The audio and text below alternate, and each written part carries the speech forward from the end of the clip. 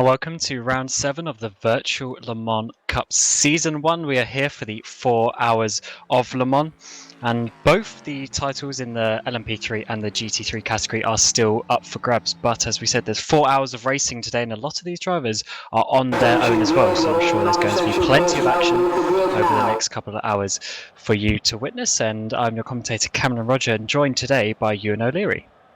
Yeah, hello everyone. It's going to be a really exciting race actually. 4 hours of Le Mans. It's kind of the build up to the big one, the 24 hours in a couple of months or a month and a half's time. As you said, we've got two fascinating championship battles here, wide open still, and obviously the prestige of winning Le Mans is really going to come into it as well today. So yeah, I'm looking forward to this race, and it should be a good one as well. Yeah, two categories, LMP3, GT3, as we said, and there is that difference of manufacturers in the GT3 category that is always a good sign to look out for. And we just had the qualifying session, and the drivers are gridding up for their 4 hours. And we'll just run you through a couple of the statistics for today's race. There's a slightly increased points total for this race. Normally it's 30 points for the win, but now it is 40 points for the win. And this pretty much means that it's 30% extra points for all of these drivers. And we are looking mainly in the LMP3 category at the number 5, the number 7, and the number 33, which is Speedymite, Waveframe, and Rookie Monsters. And these are the drivers that you will be wanting to look out for in this race. And the number 7 is driven by Michaela Ricci, who's actually on your pole position today as well. So that is looking really good for them. Jan van der Heide, just in second place, is completely out of the championship battle, having only joined up for this one race in that Zancho LMP3. But just behind them is that number 33 of Timo Andonovski, and also Luca Di Meglio will be in that car later on. And these guys had an absolutely amazing race back in the 2 hours of Sebring. So they are ones to look out for. However, they need to win if Luca Burke, who's in the number 5 Speedymite, is P12 or less. So it's looking pretty good for Luca Burke, but I believe he's in 5th place. So he is behind at the moment, but as long as he doesn't drop too far behind, Luca Burke is the one that we're looking out for there. And then the GT3s is pretty much Lorenzo Risi's in the 87, but he is on his own, so tiredness will come into it. Whereas the number 62 Zancho of Jimmy Johnson and Felix Fortan, they've obviously got two drivers there. However, as long as they finish, as long as Waveframe finish on the podium, it will be their title here today as well. Yeah, it's going to be really exciting. It's James Johnson driving. I think you just made a slip of the tongue there saying Jimmy Johnson, but it's James Johnson driving with Felix Antoine Fortin. It's not a bad driver to draft in either. We're just in the Ford chicane now, about to get this race underway. And the 4 hours of Le Mans is about to get underway. Final race of the season. Drivers have to wait until they get to that start-finish line, which is a couple hundred meters out of the corner, where they will release their pit limiter, and then we'll be green. So we are green for Michaela Ricci and the LMP3s, and it's obviously each driver at a time as they come through. So it's a generally fairly calm start, and it looks like he's got a pretty good lead there from Jan van der Heide in number 47. Zancho to come down to turn 1 for the first time. Just got to look out for really the cold brakes at the beginning, as drivers would have had no time to heat up their brakes or anything like that. But it seems the LMP3s have got through pretty safely at the moment. Yeah, it looks like everybody is still facing forwards. Of course, we gridded up just before the Porsche curves, so that's really not a lot of time to get that heat into your tyres. It looks like it's been a pretty good start from that Waveframe Esports car. Michele Ricci still leading as they come out of Tête Rouge and onto the Mulsanne straight. This is where the real drafting is going to happen, and into the first Mulsanne chicane. Will we see any moves this early on in this race? It looks like we may well do. Yeah, Van der Heide is getting that slipstream up behind Michaela Ricci. And is he going to be able to get a move for the lead, or maybe not quite just yet? Looks like Ricci's actually got some pretty nice top speed there in the end. But one thing that we have to mention as well is the strategy for this race. It's a bit different with it being 4 hours, and a couple of these drivers will have their teammates for this race as well. So they'll be making a driver swap at some point. But also for these LMP3s, they can go well past an hour on their time, so that normally makes it pretty easy with a 2-hour race. But because it's a 4-hour race instead, if they can stretch out long enough, they will be able to save a pit stop. But I do wonder if anyone's actually gonna try that, or if they will have to do that splash and dash at the end. It's quite possible. I think that if you get stuck behind someone here, it's better to just, well, maybe not stuck behind, but if you're just following on behind somebody, you can really coast down the Mulsanne straight, maybe get half throttle because you're in the draft, you'll be getting that slipstream, of course, so you can maybe save a bit of fuel that way, bit of lift and coast into the corners, obviously, and we'll see, really, at the end, in 80 minutes' time, really, we'll wait and see, because you're going to want to be able to do 3 1 hour 20 stints in this race. If you can manage that, then I think you can do it on 2 stops, but we'll just have to wait and see when we get there, really, because Le Mans does seem to be quite a fuel-heavy circuit. You're on throttle for a long time. Obviously, the long Mulsanne straight, there's loads of places where you're on full throttle for a very long time, so I don't know if it's going to be possible, but as I said, we're going to have to wait around 80 minutes to find out if any of these guys are going to attempt that 2-stop. And we got Fortan here coming for second place past Nick De Silva. And I think Nick De Silva actually made an overtake there earlier on in lap. And Fortan is now second place. Well, he's just hit that curb, which means the Crop, who is currently in fourth position, is going to get this slipstream all the way down this straight. This is an absolutely massive straight down to the Indianapolis corner, where you'll get tons of slipstream, especially in these GT3 cars. It's actually a pretty decent slipstream. So you see De Crop here, as you get to the second half of the straight, it's finally been able to pull out and go over that curb on the right hand side, which means he's going to have the inside. And if he can keep this on the brakes as well, that'll be third position for De Crop, and he's managed to make that work. And just in the background as well, we got who's that? Brambilla defending from Tony Mella and Mantis Rekkers. And I noticed Tony Mella, he was really slow off the start finish line, so maybe he didn't quite press the pit limiter in time, but he certainly lost a little bit of time there at the beginning. But he is into 8th position in class at the moment. Yeah, not doing too badly at all. Obviously, that's the Zanshu car, one of the Zanshu cars. The other one is where we're going to be focusing for most of the day.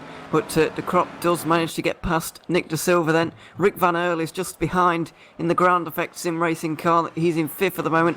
It's almost a big battle for 3rd in GT3 at the moment as they weave their way around the Porsche curves. Obviously, no overtaking going to be able to do. No overtakes are going to be able to be done in this section, but he's probably going to have to wait for the Mulsanne, and we'll really see whether he does attempt to get past her if he sticks behind saving fuel, or really what's going to happen, because that's really the decision you have to make here. Do you want to get the track position, which is not the most important thing at Le Mans, or do you want to stick behind and save the fuel? And something to look out for on the GT3s is there's a pretty decent balance between the Aston Martins and the McLarens. So once we get back round to the Mulsanne straight, we'll have to see what the pace difference is in terms of top speed between those ones, because I would assume everyone is running as little wing as possible, because there's no other real choice for Le Mans with the amount of straights that you've got here. But then obviously there's engine power and just the chassis drag as well to take into account. And that will be a balance to look out for as the drivers head back onto the Mulsanne for the second lap here. Yeah, that's what makes GT3 so fascinating, in my opinion. We've got the different manufacturers. Of course, Aston Martin, Porsche, McLaren and Audi all battling it out here. Obviously, Aston Martin is by far the most popular of the cars in this field right now. But LMP3, it's the same car for everybody, so it's all down to the setup and all down to the drivers. So it arguably makes it more competitive, but I think GT3 is even more fascinating because you got those different manufacturers to contend with, and obviously we'll have different straight line speeds of the different cars, and there's loads of things that are different. Each car makes their lap time in different places, and that's what makes GT3 so good. But that's not discounting LMP3, because that can produce some fantastic racing as well in those small prototypes.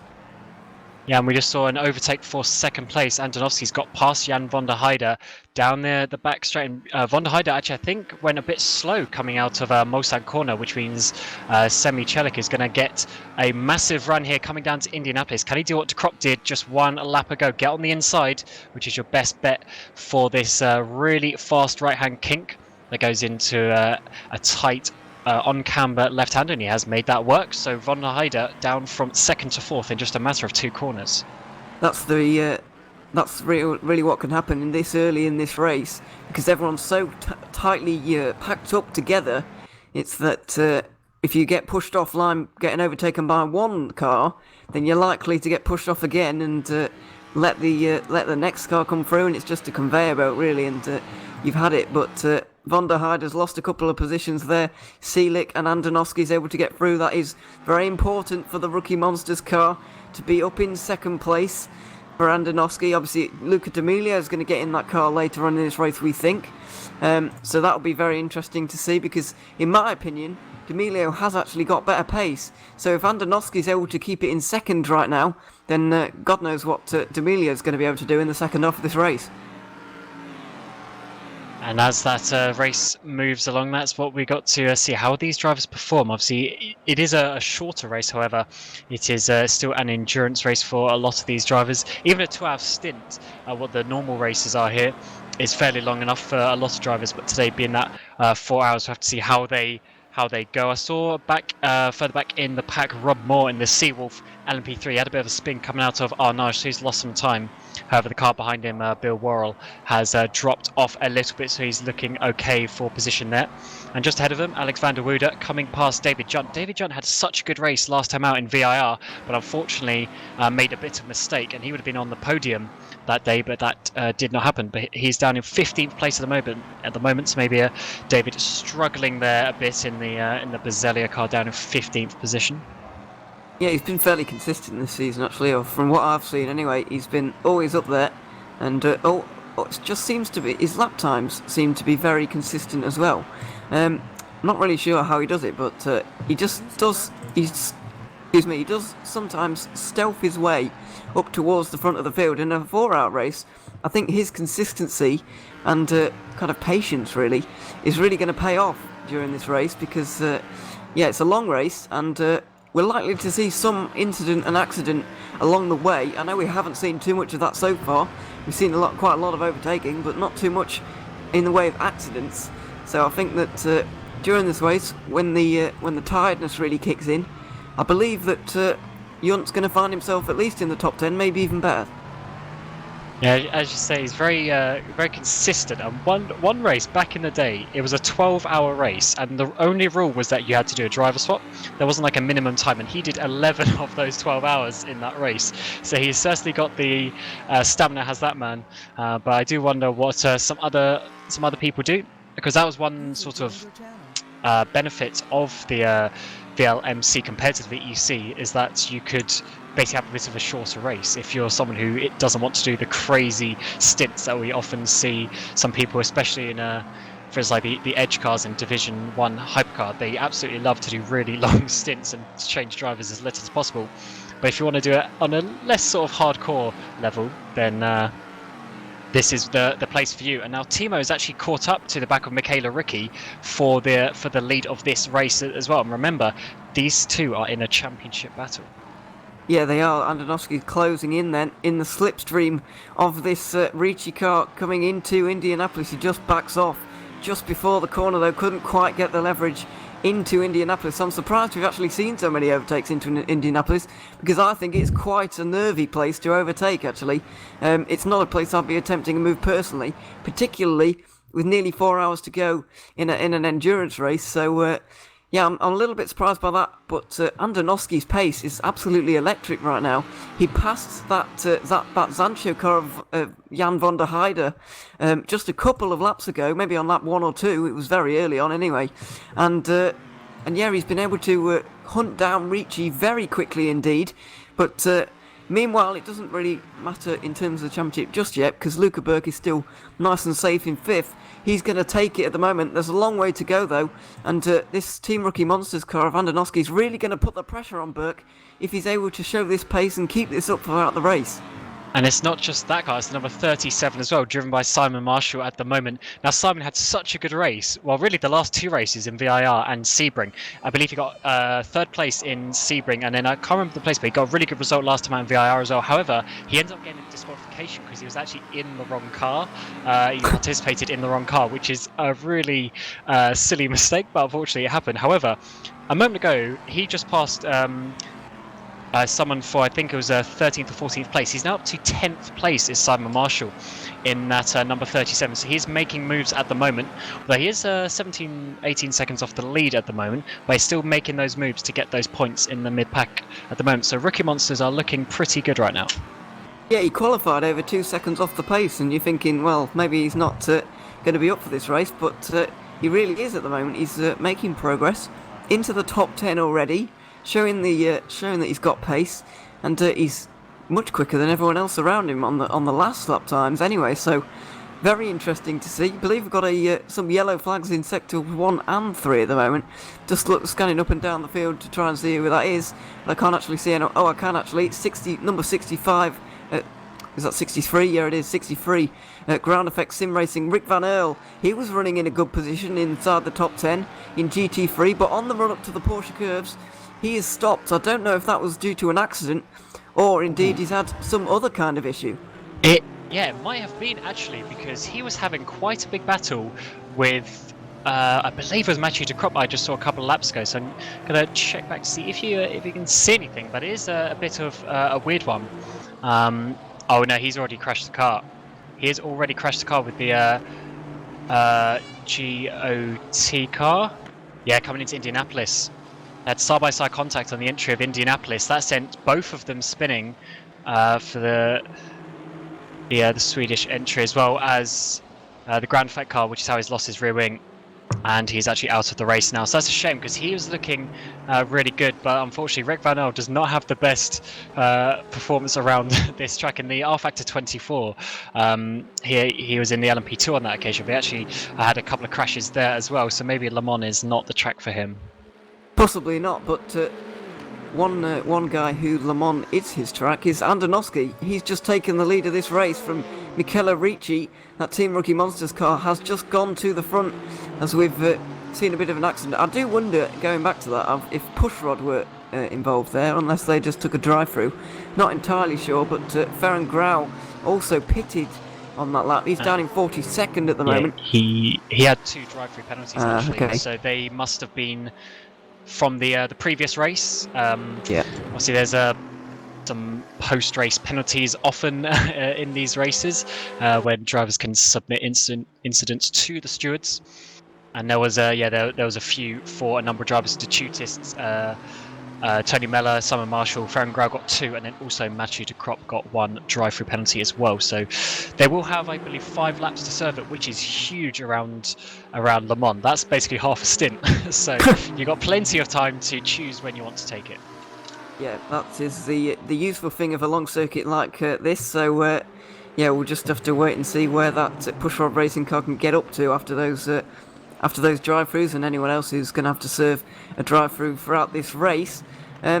Just looking up and down the order, Lazaros Philippakos looks like he's been off on the previous lap, or just a lap ago. That was the Sector 1 yellow flag that I mentioned a few moments ago. Lazaros Philippakos, obviously the famous gamepad driver, down in 15th at the moment for the number 10 Speedy Mike car, just behind Arjen Veltens for Scuderia Leone. So didn't quite see how Lazaros managed to go off the road, but he's at least been for a spin and or some kind of excursion. And we've had a bit of a crash with Brambilla, looks like, in Indianapolis. We've had a crash. Daniele Brambilla for Witchwood RPM Esports, the number 51, dropping down the order after what looks like a big accident in Indianapolis. He had a contact with the 57, who I believe is Tony Mellor, and also Mantis Rekus was there as well. These 3 have been having a huge battle over the last couple of laps, and just a bit of contact. Brambilla had to go all over the curb on the entry of Indianapolis, and that caused a bit of contact with Tony Mellor, sent Brambilla into the wall, and he is out of the race, only on the 4th lap of this race, which is a shame because he's been very quick the last few races, but he won't be getting any points here today. No, he won't. That was a huge accident, actually. I know everyone saw that on stream. I didn't quite catch it live, but that really was a big accident. And yeah, that's going to be a lot of damage. I don't think they're going to be returning in this race. I think that's pretty safe to say. But yeah, we'll see. We've already seen our first big accident then. I was expecting a couple more early on in this race, actually, but thankfully, it's been very clean, actually. Apart from that little accident with Brambilla, we haven't really seen any other accidents, and both of the accidents so far have been in GT3, so the prototype's keeping it very clean out front at the moment.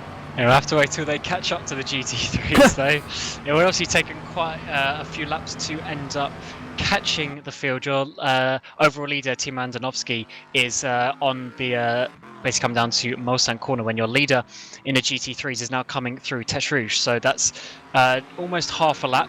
So that probably tells us it's going to take most of the stint actually for the LMP3s to catch up, which is quite an interesting factor as obviously at the moment this is all on raw pace for these LMP3s, and it certainly looks like Timo is probably the fastest out there. He went purple on the last lap, which is unsurprisingly, having got past Ricky and then being out in the front on his own in all the clean air. So this is the interesting part of the race, but it's all about pace. Once they catch up to those GT3s will be when they have to get past the traffic and lose as little time as possible.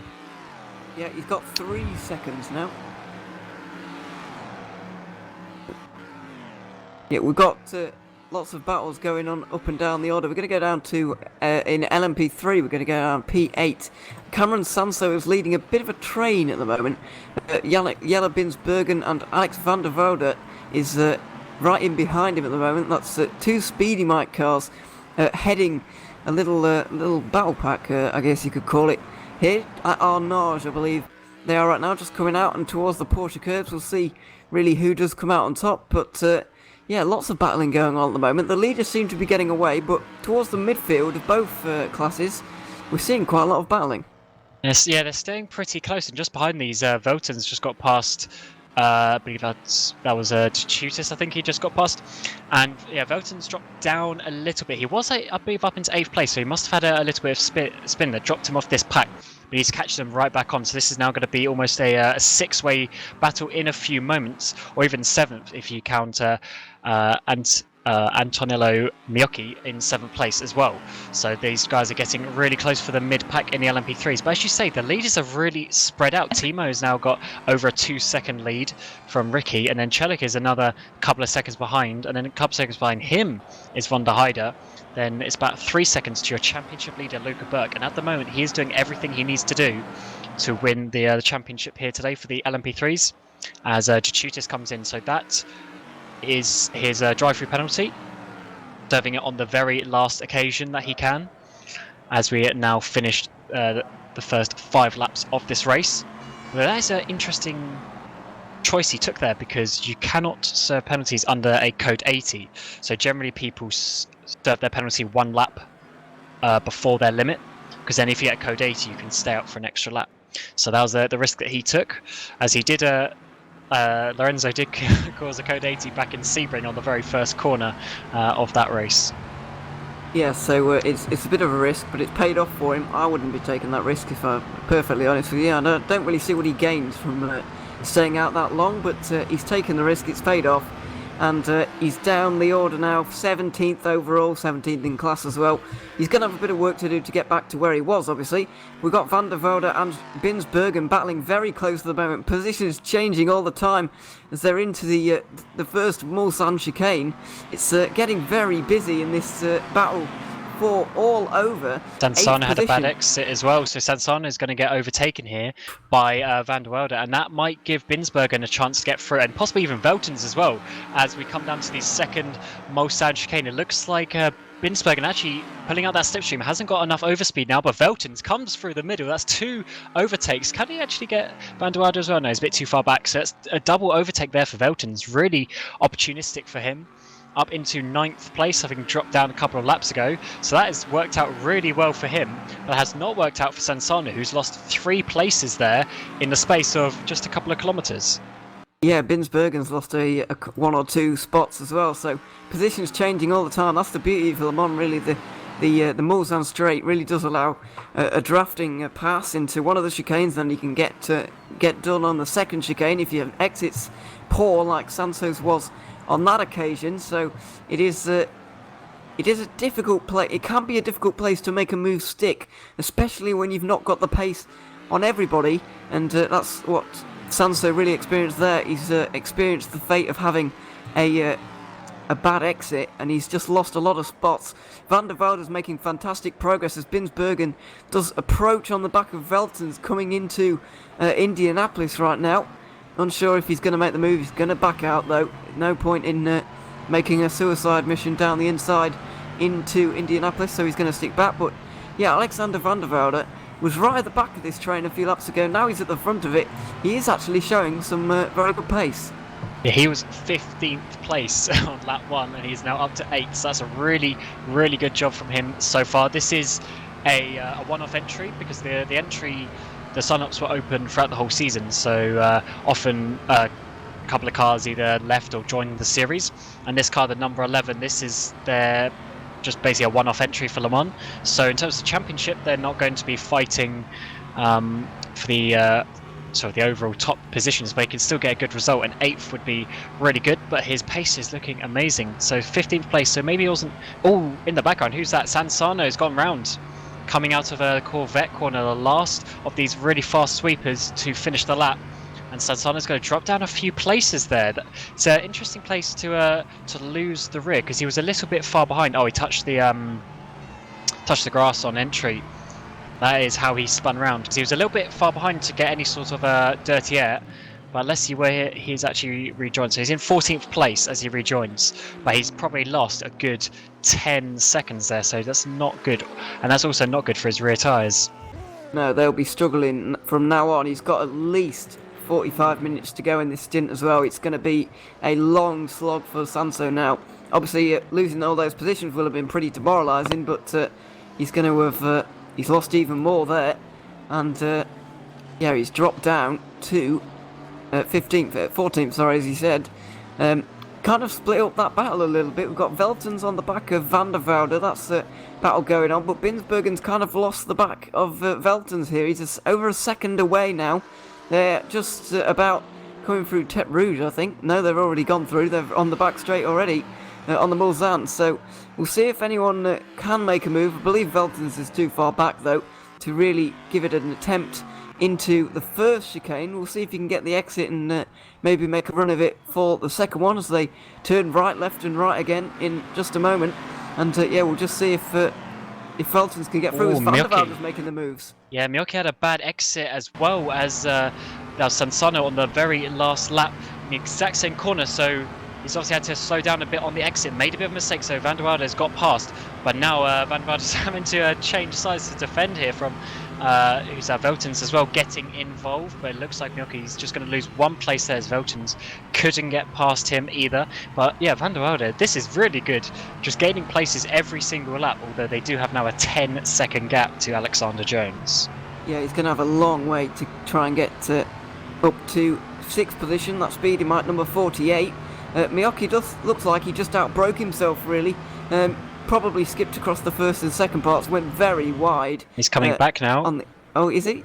Oh no, it's actually sorry. He's backed out of it. I thought he was gonna have a bit of a dive down into Mulsanne corner. Oh, but once again, he's made a bit of a mistake on the exit, which means Veltons is going to get side by side. But as we've seen, these LMP3s seem to really like the slipstream. So if he doesn't get in that slipstream, he's going to lose out. But he's managed to get a car length. Well, his car just about ahead, but Alex keeps on swapping sides to see who gets the slipstream. And this is going to be really tight as they come down towards Indianapolis corner. They're completely side by side. Who is going to be the bravest as they come into this right-hand kink before the braking zone? And it seems like Miyoki's managed to hold that. Veltons couldn't quite get it. But these two are battling pretty hard as they now come into Arnage corner. And yeah, it does seem like the LMP3 is hitting a bit of a drag barrier, and it really needs that slipstream when you get to the higher top speeds. Yeah, it can be difficult to. Well, obviously they're very difficult to overtake without slipstream because you kind of get stuck side by side, as we kind of saw there. They ran side by side from pretty much the Mulsanne corner all the way down into Indianapolis. So yeah, they did kind of get a little bit stuck, I guess you could say. But Binsbergen, is approaching on this battle now. Looks like it's going to become a 4-car train. That is, if Van der Velde doesn't skip away through the Porsche curves here, because he's been very fast through all the sections of the circuit at the moment. He's got a second on Miyoki, who looks like he's just outbraking himself a bit at the moment. Maybe overdriving the car. He's just exposing himself on exits if he goes too deep like that. So yeah, he just needs to calm down a little bit and hit his marks, really, because he's really struggling on the exits and getting overtaken on the next straight. So he just needs to as I said, it is braking marks and he should be okay, but overdriving the car a little bit, in my opinion, at the moment. Yeah, he's obviously pushing quite hard. Velton sends it down the inside of what was basically turn number 2. That is... Wow, that was quite far back. I wasn't expecting him to make a move there, but he has. And Miyoki's now miles behind. So I think hard to say his name. Antonello is struggling a little bit with the corners here. So I do wonder if he's gone for just some really crazy straight line dependent track. But yeah, he's dropped a couple of places here just because he's been struggling a bit coming out of those corners. But that was a huge move from Veltons into the first chicane. Locked up and everything, but he managed to just about make it stick. Came from miles behind. So a good bit of racing there. Yeah, it was very impressive on the brakes, actually. He's just totally shut the gate on the exit as well. No chance for Miyoki to come back, but I think that theory about Miyoki could possibly be correct, because Binsbergen didn't seem to be able to get any closer. Well, he's getting a bit closer now, typically, as I mentioned it, but he didn't seem to be closing in that much down the first part of the Mulsanne straight. He's definitely closing in now, though. We'll see if he makes a move into the second chicane on this occasion. He pulls just alongside. We'll see if he actually does make this move. Yeah, look at that, Binsbergen. As soon as he pulled out, he just didn't have the overspeed. So it seems Miyoki's done a really good job setting his car up for straight line speeds, but he's really struggling in these chicanes. As he had a decent gap to Binsbergen coming out the first chicane, and he lost it all on the exit. He's done a decent job on this second chicane at the moment. Has Miyoki, but yeah, it certainly seems like he's gone for just a pure straight line car. Now, I haven't had much experience driving this car, but from what I remember, this car actually likes to have a bit of rear wing on it, so it is a little bit of a risk if you want to take the rear wing off it, and that seems like he's certainly done that, and maybe done some other things to make his car quicker in a straight line. But let's see, because Binsbergen is going to get pretty close here, but I believe once he pulls out, he's possibly not going to have enough straight line speed to actually complete the overtake, which is an interesting thing. We don't always see this, but that is what happens when you have these lower powered cars, and they don't have quite as much. But is he going to get on the inside? Yes, he is. So Miyoki's just lost another position there, down to 10th place. So Binsbergen on that occasion has made it work, and I think we'll see Binsberg pull away, just like we saw Veltons and Van der Wilder as well. Yeah, it doesn't look like that strategy is paying off for Miyoki at the moment. It seems to sliding the car around like that when you've taken so much wing off it, and it's really difficult to really get it round the corners. You're going to be sliding around a lot and probably using up the tyres pretty quickly as well. So we'll just wait and see, but it doesn't look like it's paying off particularly well for Miyoki at the moment. We'll see if he can stay with Binsbergen at all, but I'm expecting him to lose quite a lot of time through these Porsche curves. He's going to be in the clutches of Lazaros Philippakos now as well. He could be pushed out of the top 10 very shortly. David Yunt is also approaching on the back. So we've got a yellow flag in the Porsche. No, we haven't. It's cleared already, so that's all okay. But Veltons and Van der Velde are battling, but Miyoki looks like that theory about the low wings and the straight line speed is probably correct, because he's just lost a lot of pace through the Porsche curves there, and Philippakos is all over him now.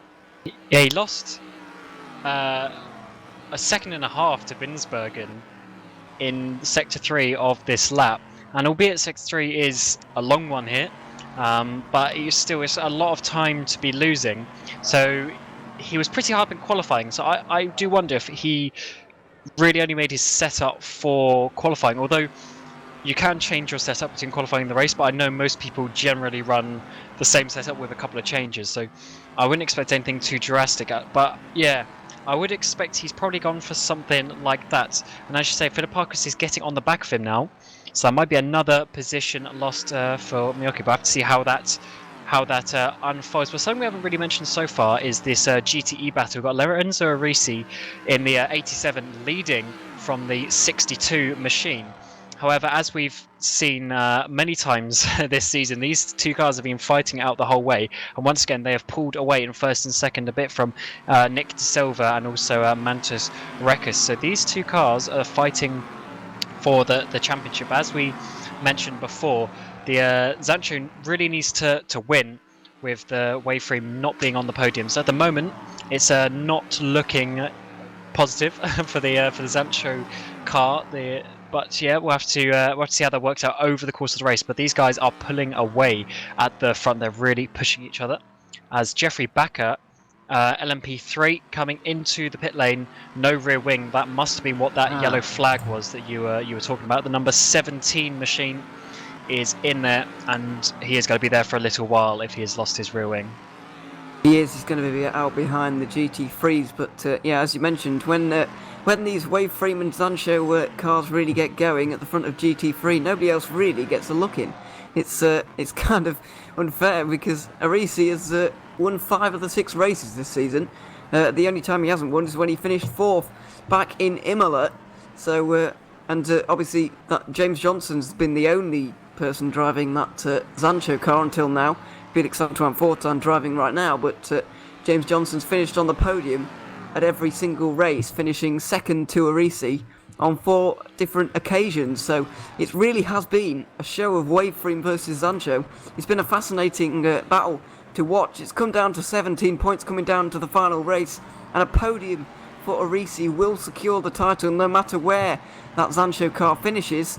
So we'll just have to see if that Waveframe car can actually secure the podium and so the championship as well. So, but that battle between the two of them looks like it may well develop over the next few laps. Hopefully it does, because we would like to see the 2 championship rivals fighting with each other towards the end of this race.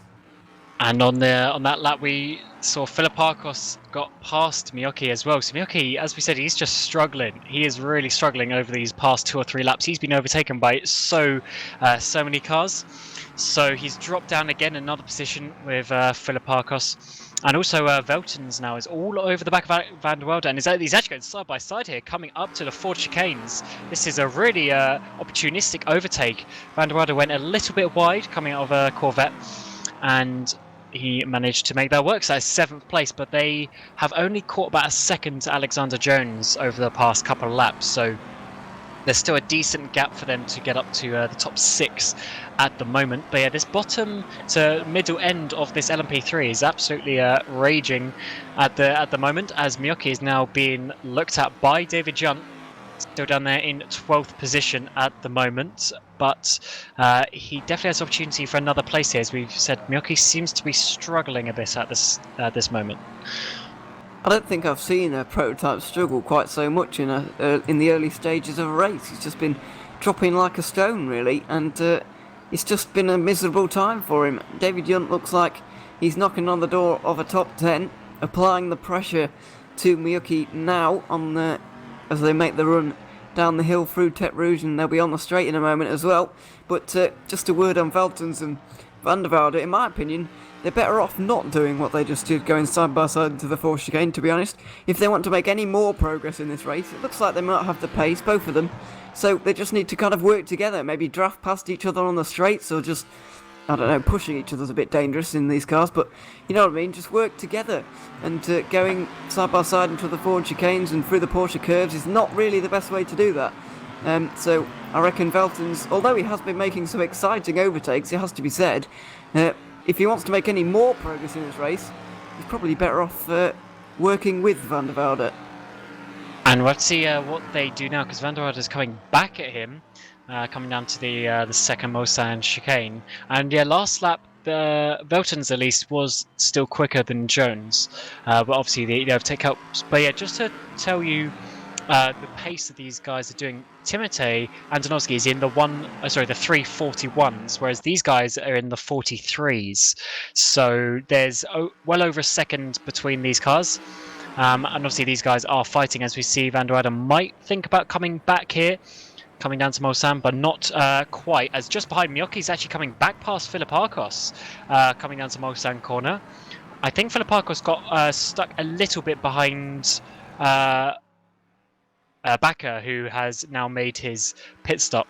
And yeah, Philippakos is going to have to get past him all over again as we come towards Indianapolis.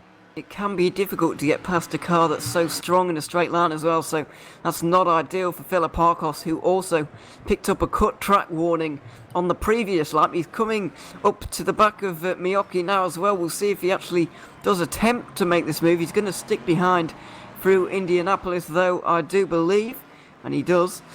David Yunt is in there as well. He's looking to try and get through this battle for 10th position, and it really looks like the traffic is upon us. The race leader, Andonovski, is well within that the bottom of the GT3 kind of pack.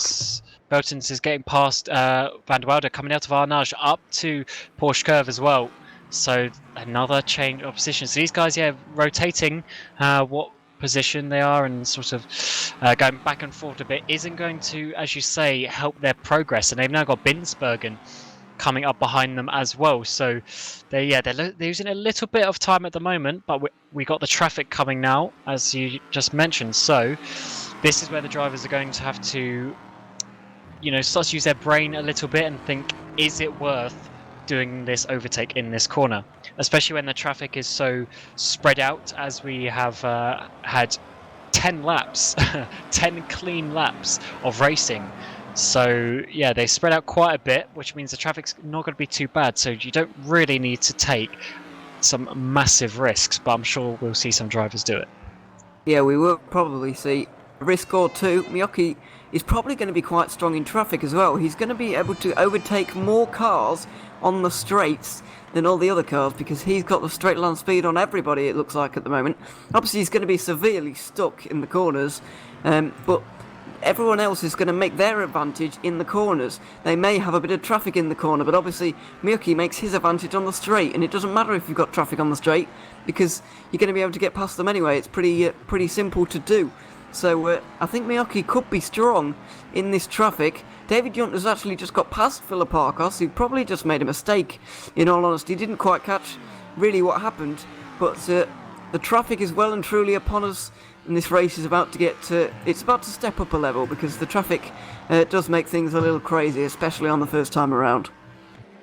Yeah, I just saw Daniel Finney in one of the other Zancho GTEs, the 67, just go off in Mosan corner as well. But he's doing a good job there in 7th place. Just ahead of them is Mathieu de Krop, who's served his drive-through penalty and is again doing a decent job there in 6th place. It's a shame he had that drive-through penalty, because he's actually not too far off sort of where he would be in a good position had he not taken that drive through. So it's a bit of a shame about that. But yeah, last lap was looking pretty strong for him as well. So this GTE pack, even though it's spread out a little bit, there's still some good times being put down.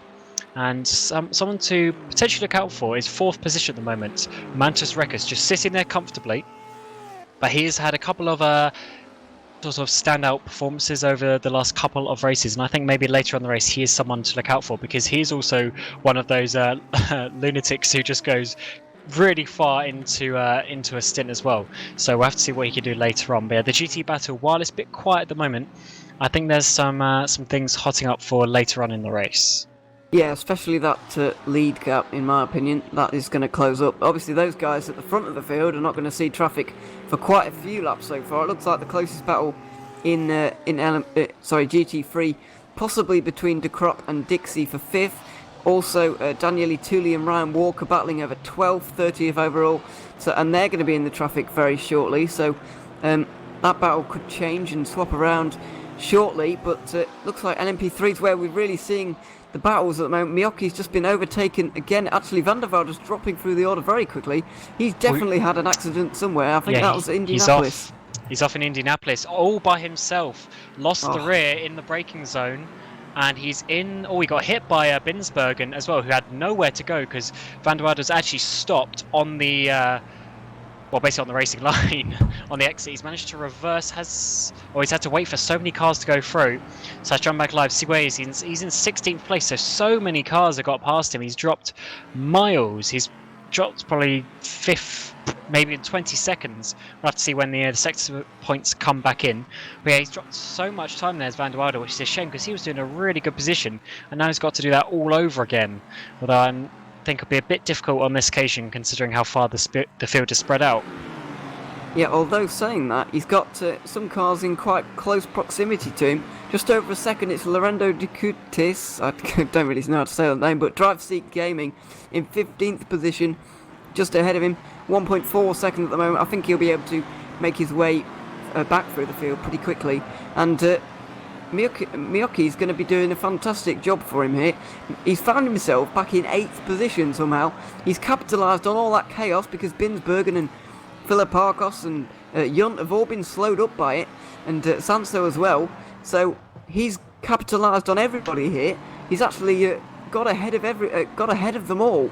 David Yunt's in 9th, applying the pressure at the moment, but as we've seen, it's difficult to get past Miyoki, and he's probably going to have to use the traffic to his advantage. But yeah, that car of Energy Racing somehow managed to find their way back into 8th position after all that.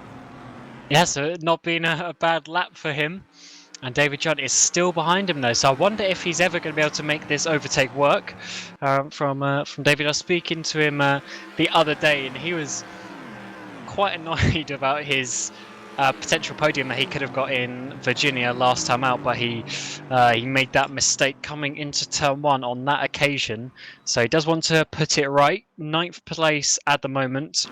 They've dropped 10 seconds to Veltons now, so it doesn't look like they're going to be able to get too much higher at this occasion. But yeah, we'll have to see what he can do. And I think Philipparkos has had a bad exit there on the second chicane as Sansano now comes past him. Coming up to the second chicane as they get past Jeffrey Backer, who obviously had that rear wing loss a few laps ago. So it's a place loss for Philipparkos there.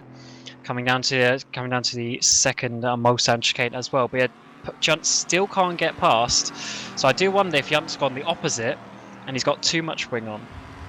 Possibly, and that makes it very difficult to get past, especially at LeMans, and especially to Miyoki, who is proven to have quite the straight line speed in this race so far. But as we've mentioned previously in this race, Junt's going to have to use that traffic.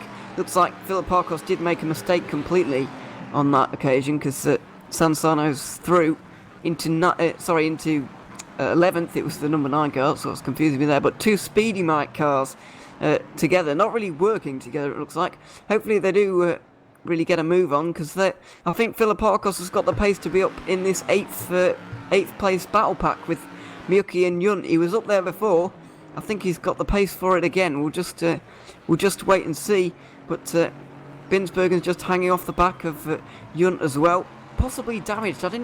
He did make contact, definitely, but not sure if he's got any damage. Maybe a tiny bit of suspension damage where he's having to steer one way a little bit to keep it straight. Not really sure, because, well, I haven't seen, but it's quite possible that he's got a tiny bit of tweaking on that suspension. Yeah, we'll have to see if that becomes a factor later on. As I just clicked onto Alex van der Woede, and he's got past Rob Moore, who for at least the second time this race has gone off at Arnage. So that's another place for van der Woede as he tries to come back. But he's now a minute off the lead, which is pretty incredible. But that just shows you the pace of what these top guys are doing. Timo is now leading Michaela Ricci by over 6 seconds. And then there's another 5-second gap to the Caspian Racing LMP3 of Semi Celik as well. And then Jan van der Heide 17 seconds behind. So this just shows you the pace of Timo at this moment. Yeah, I've been monitoring the lap times of Vandenovsky, and I haven't seen him slower than anybody else all race. He's been, well, since he's been in the lead anyway, he's been the fastest man on the track every single lap since he got into the lead, and that includes when he's going through traffic. He's on the back of an absolute gaggle at the moment. Pushrod Racing is the man at the end, where it's a bit of a gaggle. They're a couple of seconds apart, kind of equidistant from each other, but it's going to be a lot of overtaking in the next couple of laps. Serato is going to be the first, then Lundvall, Daniel Finney, who's battling with Tony Meller, 2 Zancho cars battling away in GT3 at the moment, as well as Matthew de Crop and Andy Dixie. They're all going to be battling, and Andonovsky's going to have to pass them all in the next couple of laps. It's going to be an extremely testing few laps for these prototypes.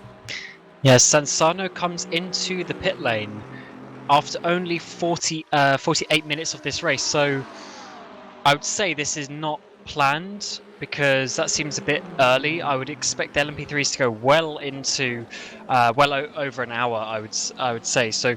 That does seem a little bit interesting. We'll have to see how that works out. But as you say, Timo's now getting the traffic, and obviously because he gets there first, he is the one who's sort of paving the way for how this traffic is going to be over the race. Because if he starts annoying these GTs, then the GTs might be a little bit maybe more harsh to the LMP3s and not be quite so kind with the overtakes. As just ahead of him, we got Finney coming up behind Tony Mella. Although, yeah, he's actually lifting off there a little bit to let Timo through. And he's obviously not trying to disrupt his teammate too much. You would argue Tony's probably the quicker driver out of those two, at least on the overall basis over the whole race. So you'd expect Daniel maybe to sit there a little bit at this moment in time anyway. But yeah, that's the factor that Timo needs to take into account, that he is the first one to get through all these cars, so he is paving the way for how the rest of this race is going to be regarding traffic. He is definitely the pioneer here. We're going to I'm just going to wait and see his lap time. He's been in the 41s on his own. He's been the only man in the 41s at all. Most of the others up front, I'm talking in the top 5, have been in the 42s pretty consistently. It's very consistent at the front, by the way. Just watching lap times, it's quite remarkable. But Andonovski's lost at least a second and a half, but Ricci is coming on the back of the very same traffic, obviously. He's just passed Serato. He's going to have to pass everyone else, but Sansano looks like he's had damage in the speed amount. He drops behind the GT3s as the leaders pass the start-finish line right now. I wonder if he's had damage. I didn't see any contact, but I was just starting to play with the idea in my head that he might be taking his short stint early, but given how long his stop's been, I'm saying that's probably more likely due to damage. Yes, it's weird, isn't it? His car didn't look overly damaged. He was just in the pack, and he's been stopped for 170 seconds. That is almost 3 minutes, which is pretty crazy. As we see a couple of GTs come in, we got Matt Strand, Daniele Tulli, and Ryan Walker all come in. So this is on the earlier side of things for the GT3s, but considering how long the pit stop is, I would expect maybe the end of this lap, which will be lap 13 for the GT3s, or maybe one lap longer is probably the most that they're going to go. But we will have to see on that one. Interesting, actually. I thought I was expecting a little bit longer. Not sure if these guys are going to misjudge this completely and have to make 4 stops in this race. That would be a disaster, because I would have thought that 3 stops would be easily enough. But maybe they're having their short stint now, maybe trying to get out of traffic a little bit. We can only speculate, really. It's hard to tell, but we're expecting the LMP3s to go much longer. I'm going to note down when the 2 leaders in GT3 come in. I think they'll be the real benchmarks for how long they can go, because given they're in free air at the moment, I think that they'll try and stay out for as long as possible. Or another theory that I've just thought of is that maybe these guys who've just pitted trying to avoid the traffic, although saying that most of the traffic of LMP3 had already come through by that point, so it would be a little bit strange. It's a weird one. It's a weird one. It is. I saw in the chat a couple of people say to Arisi, they said stop fuel saving Arisi, but we'll have to see if he is actually fuel saving. We do know LeMans is a tiny bit higher fuel consumption than normal compared to the average track. So, for instance, in VEC, the hypercar, you can normally do maybe an hour and 10, possibly an hour and 15, whereas at Le Mans, it's an hour and 5. So it is a little bit shorter. So there's a trend we'll see here with these cars as well. We know the GT3s just about struggle to get to the hour. So if they don't get to the hour, that means they're going to have to make a splash and dash at the end, because they'll have to do a 5th stint, because they won't quite be able to make it to the end of the race. So we'll have to see if they are fuel saving.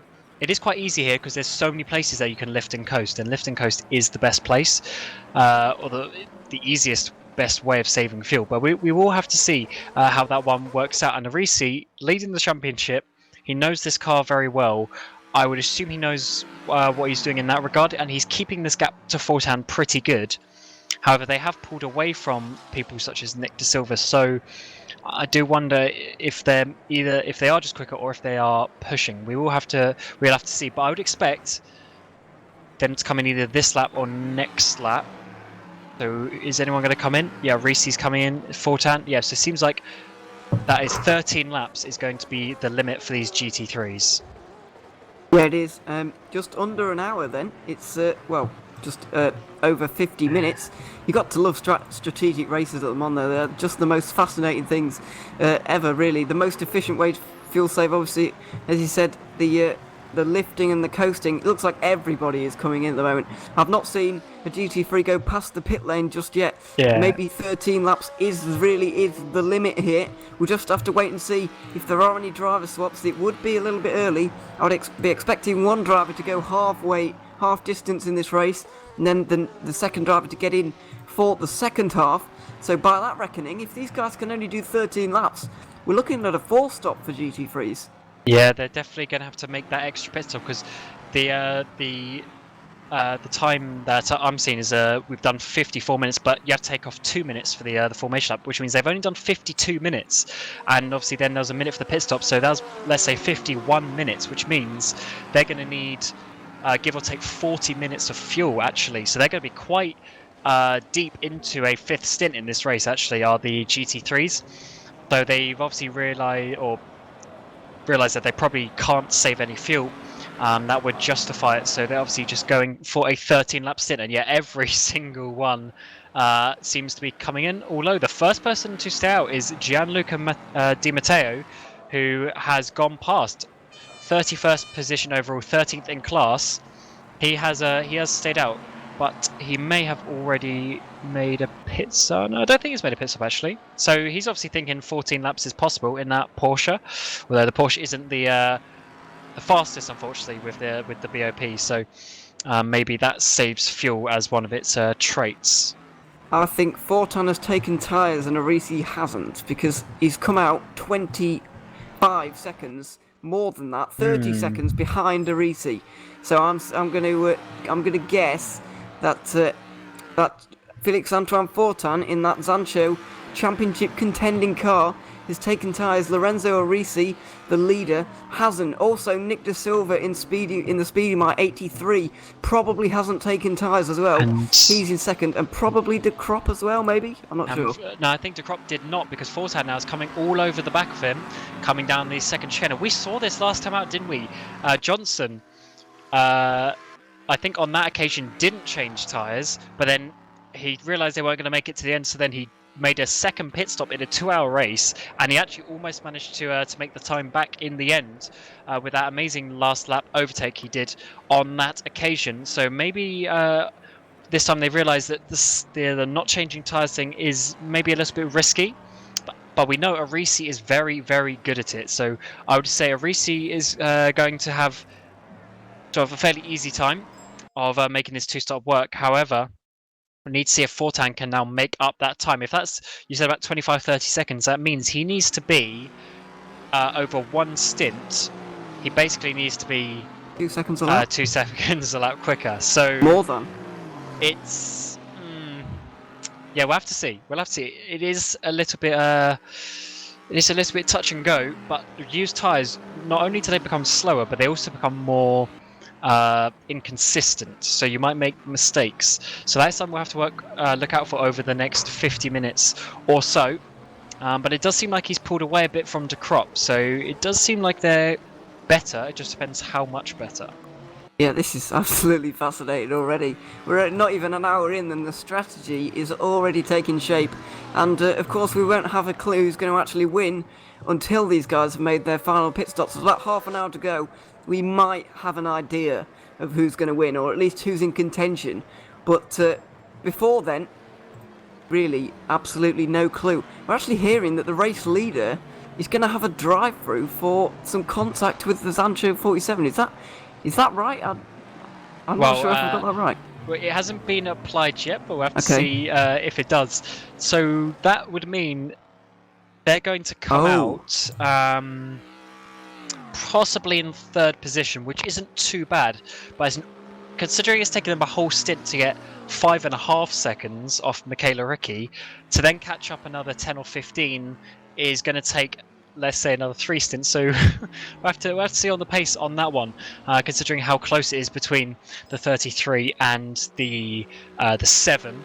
So yeah, it hasn't been applied yet, but that is what we are hearing, although it has now been applied. So Timo's going to be seeing that now, and he is going to probably be cursing inside that cockpit, because the only way that they are going to win this championship is if they are in P1 and Ricky is P13 or less. So they really, really need to win this race to have any sort of chance, because they are 30 points. Sorry, not Ricky, behind the number 5, which is Luca Burke. So they really need to win the race to have as best chance as possible. Luca Burke is sitting pretty at the moment, but you never know what's going to happen later on, and to get drive-through penalties is really not going to help that. No, it's not. Jeffrey Backer looks like he's going very slowly down towards the Porsche curves at the moment. He was stopped at Arnage for quite a long time as well. I wonder if he has lost any bodywork, because he's just being overtaken by a GT3. So, and that's for position as well. They've not had a good time of it today. So I believe he's stopped again. Maybe had another accident. I don't know if he has indeed lost a rear wing, if he's lost any of his bodywork, as I said. But it looks pretty dangerous out there at the moment. But saying that, he's got a bit of free traffic. So just a word on Andonovski as well. He's got that drive-through, as we've mentioned, but he didn't seem to be quite as strong through the traffic as Michele Ricci, because the gap was upwards of 8 seconds before the traffic really hit in the GT3s. It was down to 5.5 by the time they left the GT3s, and obviously by the time the GCs had actually made their pit stop. So maybe Ricci's a little bit stronger in the traffic, but Andonovski's got undeniable pace right now. He's going to have to use it for the rest of these 3 hours, because he's going to have a long slog now to try and maybe catch up for the win again. It could come down to the final laps, of course. I'm sure it's going to get very close as we get towards the end of the race. But just in the mid-pack of these LMP3s, Binsbergen was just catch up to Miocchi there, coming down to the second chicane. So it seems like he's got past David Junt on in recent times. But Miocchi defended pretty well. So yeah, once again, look, Miocchi has a really bad exit as we come down what is effectively the 4th straight, coming down to Indianapolis. So Binsbergen is going to get close, but on the last straight, he didn't have enough top speed once he came out of the slipstream. We've seen him overtake Miocchi here already, I believe, earlier on in the race. But yeah, look, he couldn't make it work. So that Miocchi car is certainly looking pretty good in a straight line, and this battle is still raging as Timo comes in. Right. So is this pit stop or is this drive-through? Well, Ricci's gone into the pit lane as well, so maybe this is pit stop time. 16 laps completed. Is Andonovski going to stop in his box, or is he going to continue on? Seelig is also in from 3rd position. Van der Heide is also in, so I'm definitely saying that 16 laps is the limit here for the LMP3s. It's bang on an hour. It is bang on an hour. We could see, if this goes an extra lap than some people are expecting, we could see the odd car running out of fuel. Velton stays out though, so Velton's taken the risk. He's the first car to stay out, and I do wonder. I wonder if Timo's drive-through will get served as he's come into the pit lane to his pit stop. We'll have to see on that one. Velton's is now 2nd place, so Andonovski had enough time to take a pit stop, and still come out in front of Velton's, who stayed out. Has anyone else stayed out? Tutis has now stayed out, Simon Marshall. So there are a couple of drivers thinking 17 laps is the way to go. But we'll need to see if Timo comes in on this lap to actually serve his driver. Obviously on that lap he had to take the stop. Yes, so we've been told that Finet has crashed. So let's jump to him to see what has happened. Looks like it was Indianapolis to me. He's just coming out of Arnage at the moment. Indianapolis has been a hot spot so far in this race. So it looks like it was Indianapolis. He had a bit of contact with another Aston Martin, which is the Seawolf Net Race car. He's gone 90 degrees to the track, front end into the barrier, a tiny tap on the rear as well. So that's going to be some damage for Daniel. And I do wonder if he's going to come into a pit lane to get some repairs on that one. That is unfortunate. Obviously, our very own Aidan Millward's going to be driving that car a bit later on. It was contact, wasn't it? It was with a grey Aston Martin that I can't identify. It's Seawolf. Seawolf, thank you. Yeah, I missed you saying that earlier. Sorry about that. But yeah, Finney's had a big crash there. It's really going to disadvantage them. He's got big damage. Yeah, it's going to be a long pit stop for him. He hasn't lost his rear wing, so that's good, because that will probably about half his damage repair. But it's still going to be well over a minute at least. So yeah, quite a long time for this car. And as you said, Aiden's going to be getting into that car at some point. He's not on the server, so he's not going to be making a pit stop or a drive stop just yet. But yeah, this is going to be a long time for Daniel. So yeah, we'll check back in probably a minute or so's time to see what is happening there. And Veltons has actually got past Antonovsky here on the on Antonovsky's out lap. Veltons is still out there. We're assuming he's going to pit on this lap.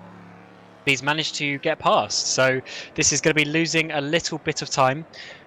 Ricky actually lost about a second there during the pit stop phase to Antonovsky, but we know that Timo does need to come in and serve this drive-through penalty. We just need to see when he's going to drop back and where he's going to filter in, because then we'll know how much time he's going to have to make up. Yeah, we'll see where he really drops down to. Probably in the region of Luca Burke, maybe a little bit further forwards actually. Probably around 4th position, I'm expecting. But yeah, Veltons has overtaken. We're just seeing them come towards the Porsche curves right now. The battle for the lead of this race. Obviously, it's not going to play out like that. Excuse me. It's obviously Veltons has got his real pit stop, and Antonovsky's got his drive-through. That was for, if in case we didn't clarify earlier, I can't quite remember, but it was for contact when he overtook Jon van der Heide earlier on in this race. That number 47 Zancho car, which is down in 9th position right now, dropped a couple of positions in that pit stop cycle, but when Antonovsky overtook him in the very opening laps in this race, there was contact, and it has been judged that Antonovsky be given a drive-through for it. He's not going to serve it on this occasion. He goes through the Ford chicane. Veltons comes in for his stop, as expected, but Antonovsky carries on for another lap. That is an interesting one, because as I said, the drive-through penalty gets removed when you leave the pit lane. So I do wonder if he somehow served it while doing his pit stop. Sean Jacobs, race director, did say that shouldn't be the case, but we'll have to see if that is what has happened, as Tutis and Simon Marshall come in as well for their pit stops. So we'll do need to monitor that. It could just be staying out because he's lost about a second there to Ricky on that last lap. So maybe he wants to build up as big of a gap as he can, although he will probably be safely in 3rd place in that car. And we now have Correa Alves in that car, Ruben Correa Alves in the Scuderia Leone car for Veltons. So that's the first driver swap that at least I've seen in this race after only the first stint. Yeah, that's interesting. Probably be expecting Veltons to get back in that car later on in this race. If you've got two similarly skilled drivers in your car, then it's not, it's pretty simple. You'd go 2 hours with the first driver and 2 hours with the second, because it doesn't really matter who starts and finishes the race. So maybe they're playing a bit of a game there. Veltons wants to start and finish the race doing 1 hour at a time. Maybe he doesn't want to drive for more than 1 hour at a time. Maybe he can't stay consistent for that long. We'll just have to wait and see. But the important thing to note with them, they did 17 laps. Everybody else, pretty much everybody else, apart from the others who went longer, like Lorenzo De Cutis and Simon Marshall, they all went 17 laps. They're locked in on fuel. I reckon they're definitely making it on 3 stops. There's absolutely no doubt about it. Even if they do 16 laps from here, absolutely going to make it. But I'm just wondering about those guys who can only do 16 laps.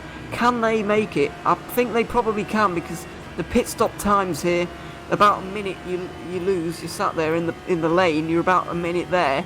So I think they will be able to make it. But as I said earlier, if it goes for 1 lap longer than they're expecting, it will be tight for them.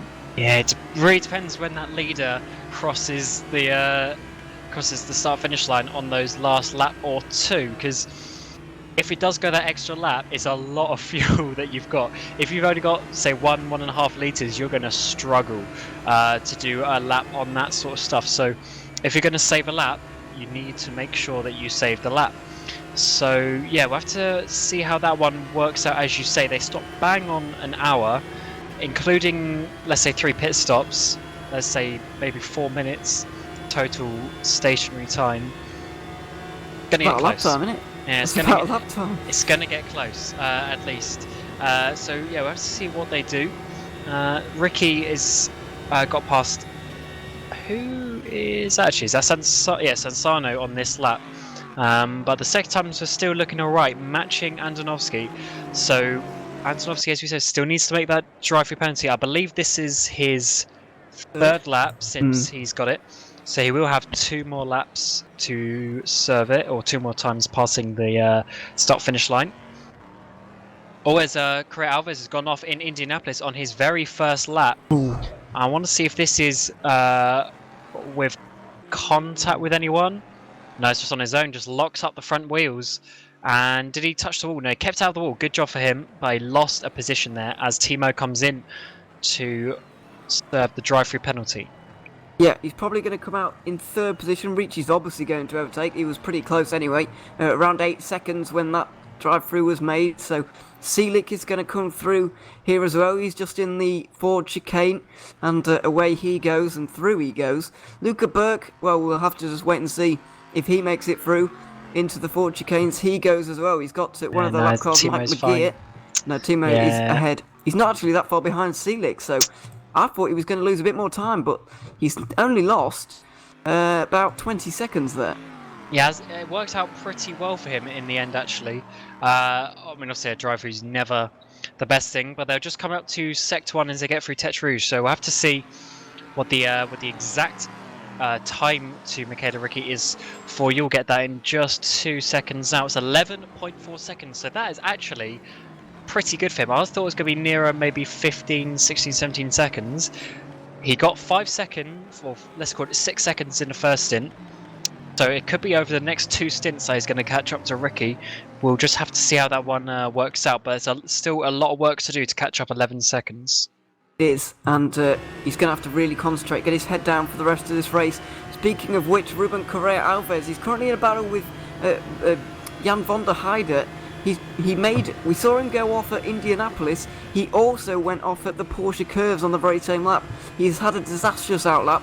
He actually made contact with the wall as well, but there is no visible damage to that car, fortunately for him at the moment. 6th position, he's just about 4 seconds behind Alexander Jones, who he was ahead of when he came out of the pit lane, and now he's stopped looking in front. He's going to have to start looking behind because Van der Heide is all over the back of him at the moment. That number 47 Sancho car disadvantaged earlier in this race as they come down into the first chicane. No moves being made on this occasion, but Van der Heide is going to start to apply the pressure here. We'll see if he can get past a rattled Correa Alves.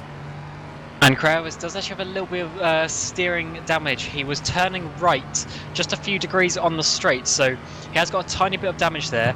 And Jan van der Heide has dropped back a little bit here, so I believe. So I don't know if he made a damage repair in his pit stop from the damage caused by Timo earlier on. We'll have to maybe see if we can compare their pit stop times. So he certainly lost a little bit more time than I was expecting during the pit stop phase. So yeah, but he's got up there to 6th place at the moment. Correa Alves needs to calm down just a little bit. It's only the first lap, or well, his 2nd lap now that he's driven. So just needs to calm down a bit, keep that on the black stuff, and make sure that he gets further into this race.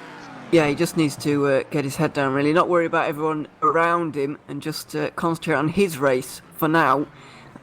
And then later on, he can really start to make some moves down in the pack. He's currently down in 7th. Jan van der Heide looks like he's got the pace. He lost about 30-40 seconds. He was in 4th position before those stops. And now Luca Burke's there with a big insurance policy behind him. He's got nearly 35 seconds to the car behind Alexander Jones. So Burke having a fantastic race for him. It's nice and boring. He's on his own. Nothing's going wrong. And currently, he's going to secure the championship. But we just have to wait and see if it does continue on that way. He doesn't need to catch Andy Oski or Ricci up ahead, but he may well do, as just really collateral damage at this point. But we'll just see how this race pans out. Van der Heijden is closing on Alexander Jones because he does seem to be more pacey, and that pit stop has really disadvantaged him. So I've just been told by Matt Richards, who is Jan van der Heiden's teammate for this race, that they had a bit of damage repair, but they also adjusted the rear wing because they thought that the car was a bit too loose in the Porsche curve. So I think they added a little bit of rear wing, which adds a couple more seconds as well. So that is what they did there in the 47, which is why they dropped back a little bit as expected. So thanks to Matt Richards for that information update. Yeah, it's always useful to get the information in, because sometimes we can't catch everything, and sometimes we've got no clue if somebody's got damage or not, because it can be difficult to find out from just watching the car. It can be a little bit challenging, but looking at battles going on at the moment, we haven't got that many. It's kind of settling down. These guys running their strategies at the moment. Jan van der Heijden is the only battle we have at the moment. The 47 Zanchi car we've been talking about for the last few moments, on the back of Alexander Jones in the Speedy Mike car. That's 48 versus 47 at the moment. They're currently the wrong way round if you're looking at it numerically. So Jan van der Heijden is going to try and change that in a moment. Possibly when they come down the Mulsanne straight here, as they just leave Tete Rouge right now. And yeah, look at this overspeed that he's got. So they've set up their car well for overtaking at least, and maybe Speedy might have a little bit too much wing, but it looks like he's managed to make that work. Can he get back in front for the braking zone? He's tried it. Yes, he can. So he's made the move stick there for 5th position, but he is some 30 seconds behind Luca Burke, who, as we said, is your championship leader. And what are the prizes, you may be asking? So each winner will basically get an entry to the VEC Division 1 Le Mans 24 hours. The LMP3 gets an LMP2 slot, and the GT3 gets a GTE slot, because obviously this is still a team entry. Obviously a lot of the cars only have one driver, but the actual team wins that entry into the VEC Le Mans 24 hours, as we just see Luca go off there at the Mulsanne corner. But also they get a nice cash prize money with €200 going to each of the class winners, so €400 total there. So that is what they are fighting for. So Luca knows he's got that in the bag at the moment, and with a 30-second gap behind him as well, he's looking very good. But then down in the GTEs, Ricci, where is he? Still leading. But obviously we know that Fortin made that extra tyre pit stop for the tyres in that first pit stop. So we need to see if he can catch him up over this stint. I'm just seeing how far behind he is 16 at seconds. The moment. 16 seconds, okay. So he's caught up a little bit. It's about a third of the way, because I think it was about 25 seconds, we said. I thought it was closer to 30, but I might be wrong. So, yeah, he's caught up a bit halfway in this stint, so we'll see. It looks fairly tight on that kind. It's not slam dunk that he's going to catch him up. Last lap, he was 2 seconds quicker last lap, which is what we said that he needed. So this might work for Fortin, but he is playing the long game. We will only know later on in the race if that's going to work. So yeah, at the moment it's looking good for both Ricci and Luca Burke. Yeah, this is going to be fascinating in GT3. It might not be the all-out fireworks on the circuit that we're expecting, but the strategic games going on in the pit lane are absolutely fascinating. And these are honestly some of my favourite types of races. These strategic races are just fantastic, in my opinion. Ricci is just coming out of Arnage at the moment. Fortin is just coming through Indianapolis and towards Arnage now. They're about to complete the 6th lap of this stint, completing 19 laps in the, only 19 laps in this race. So that is just under half of his half of the stint, and the gap is coming down to around 15 seconds, which is about half of the gap that he had after the pit stop. So it really is looking tantalisingly close right now. And of course, Fortan's going to have to get past Nick De Silva, who's played his way into this race fantastically for Speedy Mite at the moment. He's second, also on that no-tyre strategy, 7.5 seconds behind Arisi, and De Silva's going to have to be passed by Fortan if Fortan really wants to make a challenge at Arisi, and that could cost Fortan some time. Yeah, that's going to be the key, isn't it? Can Fortan get past De Silva in a reasonable amount of time? Because, as you say, if he gets stuck behind there, that's really going to halt his progress. He won't be 2 seconds a lap quicker once he gets behind Nick De Silva. De Silva, last lap, let's just see as they come across the line. So De Silva did a 57.8. Arisi did a 58.1, so they're pretty close. But then Fortan on a 56.6, so that's another second and a half to the leader. So he's definitely got the pace advantage, but once he gets to De Silva and he loses that second advantage that he's got, that's really the important phase of the race. Although also remember that Fortan was 5 seconds back anyway before the pit stop. So if he can get closer than that 5 seconds, that is a net gain. And if they do that over the couple of the next stints, he might be able to get close, maybe in the third hour of the race. Yeah, this is going to be absolutely fascinating. As we keep saying, we can keep speculating about everything here. We can keep trying to predict what's happening, but it is totally unpredictable, and we really do not have a clue who is going to come out on top at the end of this race. Simon Marshall and David Yunt are battling in LMP3. We did see a battle between Von der Heide and Alexander Jones, but Von der Heide came out on top pretty comprehensively there, actually. He's now got 6 seconds already. But Marshall's going to have to do a bit of defending here. The other Team Rocky Monsters car, not the one we're focusing on for the championship, don't forget, but it is still a Team Rocky Monsters labelled entry ahead of EVA Racing, driven by David Yunt, that number 2 car, currently coming in 5th position in the championship, having had a very consistent run from the very consistent man of David Yunt, one of the most consistent drivers on the grid, in my opinion.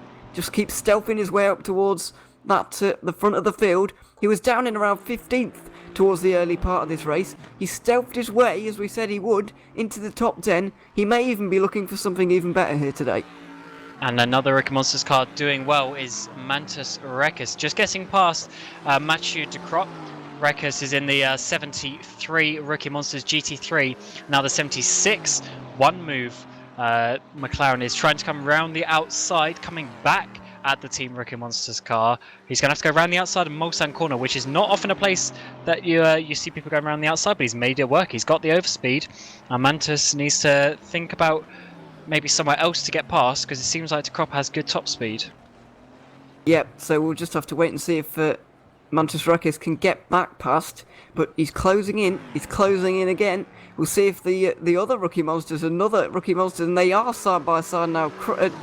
Mantis Rekus getting his nose ahead here. Can he get through completely? We'll have to wait and see as De Crop comes back at him. It's incredibly close at the moment as De Crop continues to make inroads into that car again. Believe they're on their way down into Indianapolis. We'll see. It's the really brave corner, and De Crop does manage to get through. Rekus can't. Oh no, Rekus is now through again. This is an incredible battle between the two of them as they are now into Arnage, I believe, and De Crop has finally managed to make that stick, really. Rekus really gave him a run for his money there because, he really started to come back at him again. And he's doing it again for this is like the 5th corner in a row. They're going to be going side by side and overtaking each other up to the Porsche curb. And Mantis is going to have the high ground here. Oh, actually, no, De Crop is... Wow, he's kept around the outside. You don't often see someone having the what's it to be able to do that, but he's managed to do that. So Rekus, I thought Rekus was going to have that easy on the inside and De Crop would have to back out of it, but it was not the case. And De Crop has managed to keep that there. So there's a big slide though coming out of Corvette, which means that Rekus is going to come all over the back of him and get past into the Ford chicane. So that just shows you how one little slip can change the position here. But these two are battling really hard for what is 4th position in class at the moment. Yeah, I was surprised as well that the McLaren was able to get round the outside. Their Rekkes is now through though. It just shows all that hard work from De Crop. He did so well to hold on through the Indianapolis battle. It was absolutely fantastic. It was swinging around. One person had their nose ahead, then the other. And De Crop slide out of the Corvette corner and the exit of the Porsche Curves really undid him there. And as they come through the Dunlop chicane and the first couple of chicanes, it looks like Mantis Rekkes is able to pull away through this section. Will De Crop get the slipstream and the straight line speed down the Mulsanne though? He may be able to come back at Rekkes though. We'll just have to wait and see. This is over 4th position, don't forget. They've got a long way in front and behind them though, so they can really battle this out without much consequence at all. Yeah, and further up, Fortan is still quicker than the leading 2 drivers, but he was only about 0.6 quicker than Arisi on the last lap, but he was 1.2 seconds quicker than Nick De Silva. So he's still catching, not quite as big a rate this time, but he's definitely catching them. And in the LMP3 category, Timo has already caught 5 seconds to Michaela Ricci. So I'm not sure if there was a bit of traffic involved or what not. I mean, we didn't hear of any incidents as such. There might just be the general traffic, and there's some more traffic coming up now for Celik, so this could be good for Antonovsky. He's only 2 seconds behind now, but he's only 6 seconds off the lead. Yeah, this is not where you want to have the traffic in the Porsche curves. It's closed up massively. Celik, he's actually closing on Ricci as well. I think that gap only 6 seconds, between Waveframe and Caspian, and now Antonovsky is in this battle as well. The top 3 separated by 7 seconds after nearly an hour and a half of racing. This has been an absolutely fantastic race so far, and looks like it's about to get incredibly tasty up front with Ricci being hunted down by Celik and Antonovsky. Timo was 3 seconds quicker last lap. I know that traffic can obviously affect that a little bit, but 3 seconds is quite a lot, as Timo is now only just over 5 seconds off the lead as he gets past one of the Porsche 65 car there, and he's now, I would say by the end of this lap, he's going to be looking at 2nd place in this race as well, so he's really pushing now that he has that pace. I'm sure his teammate Luca Di Melio is telling him just like go, because they really need to try and catch up if they want to have any sort of chance of winning, although that is reliant on Luca Burke having some issues at the moment, but still winning the main race of the season, the 4 Hours of Le Mans, is always a good accolade to have as well. Yeah, it's a good way to go out. Definitely winning any race at Le Mans really is pretty difficult and very prestigious indeed, so we'll just have to wait and see who can really do it. Celik did get a cut track, I believe, on that last lap, on the previous lap, lap 22, because his lap time isn't there, but as you said, Antonovsky took 2.8 seconds, close to 3 seconds out of Ricci on that occasion, but not the fastest man on the circuit, it has to be said. Jan van der Heide with a 42.5, a second quicker than anybody else on the circuit. He's absolutely flying right now. It's just a shame that he's 45 seconds the wrong way down the road. And that's the very reason why Antonovsky got that penalty, because there was also some damage involved there, and the damage repair, which cost van der Heide some extra time. And as you say, it is a shame. He got second on the grid in their first outing, and this I believe is Zancho's first ever prototype outing. I'm not sure about maybe some sort of special, one-off races, but in terms of here at the SimRacing.Club, at least in the VEC and the VLMS as it used to be known, they were always in the GT category. So I believe this is their first ever prototype, so they will have no knowledge of the car or of the setup or things like that, and they've obviously just jumped straight in it and they've got on the pace. But as you say, it is a shame that they've dropped back a little bit from Luca Burke, who's actually got a cut on this lap, so I won't be able to see the difference, unfortunately. But yeah, he's still 42 seconds off lead, so he has caught up a little bit on this stint. Yeah, he's doing well, and I must admit, when I loaded everything up this afternoon, I was very surprised to see a Zancho prototype going around. I'm not surprised at all that we've got a. Sorry, I am surprised, very surprised that we've got a Zancho prototype in here, but talking of things Zancho, we've joined by Ed Trevelyan Johnson, who can maybe shed a bit of light on that, maybe, with the LMP3 entry, the first prototype entry, we believe, for a Zancho car at all. Just tell us how that really came about, because it was certainly a surprise to me and many others this morning. So, yeah, just talk us how it really came about. Sean, that was a dirty trick. Sorry. I thought there was a problem. I thought that's why you wanted me to come up here. I'm not supposed to be here. I'm working at the moment. Working. Right. Yes, it's our first prototype.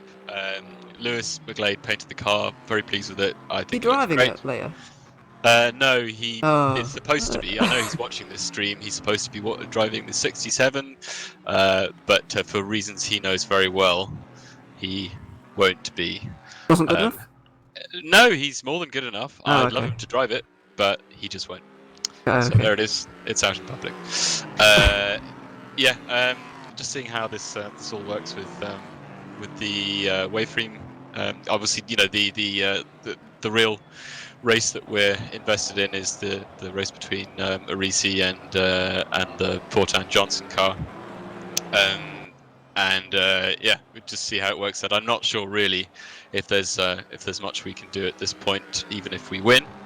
But I saw some comments in the chat earlier, which certainly triggered me, as the internet people say, about that we'd never be able to catch Arisi if it weren't for them running hard tyres or something. I think that's a load of rubbish.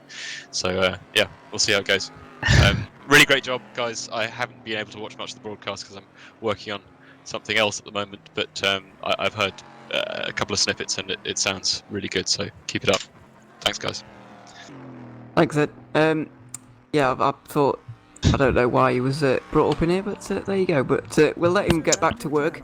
Good old because, Sean. He's yeah. Thanks, for that, Sean. It's good to hear from Ed. But there you go. He's gone now, and we're continuing on this race. It's speaking of other things in Zancho land. Fortan doesn't seem to be able to close in on Arisi anymore. That gap has really plateaued in the last few laps. It's really staying at 15, 14 seconds. It's not coming down nearly enough, or nearly as much as we were expecting.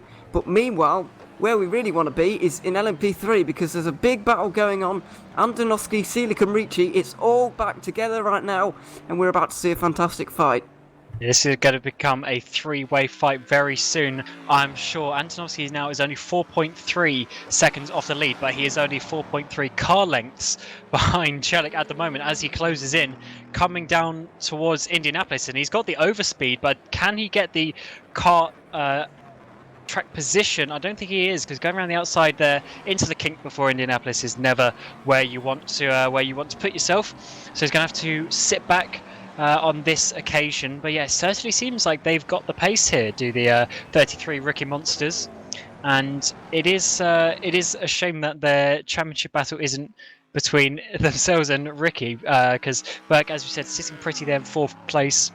He's going to be comfortably leading the championship as it stands with that position, but it certainly seems Antonovsky is pushing everything to get this lead back. They had it fairly comfortably in that first stint. Once he got past, he just absolutely bolted off, and he's already made up, I believe it's about 7 seconds now since that pit stop, or since the drive-through, I should say. So he has certainly got the pace here. Can't quite get past Caspian on this lap, but I would expect, as we can see now, Ricky in the background as well. So they've definitely caught up. But I would expect he's going to be looking to get past Caspian on the next lap. He's going to have to be careful, because we've seen him make contact earlier on in this race with the Zancho prototype, and that gave him his drive-through that's put him in this situation in the first place. So he's going to just have to be careful, going to have to be patient above all. But it's interesting you mentioned the championship, because this battle between Waveframe and Team Rookie Monsters, while it's not the battle for the overall, Luca Burkus very safely running around in 4th at the moment, pretty, as I said, pretty safely getting this championship going on at the moment. But this is the battle for 2nd in the championship. These guys 1 point apart as they head into this race.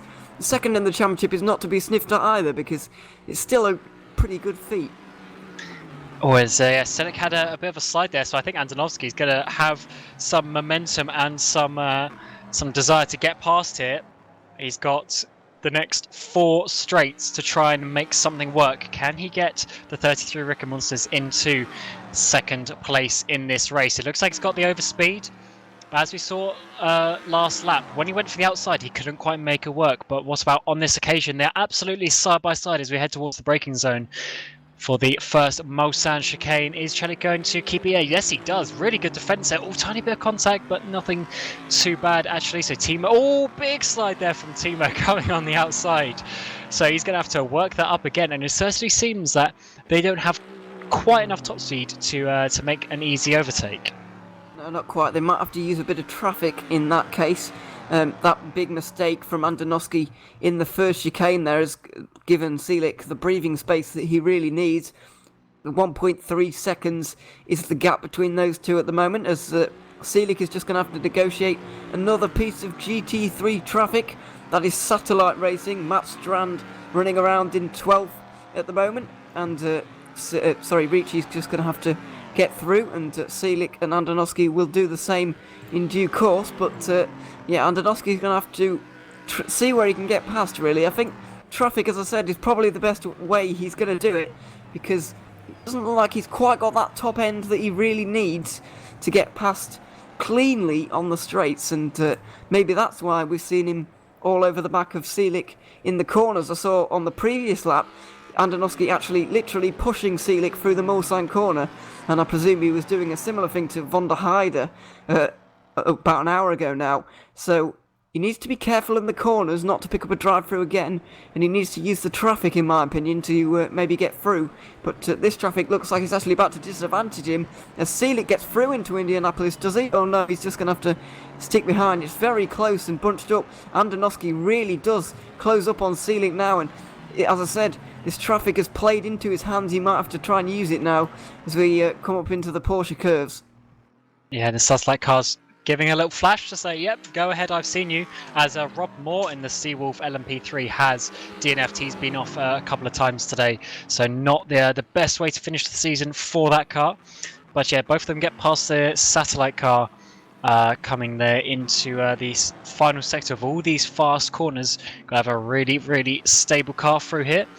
And yeah, as you mentioned before, this is something that I sort of had missed out. That this car is actually fighting for second position, and that is obviously why they're pushing absolutely tooth and nail to try and get past. But there's also like loads of things happening further down in the LMP3s. We've now got David Junt and Correa Alves going side by side as David Junt gets the position there. So Alves not quite as quick as Velton, so we've seen that car drop back quite a few positions since Alves got in that car, and Binsbergen sitting nicely behind there as well. So that might be another position lost for Alves later on, maybe this lap. Yeah, possibly. We've got battles going on in GT3 as well. The battles going all over the circuit right now. Junt and Alves have been going at it for absolutely ages. They may have been caught on the stream for some of it and we weren't talking about it. There's just so much going on. It's impossible to catch everything on camera and talk about it all. It's just absolutely crazy out here at the moment. But as I mentioned, Nick De Silva and Felix Antoine Fortin battling for second in GT3 as well. That gap between Fortin and Arisi, the all-important gap, is 10 seconds. But I believe that GT3 pit stops are going to happen in 2 laps when they go across the line this time. They're going to have 2 more times, and then they're going to be pitting in, I do believe, because they're doing 13 lap stints.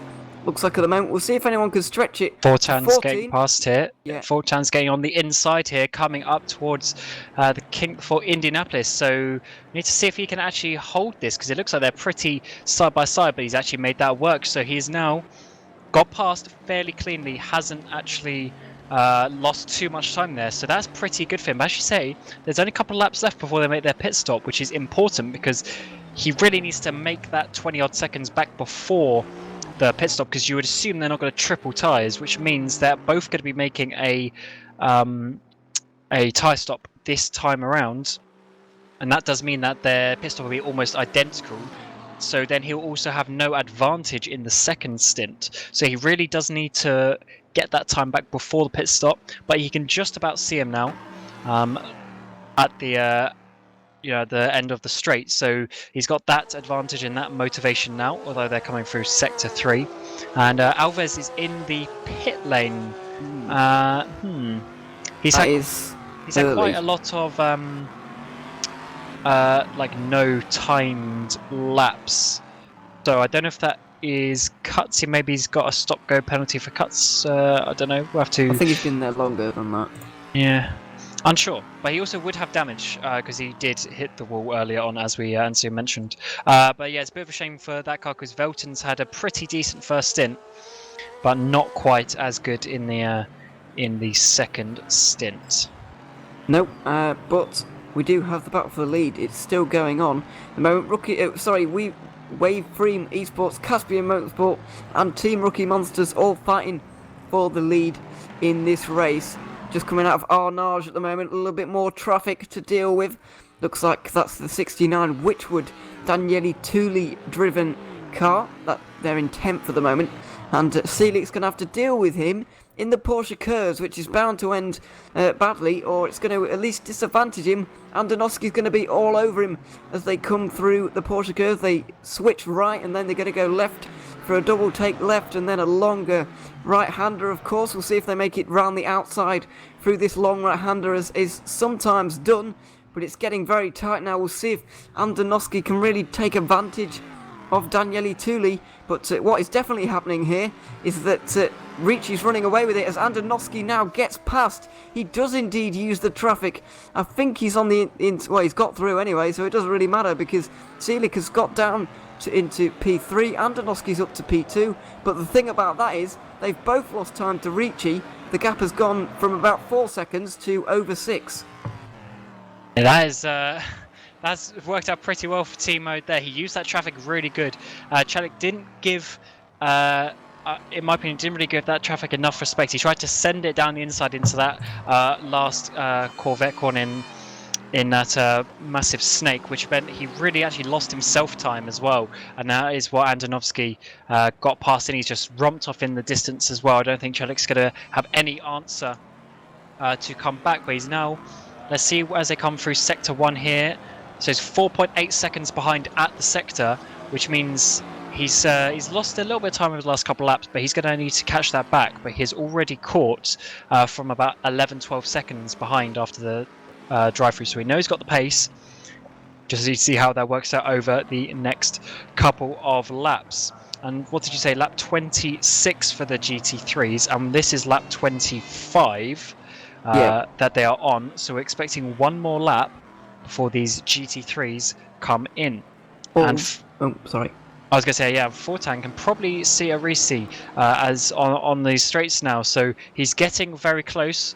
So let's see what they can do with the strategy on this one, or whether it's just going to stay status quo for the next stint.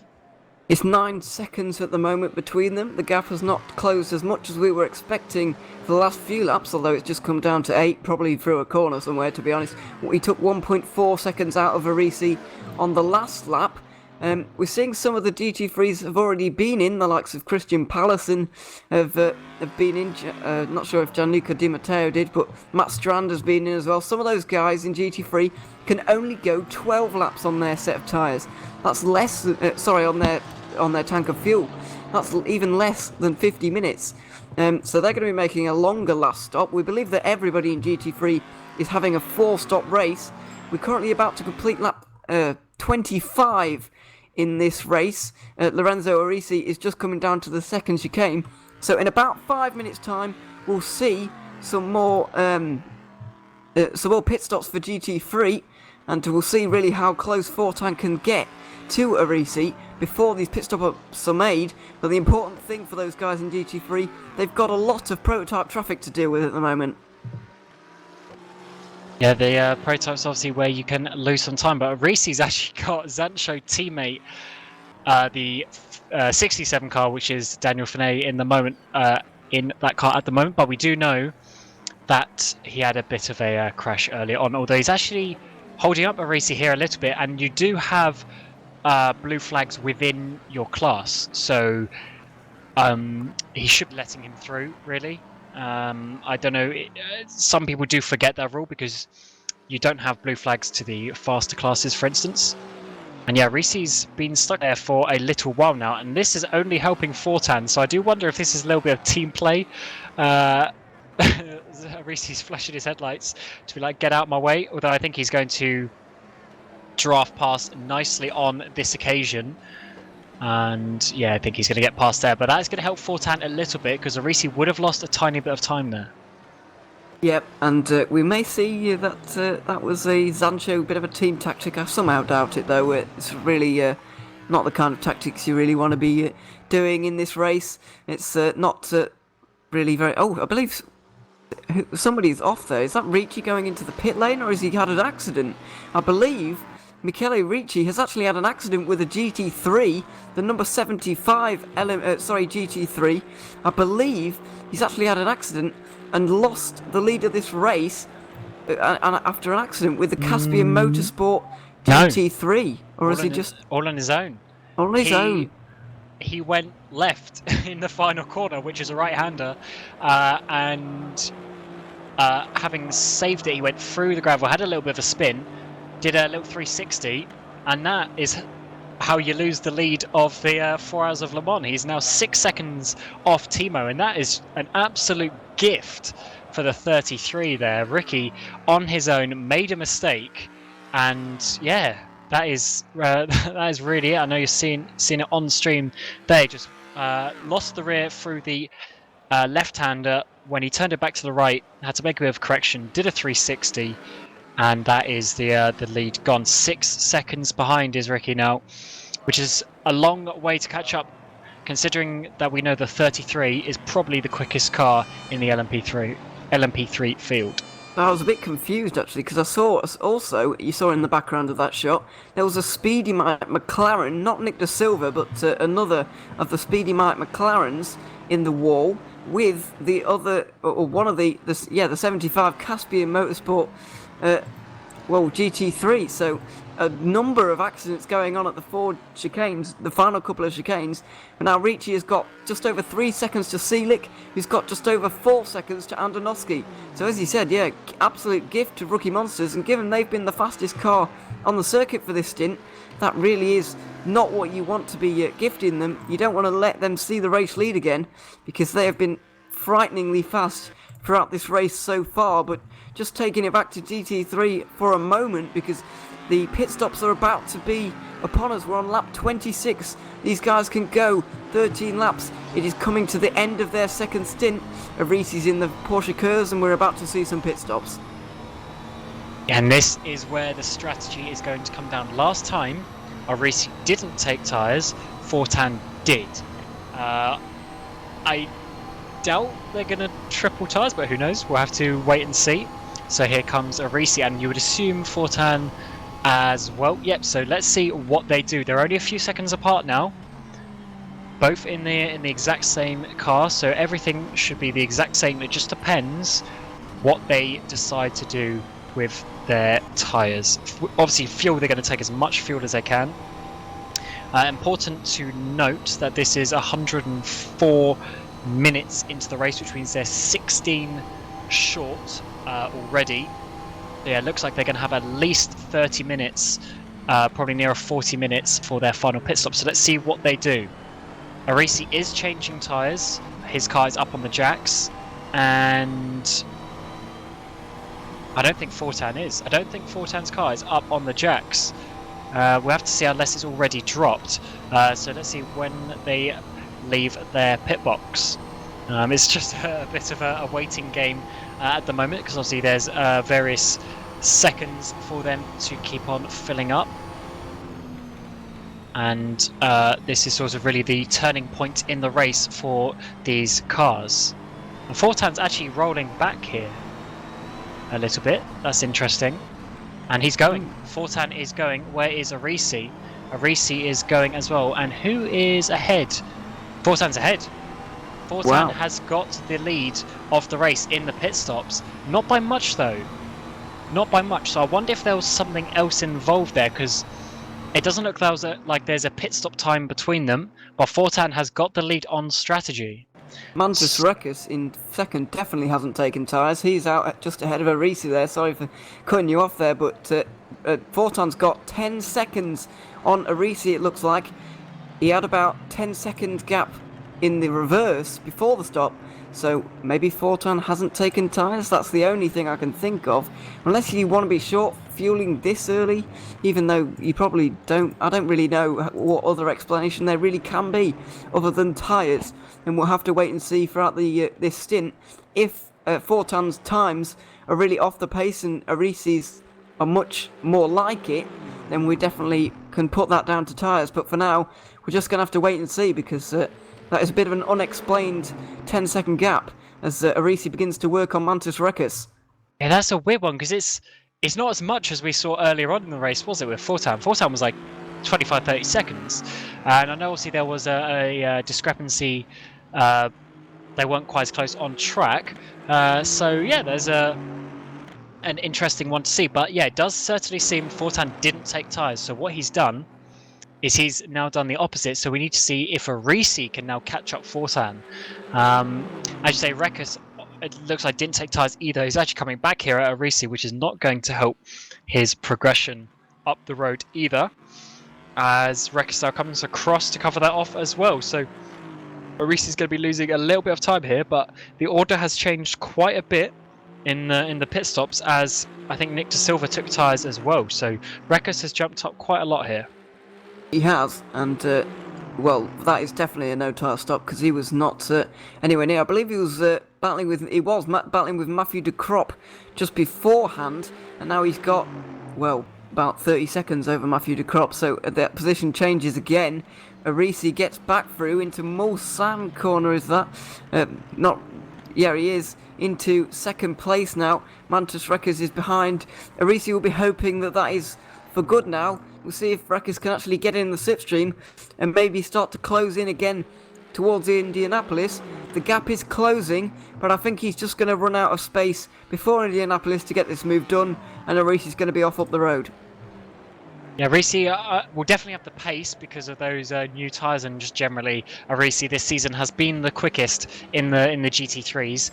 And yeah, so Rekus will probably stay there for a couple of laps, but I would expect Arisi's now going to catch down to Fortan, and the gap, unfortunately, the thing that I've got doesn't show the correct gap, unfortunately, but it's not too far. You can just see him up in the distance, so it's not quite as extreme as what Fortan had on the last time, so I would assume that Arisi's going to catch up to Fortan, but then it just depends what they do in the future. We know Fortan is going to drive a swap at some point to Johnson, but we're pretty sure Arisi is on his own in this race, which could give him some advantage, because when you change driver, you're going to generally change tyre, because to give a driver old tyres is a very risky strategy. So we would assume, so we would assume in that case that Fortan is going to make another tyre pit stop, but Arisi has got complete open choice on what he wants to do, because he can make his own decision being in that car himself. Yeah, that is one of the advantages of being on your own, but one of the disadvantages is how tired you're going to be at the end of 4 hours of pretty grueling racing around at Le Mans. So we'll just have to see if he really is going to be that exhausted towards the end. The gap was 10 seconds as he came out. It's already below 8 seconds between Fortan and Arisi. Fortan's going to have the defence of his life if he wants to keep ahead, and that's what he's going to do. He's going to try and keep ahead for as long as humanly possible, so that he can maybe come out ahead again when they make the stops, and be ahead towards the end of this race when it all shakes out towards the end. And as really what we got to see is crazy, the difference a 4-hour race makes to a 2-hour race that we normally have. Because in a 2-hour race normally it's pretty much you just try and get at least in a GT3, you just try and get as close to that hour so you can make 2 nice stints. And in the LMP3s, it's all about you just go until you run out of fuel, and then you just take whatever you need to finish the final 45-50 minutes of the race. However, because this is a 4-hour race, it's taking that fuel saving out of it a little bit, and they're pushing it and they're trying these different tyre strategies, and it's been very interesting. But obviously, that is generally the longer game that all works itself out as you get towards the latter parts of the race. But we've had 110 minutes of this race, so we are still 10 minutes away from the half-hour point, so the half race point, which means that we can see at that point exactly what everyone's sort of doing, because you generally do a symmetrical sort of strategy, and we'll see what the LMP3s are going to do as well. As we mentioned, they did, was it 16 laps?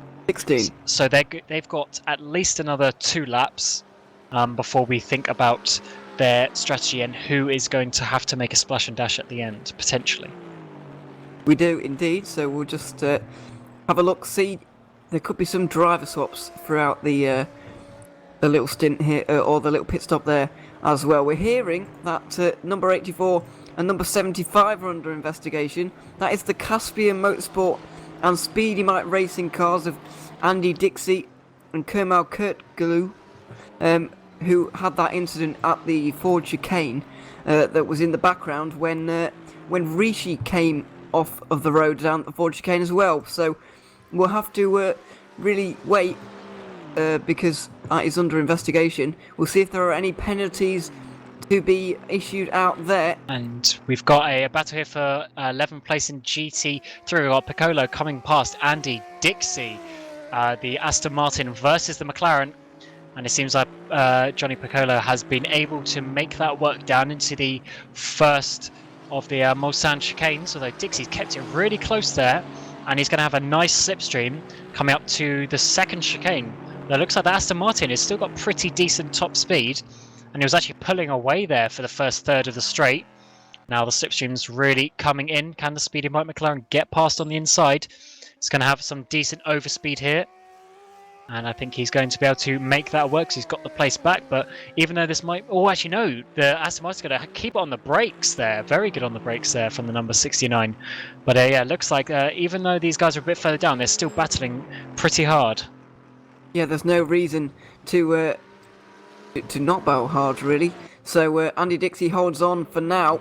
Speedy Mike still only 11th position. This is only over 12 points. It's not that much in the grand scheme of things, but it's worth having. And Dixie wants to have it right now. He's fighting very hard. And, well, not anymore, because he's just been overtaken while I was looking away for a moment. But he's, down to 12th. Now going to have to work on Piccolo and see if he can get back through. Just seeing a bit of an issue. A steward's decision, really. Oh, sorry, we'll go to that in a minute. Sorry, big crash from Katoglu, who's actually the person you're about to mention. He it looks like he's going to be given, he's just been given a drive-through penalty for avoidable contact with someone a bit earlier, but he just had almost a huge crash coming through, I believe it's the karting corner, the right-hander, but his car kept on going left and he's coming in to serve it. But despite him being second last in this race, he is still getting himself penalties, which is not always the best thing to be doing, especially as that is not going to be too many points or anything that he's getting, so no reason to push it too hard. I've now got Andy Dixie trying to come back, but the Aston Martin's got good straight line speed. It has. The McLaren can't quite get quite close enough, and the Porsche curves is not a place you really want to be overtaking anyway. Dixie just has to back off in the dirty air a little bit now as well, and we'll see if Piccolo can actually get away maybe a little bit. The gap for the lead, 4 seconds. They both got a cut track on that last lap, so we've got no idea who was really faster, but we know they're both pushing out front, and these guys are pushing down here as well for 11th. Piccolo just extends that gap a little bit through the Porsche curves. They enter into the Ford chicane now, or the couple of Ford chicanes, and Dixie's just losing a little bit of pace. Can't quite get through on the straights either. Looks like Piccolo's got a bit more pace, but Dixie closes up massively through the Ford chicane. It looks like he might even try and make a move down into turn number 1, and he looks like he might be able to make it stick as well. The Piccolo's round the outside, so this is a really good battle, despite it being for the low points, as we mentioned. But this is really good, and just seen in the chat, Luca D'Amelio was removed from the game server, receiving updates from the client because he is struggling with his internet today. Well, to be honest, he's been struggling with his internet quite a lot since the whole coronavirus pandemic has happened. Unfortunately, it's hurt his internet quite a lot, so he's missed out on quite a few races. And he's just told me that he is not going to be getting in that car, which means Timo Andonovski is going to have to finish the whole 4 hours on his own in that LMP3. Well, if I knew that before the race, then I would have said that puts that car at a disadvantage, because Andonovski, in my opinion, has been second best to D'Amelio this season. He managed to second at Imola, did Andonovski, but D'Amelio took both of the car's wins this season, driving on his own. So, but saying all that, Andonovski looks like he's got fantastic pace around Le Mans, and we'll see if he can continue on at the same pace he started at, because he started at a blistering pace. He's over 6 seconds ahead of Seelit now, extending that gap out. We'll see if he continues to do that, because he's going to be in for the rest of this race, as we just heard.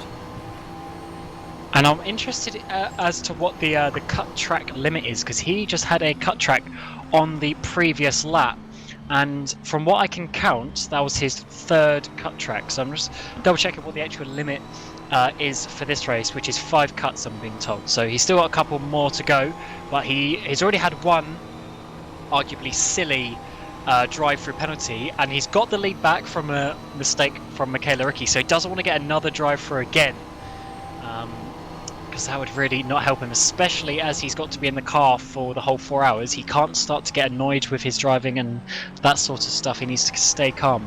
As we see Luca Burke come in 1 lap shorter on this occasion. That's interesting. He's only completed 31 laps, means he's only done 15 laps on this stint in particular. Burke is driven on his own all season so far. I'm presuming he's going to do the same again today. Wonder if that's a drive-through, although he has been there a while now, and so it's going to be a full service for Luca Burke. Way down the order now, he's going to be about 10th position, in with his Speedy Mike teammates of Jelle Binsbergen and Lazaros Filiparkos. He's going to come out in a moment, and yeah, we'll see how he can get out and get on with this race. It is very early. He's been there a while now. He finally goes out, but only 15 laps on that occasion. Interesting to see, possibly an alternate strategy, or were they forced into that move? And that is bang on 120 minutes completed, but obviously, as the 2 minutes for formation lap, so he's short, which means if he doesn't save fuel, he's going to have to take a splash and dash at the end, which is not good. I believe he's cut the track 4 times though, so Luca Burke is likely to get a drive-through penalty or a stop-go if he cuts quite a lot on his next cut. So he does need to be careful with that, because he's sitting pretty. He's fine to win this championship in that number 5 Speedy Mike car, so he doesn't need to do anything crazy. But this, obviously, the fuel strategy and also him being on the limit of cuts, he does need to be careful to not take any unnecessary risks. Luckily for him, he's well, when this all shakes out, he's got quite a gap in front and behind of him, or he did when he was out there, obviously. So yeah, I think he'll be okay. He may end up doing a drive-through, but I don't think that'll affect him either, because he's got such a big gap behind. As I said, he had about 30 seconds to Jan van der Heide, so I think he'll be okay, even if he gets a drive-through. And he's almost over halfway in this race, so if he gets a drive-through now, he shouldn't be able to pick up another one. But keeping it with LMP3, Andonovski, see they can reach, he should all be in. It's lap 32, they're about to complete their 32nd lap, sorry. And we know these guys can go 16 laps on a tank of fuel in LMP3, so I believe we're about to see some pit stops. Yeah, I would assume every single one of these guys is going to come in, because even though you do say that, oh, Timo went over Timo spun coming into the pit lane. He spun. I saw the gravel and he's going to be hit there by Celik. This is not good for Timo.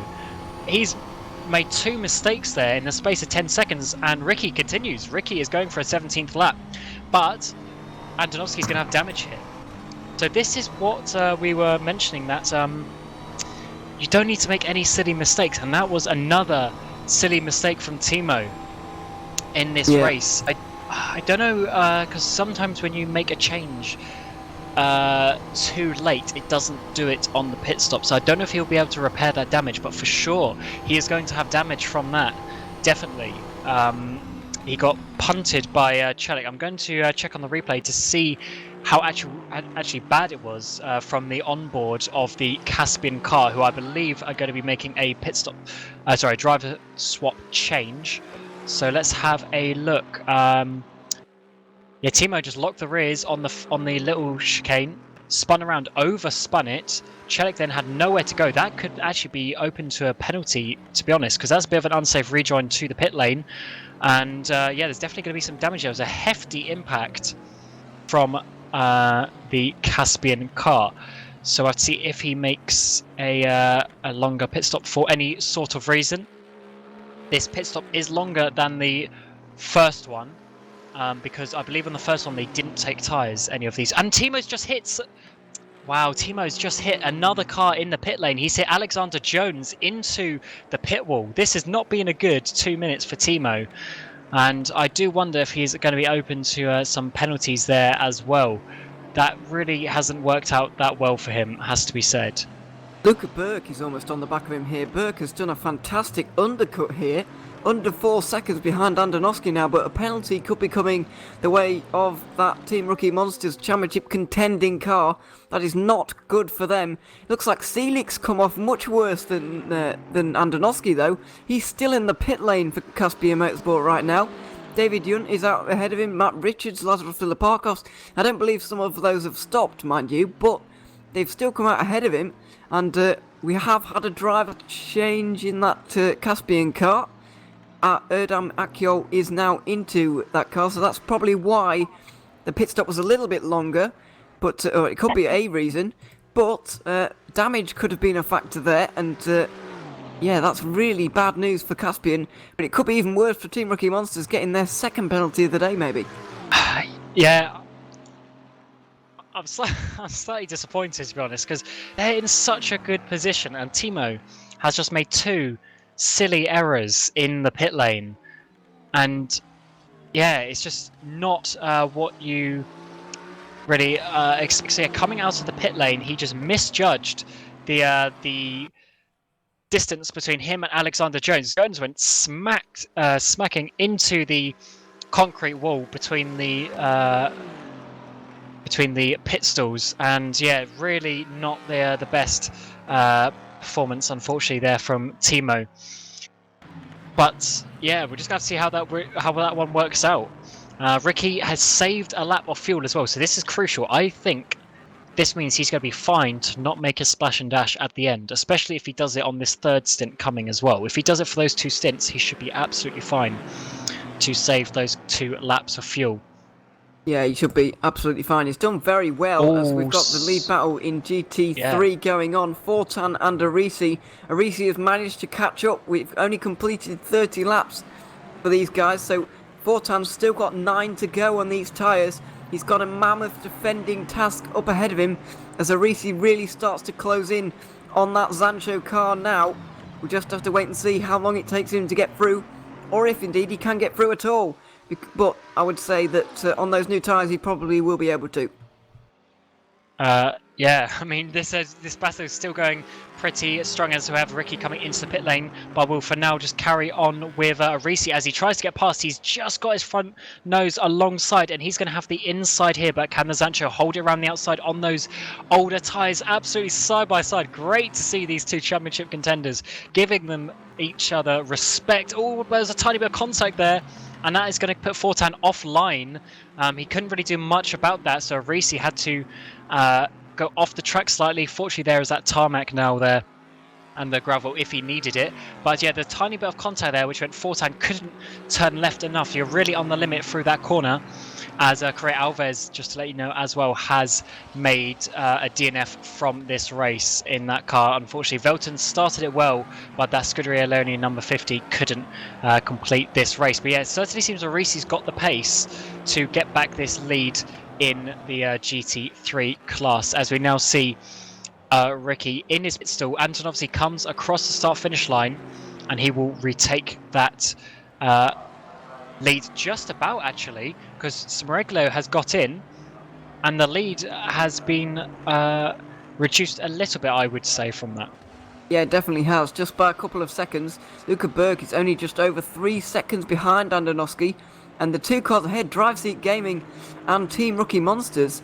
Now, I can't remember if I saw Drive Seat Gaming pit early on. Surely they haven't made a pit stop and jumped everybody here. I believe they're probably going to have to stop again. But they have been going, well, at this rate, this Drive Seat Gaming and Team Rookie Monster, they're both have been going 1 lap longer than everybody else. So interesting to see if that continues as Arisi really starts to close on Fortan right now. They're running down the Mulsanne straight into the first chicane. Arisi pulls his nose just in front as we head into the chicane now. Bit of lap traffic in behind them as well. This could get messy if they're not careful, but Arisi is easily through there on Fortan as they exit the chicane.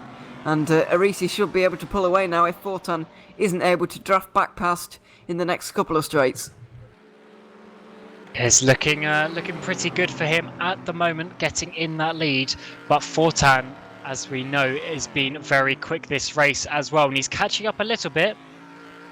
And yeah, I think he might have lifted off the throttle just a tiny bit there. Oh, Arisi's gone in too quick. That is going to push him really wide on the last apex, and this is going to give Fortan, I'd say, a very good chance at the position coming down towards Mulsanne corner. As quite a few of the other LMP3s coming into the pit lane, but it looks like Fortan's now... Oh no, he's lifting. Fortan is lifting. He wants to sit behind and save a bit of fuel. Look at that. He's not getting past. He's decided he wants to stay behind and potentially save a bit of fuel in this stint. Yeah, this could be important. It could be, important. As I said, Fortan just in behind Arisi. At the moment, Rakis is another 12 seconds behind with Nick De Silva on his case. That's a great run for De Silva at the moment. Could be knocking on the doors of a podium as Fortan now closes in massively on Arisi. Can he get this move stick now? I wonder if he is able to do this fully and make it stick. He has done. That's fantastic for Fortan. And now the Zancho car as they head over the start-finish line again, I do believe. Arisi's going to have to do this work all over again. Oh, this is really holding up Arisi. This is perfect for Zancho. Yeah, they got their Ricky coming past as well, so there's two wave frames now coming to look to overtake the Sancho car as well. But this is very interesting. I thought Fortan was going to stay behind, although Risi's now got side-by-side coming up to the Porsche curve, but he's actually just pulled off a little bit from that. But yeah, because Fortan lifted so much, I assumed he was just going to try and sit there in the slipstream and save a bit of fuel this stint. But he probably knows that once Arisi gets ahead, he's going to be gone on those newer tyres. So he's probably going to judge this and save the fuel in the slipstream where he can, and then re-overtake him, and maybe do this in a little bit of a switcheroo every lap to try and make sure he doesn't let Arisi get ahead, because we know that when they now make the next stint, it will be back into Fortan's favour with the tyre strategy. Yeah, it's really important for Fortan to keep ahead for now. They've got their 17th overall at the moment. They've got a gap behind them. And what's happened? Andonovski penalty Oh. for the contact with the 39, which I believe is the Caspian car. So that must have been for the pit entry. And Timo must be killing himself for that. Timo must be absolutely killing himself for that, because that was such a good opportunity. But we also now have a battle for P3 and GT3. We now got Rekus and Nick De Silva. De Silva's lagging a little bit, but Rekus is leading the way in this trio, and I believe he actually just got past him there. So that is a really good race from Rekus that he's making at the moment, as we are over the halfway point now. And he is doing a good race indeed in that Rookie Monsters car. But he's got Nick De Silva all over the back of him, as we also have the battle for the lead. So two battles to look out for as you come down the Mulsanne straight. But Arisi's pulled out the slipstream. I don't think he's trying to overtake it. I think he's trying just to put... Yeah, he's lifting off. These two are trying to have a tic-tac-toe of who is going to be getting overtake. So we'll look back. And Nick De Silva now is getting back past Mantis Rekus as we come down to the first chicane on the Mulsanne straight, and he's managed to make that work. Well, speaking of leaders, Andonovski is about to not be the leader. He's got 2 drive-through penalties now for an unsafe rejoin in front of the Caspian Motorsport car, and then an unsafe pit release leading to the number 48 car going into the pit wall. That's now Greg Hall driving, but 2 drive-throughs for Andonovski. I believe he's just served one of them. Oh, he's disconnected. Oh, is it? Oh no! It's gone from bad to worse now for Team Rookie Monsters. Well, yeah. I was gonna say maybe he had a rage quit, but the penalties haven't been given in the game, so he did not see it, and he has just literally had a disconnection coming down the Mulsanne straight, which is that's pretty good for Ricky, has to be said. Sorry, it's not Ricky now, is it? It's Maraglio in the Waveframe car. So that basically gives them second place in the championship, and it is all now down to what they can do with regard to getting the overall win. Luca Burke is leading the way. He's made his pit stop, but he must have not taken tyres or something along those lines, which has got him ahead of the Waveframe car. But yeah, that is not the best for the number 33 Rookie Monsters, because is unlucky with the disconnection, but he also gave himself those drive-through penalties. So it's a bit difficult to say where the luck or unluck or fair or unfair was in that whole situation.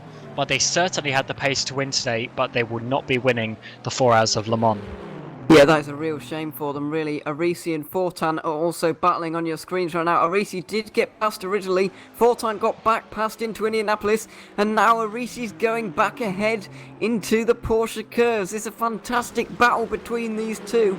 Fortan's going to try and come back at him through this section. We'll see if he can do anything, but it's the Porsche curves, surely not. And we have had an accident with one of the GT3s involved in that battle. With a... Sorry, no, that's the... I believe that is one of the GT3s, but it's not Arisi or Fortan. So, Arisi is finally through after an incredible battle in the Porsche curves. So yeah, Fortan is now behind and losing time. We'll see if he can actually get back past, though. He's been able to so far. We'll see if it's just luck or Arisi keeps making mistakes. We'll just have to see if he manages to do it again, but Fortan is putting up a good defence here, and he's not got that many laps to go until his pit stop. Yeah, this is quite all Arisi slides coming through the Dunlop chicane here, and this is quite important for Fortan to keep close. So, yeah, we'll have to see if he can get back past, and he definitely looks like he's going to be able to, which means this tyre stint has worked out really well for Fortan. He has not let Arisi get miles in the distance, although he actually lost a bit of time there coming through the second chicane, which means coming through Tete Rouge, he's going to be a little bit too far behind to make an overtake work, but he might just about be in the slipstream to look later on this lap. Yeah, we'll just have to see if it works out for him. Saw a yellow flag a little bit ago down at the first chicane, that is for. I wonder if that's one of the top contenders, number 67. I don't believe it is.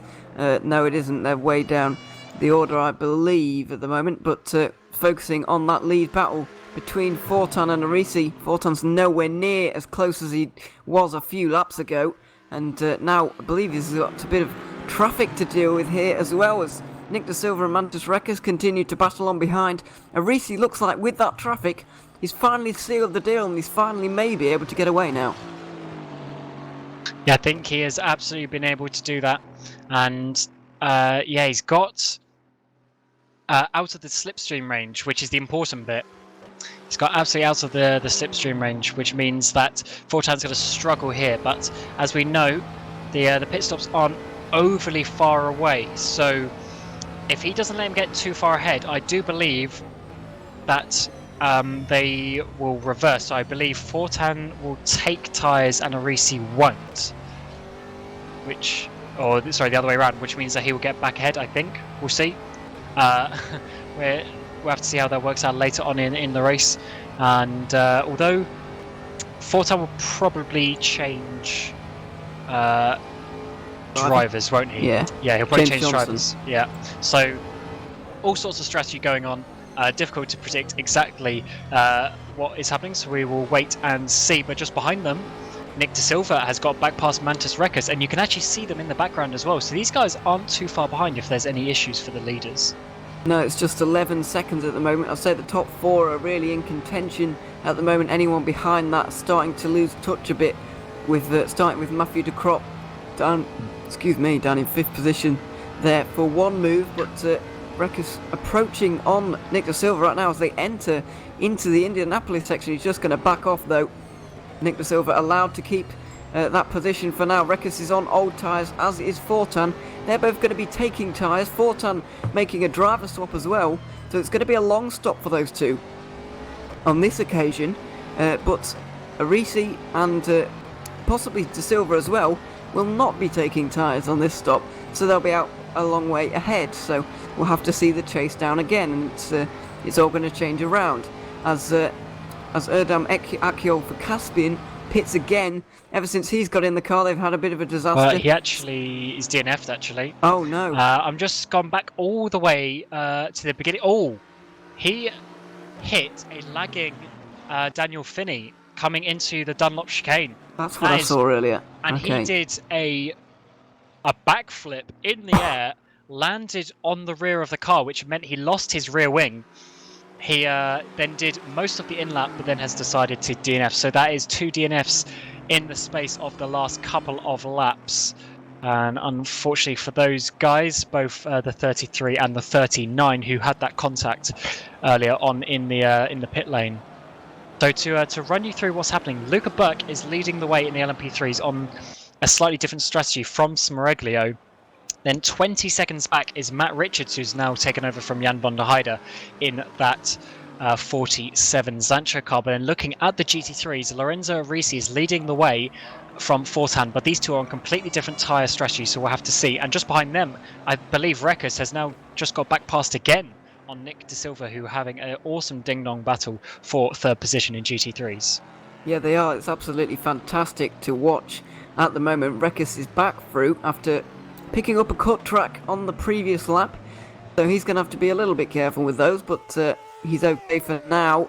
We'll see how the battle develops. They're just coming out of Tete Rouge now and on to the Mulsanne Straight, and a bit of traffic to deal with, of course. 14 drive seat gaming car is just in behind them. David Yunt has stealthed his way into 4th, but what else would we expect from the LMP2s? Because from the LMP3s, because he's just so good at that. He always seems to be able to do that, as De Silva just closes in just a little bit there and gets up towards the back of Rekus. No moves able to make a stick there, but Luca Burke is leading this race. We'll see if he can hold it. He's got 4 seconds to Daniele Smeriglio. I believe we're going to get an interview here in a moment, and we're hearing that Andrioski's disconnection really was a true disconnection. It wasn't a rage quit, as it's called. Caspian Motorsport are out, as we saw earlier as well. They won't be returning. Unfortunately for them, they decided to pull the car. But yeah, looks like we're going to have a chat with Aidan Millward very shortly. I believe he was driving. I don't think it was Daniel Finney. I believe Aidan was driving, because he's currently in that car as the car sits in the pit lane right now, as it's kind of feeling sorry for itself, and it's not really going anywhere. As we are indeed going to get an interview. So as Cameron leaves us for just a moment, we're going to interview Aidan Millward, who, by the sounds of it, has had one of the biggest crashes we've seen for the whole of the race. Just talk us through what really happened from your perspective, because it sounded like a pretty big accident. It wasn't my ineptitude. Let's get that bit out of the way. What happened was, when I took over the car from Dan, I just had the biggest synchro moment in human history.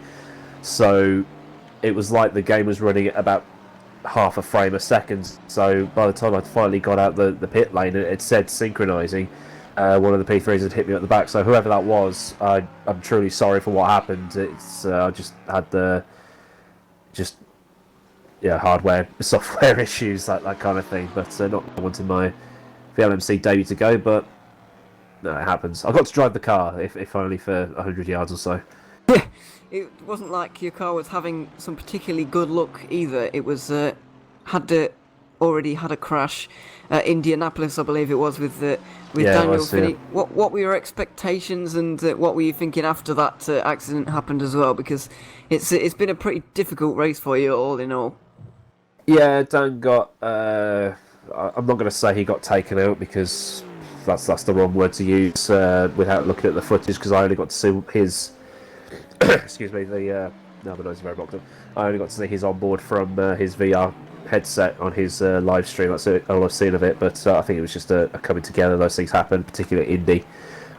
So the car was down by about 5 kilometers an hour on the straights, and then when he got lapped by Arisi, he was in the slipstream, and it was like, oh, I've got my speed back, and he wasn't used to being at that speed again. And of course, with Arisi and I think it's Felix fighting for the championship, it was like, I don't want to hit him, because if I hit him, I'm going to get accused of deliberately taking him out. So he just overcooked it slightly to just go down to the car a bit further. So he set his sights on not actually dead last, but then the synchronization issue happened, and then I got hit. So it's bad, just bad luck. That's all it is. I can't really say much more than that, really. Yeah, it has been an unlucky race for you, to be fair. So thank you for talking to us as well. Anyway, it's good to clear up what's happened out there, and better luck for next time, I guess. Well, I don't even know if there's going to be a next season of VLMC. Who knows? But are you looking to do more driving in SRC overall? And I know you've got your license and everything now. So are you looking to do some more? Yeah, I'd love to. I mean, in practice, I was lapping in the 357s consistently, so I know I've got the pace to be up the sort of the mid pack, which is where I would have expected to be in my first race. Obviously, with the issues happening, that wasn't going to happen. But knowing that I was faster than those guys ahead of us as well, to try and claw back some positions later on in the race, that was a bit of a bummer as well. So. Yeah, I hope there is another season of VLMC, because I really enjoy driving that Aston Martin around, and Nick's done wonders with the setup. He just goes, how's it feeling? And we say, well, it's a bit understeery here, and he just goes, try that then. He doesn't even drive them himself. He just knows what we want and just edits the setup file and then sends it to us, and we go, yep, that's brilliant. So yeah, it's sad for everybody, really. We wanted to have all four cars, because we've got the P3 finish, and then have like a formation flight down Mulsanne and take screenshots and all that, but it just wasn't to be. So I'd love to be around for next season if there is one, but I'll just tune into the live stream, probably order some food and and chill. So hopefully Felix can at least, if he can't get the championship, hopefully he can beat Lorenzo and sort of put a downer on his party. Yeah, well, hopefully for you guys that will be the case. But thank you for talking to us, No problem. because it's been very unlucky for you. But yeah, that was Aidan Millwood from the Zancho GTE, which is GT3, which is now. I wish it was a GT3. I'd have won. Well, yeah, exactly. But unfortunately for them, they are out of the race now. But moving on back further towards the front of the field, the battles in GT3 have slightly petered out. Arisi has got 5 seconds on Fortan. Nick De Silva's finally broken free of Mantis Rekus. He's got 2 seconds now on him. But in LMP3 we did see a battle a moment ago between David Yunt and Lorenzo De Cutis, I don't really know, for fourth. And the battle for the lead is also just under 3 seconds. So it looks like while GT3 is just quietened down, we've got LMP3 to watch for a moment. Yeah, that was. I think that might have actually been a bit of context as well when the tutors came past David Junt. And David Junt, we mentioned earlier, he was struggling a bit down in like 14th place. He's up to 5th place. Such is the way that he is. He's just always consistent, and he's just always ends up being there towards the higher sort of places. A lot of drivers are generally a bit faster, but then they make mistakes and that sort of stuff. So yeah, he's doing a pretty decent job there at the moment in 5th place. But Lorenzo has pulled away quite a bit over the last lap or two in the Drive Games seat entry as well. Yeah, so we'll see how that battle develops between those two, because Junt's actually losing quite a lot of time now. I'm not really sure how that's happened, but moving further down in GT3, I said there were no battles there. That's not actually true, because Andy Dixie and Johnny Piccolo are battling pretty hard, over 10th in class. They've been battling pretty much all race, to be honest, and they can't seem to break free of each other. Dixie is currently ahead in the McLaren, of course, and the Aston Martin chasing him behind. Just over 90 minutes to go. These guys aren't too far from another pit stop, so it's about to get interesting in terms of GT3 is concerned, and this Dixie and Piccolo battle is about to, might be about to explode in a minute as well.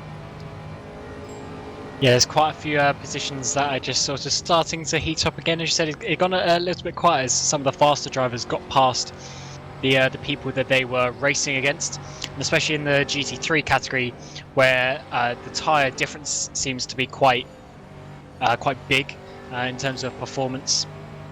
Obviously that plays a fact. And something to mention as well is we mentioned earlier that the winner of the LMP3 gets an entry to LMP2 for the VEC Le Mans, and then the same for the GT3s, get an entry to the GTE in the VEC Le Mans. 24 hours happening in 6 weeks' time.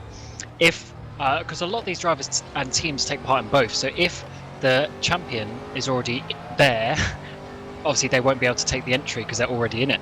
So then they will move down and then down and down until we find someone. So it is still worth fighting for the sort of the top 5 positions, because you might still end up getting an entry to the VEC Le Mans for the drivers who aren't such regulars over there. So there's still plenty to fight for these drivers, and it is still looking pretty good for a couple of these teams.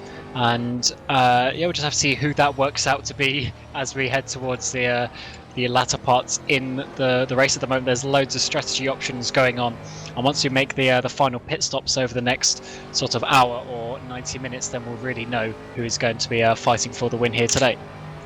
Yeah, it does make you wonder if an invite to a 24 Hours of Le Mans is a prize or a punishment, really, because it's pretty punishing to actually do a 24-hour race at Le Mans. But there you go. A 4-hour race is proving difficult enough for some of these guys. We've already got a lot of retirements.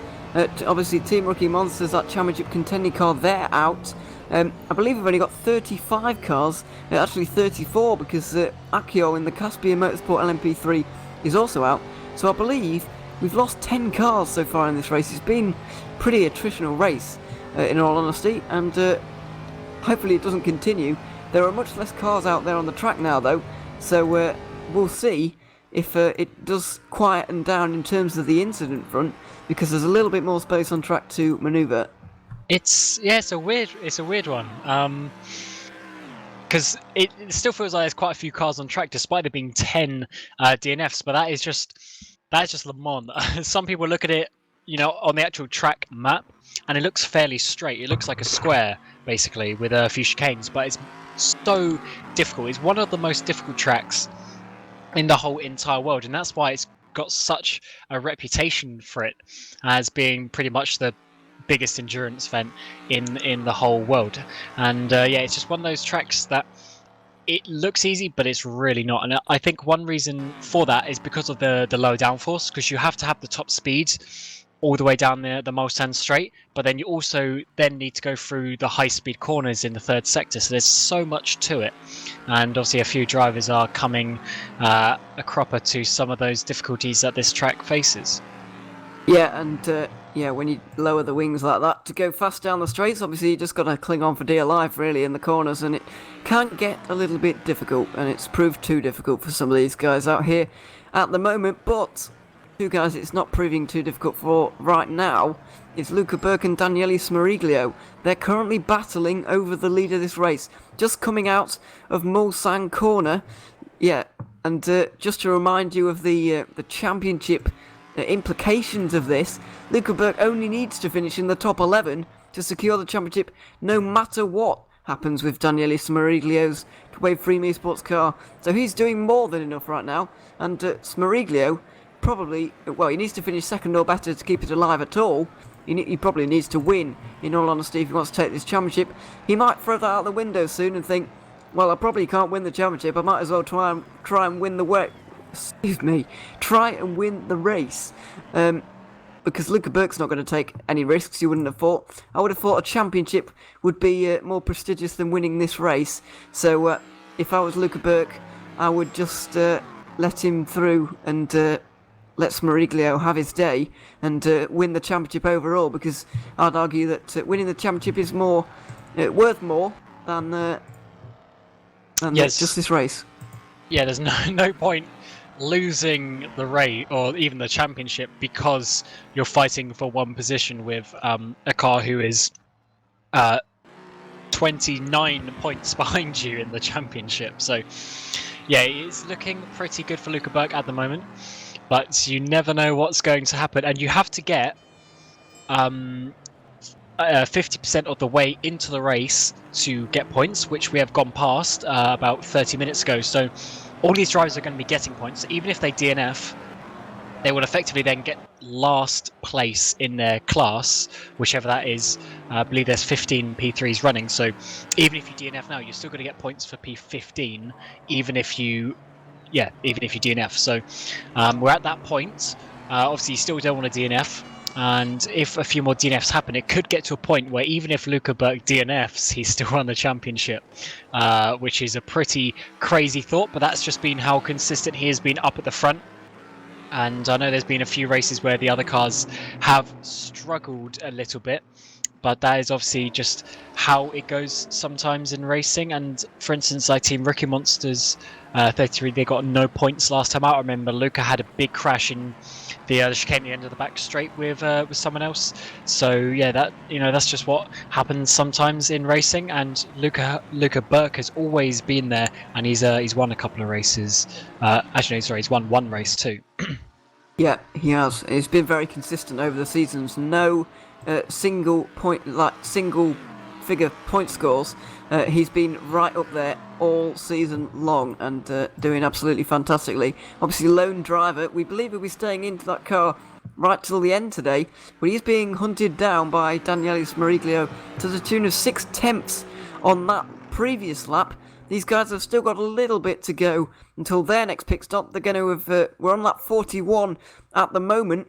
That would leave another 5 laps at least for Luca Burke. Just depends if he's on those 15 lap stints or whether he's going for 16, or some people have managed to stretch out 17, including Waveframe, who managed 17 on their previous stint. So it'll be interesting to see, because if Burke does do 15 on this particular lap, then I reckon he's going to need a splash of fuel at the end. And that could be what maybe loses him the race victory, although Smariglio is catching him up quite a lot now. As we said that. So Smariglio went a lap longer and Burke went a lap short, which means there's 2 laps difference. I believe their first stints were both the same. There's the second stint where Luca went 15 and Danilo went 17 laps. So that is what we really need to focus out for, because if they do that again, then there'll be a 4-lap difference by the time they get to the end of the race. And then if then Luca does 2 laps short on the last stint, then there'll be 6 laps of fuel, just using rough guesses, that he'll need to take as a splash and dash. And 6 laps here is obviously about a third of a tank. So there's still going to be a decent length pit stop that he's going to have to do if he's not saving the fuel on this stint. Yeah, so it'll be interesting to see how it plays out. The gap's 1 second between them on the road at the moment, but yeah, they kind of went opposite ways in the second stint, in the second round of pit stops there. Almost pretty much everybody went for 16 laps on the first stint. I'm not really sure why, because there were some going for 15 on the second stint, some going for 17, as we've seen the 2 extremes with these two, but some going for the bog standard 16, and that's what happened with Caspian. And that's why I'm quite disappointed that Caspian have actually retired from this race, because we had 3 different strategies going on for the top 3 places. It was getting quite fascinating. Luca comes in. Burke's in. So this is only lap 41 being completed right now. That's a 10-lap stint for Luca Burke. Cut track. Definitely a cut track. Oh, yeah, it is. let me count. 1, 2, 3, 4, 5. Yeah, he's had 5 on the leaderboard. It says basically a blank when they've had a cut track. Obviously, you can get more than 1 in 1 lap, so it's not completely accurate, but you can get a rough guess, and that was definitely the 5th time. As Matt Richards comes in as well, I guess for the same reason. Yeah. 1, 2, 3, 4, and then yeah. So I think he's done the exact same if he's cut on this lap as well. So 2 of the leaders getting a drive-through penalty, which is not ideal, but that does happen. Fortunately, they both come out in pretty much the same position because of the lead that these drivers have got at the front of the LMP3 field. Well, yeah, Luca Burke obviously lost his... Ollie McGowan's been stopped for a long time at Mulsanne Corner, by the way. I'm not sure if he's got damage. That's a big crash if he has. He's but DNF'd. He's gone.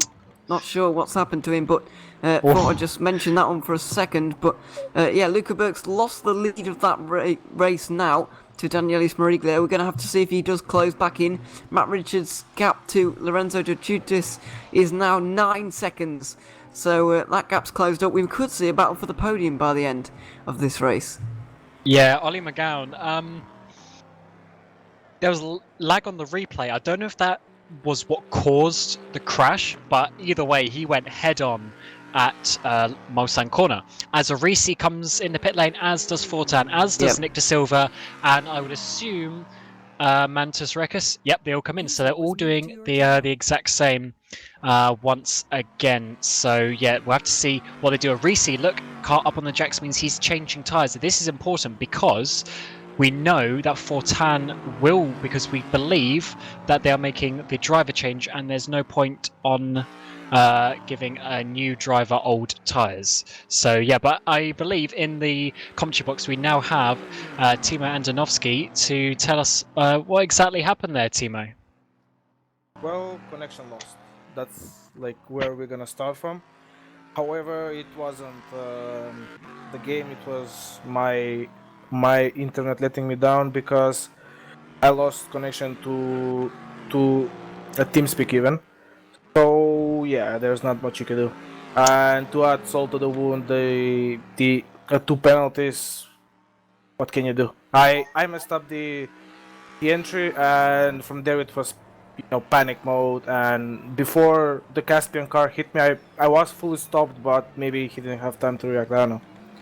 Yeah, it's a bit of a shame you got those 2 penalties, but to look at the positives, you were very quick today. Once you got out in that lead, then you were just, you were gone, to be honest, and it looked like it was going to be in your favour. So yeah, it is a bit of a shame, but you're certainly pretty quick today. We did hear in the end that Luca wasn't able to take over the car from you. So were you feeling happy and comfortable to go to the end of the race? Yeah, a bit sore, but I think that I could have done it easily. And even like with the damage that I picked up from the Caspian contact, and I could have won it. I feel like it. But it's all, could have, should have, would have. I guess we will never know. I'm still a bit bitter about the first penalty because I feel that the contact was very, very minor, and on top of that, it was my line to take. I overtook him before the exit, mid apex, but I guess we will have to stick with what we got. And even with that a drive through, I was in first, but yeah, I messed it up. But regardless, even if I had 0 drive throughs and I was even faster, the internet failing us both, me, Luca, I guess in the end it wasn't meant to be. Yeah, well, that is a shame for you, but thanks for coming to talk to us, and hopefully you have a bit better luck in your future races. So yeah, thanks for coming. It just wasn't your day today, so we'll see you soon. Thank you. Bye. So just to mention through that pit phase, basically nothing that I saw really happened. It looks like Johnson, who's now in the Zantra car, took over from Fortan. Maybe is a little bit further behind Arisi, a bit closer to Nick De Silva. But apart from that, it all seemed fairly stable. It looks like they all did the exact same strategy, which means they're all on the exact same tyres, which is the crucial part in this stint. However, we need to see, can Johnson catch up to Arisi on pure pace this time? That is what we really need to look out for. We know he's done it in previous races where he's been absolutely on the back of Lorenzo Arisi, but can he catch him up? That is the fact that we need to look for, because the gap has got quite big now. I think that everybody in GT3, especially the top 4 places, are going to be going to the end on these set of tyres, because I think everybody changed on that stop. So it was 1 hour and 45 when they put those tyres on. These guys have been going about that distance on their tyres before. I think they'll be doing it again. Obviously, James Johnson's going to have 2 stints to try and chase down Lorenzo Arisi on the same strategy, on the same tyres, same amount, pretty much the same amount of fuel, almost exactly the same amount of fuel to put in. It's going to be a great battle between them. We know these guys can do 13 laps on a tank of fuel. When is 13 laps to go, though? Obviously, this is a countdown timer. It's not a set number of laps. So when do you pit for that fuel? Do you just let it run dry on this first part and then fill up? To be honest, I would, because you spend more time on lower fuel than if you try and make your pit stop early. But you could get caught out by a code 80 as well if you pit early. So taking it to the end of this tank is probably important if I were strategizing these guys. But the code 80 is a weird one, because we had unfortunately now we've lost Ollie McGowan, which means we're going to be at 33 cars left in this race, so 11 DNFs, and we still haven't had a code 80, which is quite crazy. But this track is obviously quite long. The cars are spread out. It obviously isn't quite as tight and twisty, so it's generally okay for the cars to get back to the pit lane fine once they've had an issue. So yeah, maybe code 80 isn't going to be, at least just looking with how it's gone so far, may not be quite as integral to the strategy. But yeah, we have to see what they do, because as you say, it's a timed race. So when that final lap is very important, especially on these LMP3s that are getting bang on the hour with their stints. We've seen Luca Burke having some issues with that. So will he be able to get to the end, or will he have to make a splash and dash? And if so, how much time is that really going to cost him? Well, we're about 3 laps away from that taking a little bit more shape. Their penultimate, well, hopefully for some of them, their final stop. I believe if they stop anywhere after lap 48, they're going to be fine to the end of the race. Or a much easier way to do it is if there's less than an hour to go and they come out the pit lane. I think they'll be okay, unless they get unlucky with where the leader is. That is the important thing. You've got to remember, where is the leader? That's the question you've got to ask every time when these guys come to the end of their race. Luca Burke is actually catching Danielis Mariglio just a little bit. He lost half a second on that previous lap. It's probably the ebb and flow of traffic, to be honest. The gap's staying around 20 seconds. I don't know if Burke's going to have enough to close in, and especially with the question marks over his fuel strategy. Yeah, he doesn't really have the luxury to push, or at least to push more than normal. So yeah, we need really to wait to see when he makes the pit stop after this, and because that will define it quite a lot. So yeah, we'll have to wait and see. But he's certainly got some decent pace, as he has done throughout most of the season. And if we look at the last lap, he was sorry, looking at the wrong one. Yeah, he was actually doing some pretty decent times as well in the low 43s. So he's still got pretty decent pace. But actually behind him, Matt Richards was a couple of tenths quicker, although he is 25 seconds behind. Yeah, he's got a long way to go to try and catch up to Luca Burke. But speaking of good pace, Nick De Silva's got fantastic pace at the moment. He did get a cut track on the last lap, though, so that could play into everybody else's hands. But the speedy Mike McLaren there, closing on the back of the Zancho car driven by James Johnson, who is really staying about 12 seconds behind Arisi.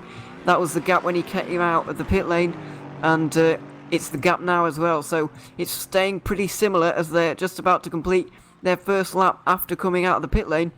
De Silva's got fantastic pace early on in this stint, leaving Rekus behind him, and he's got James Johnson in his sights right now.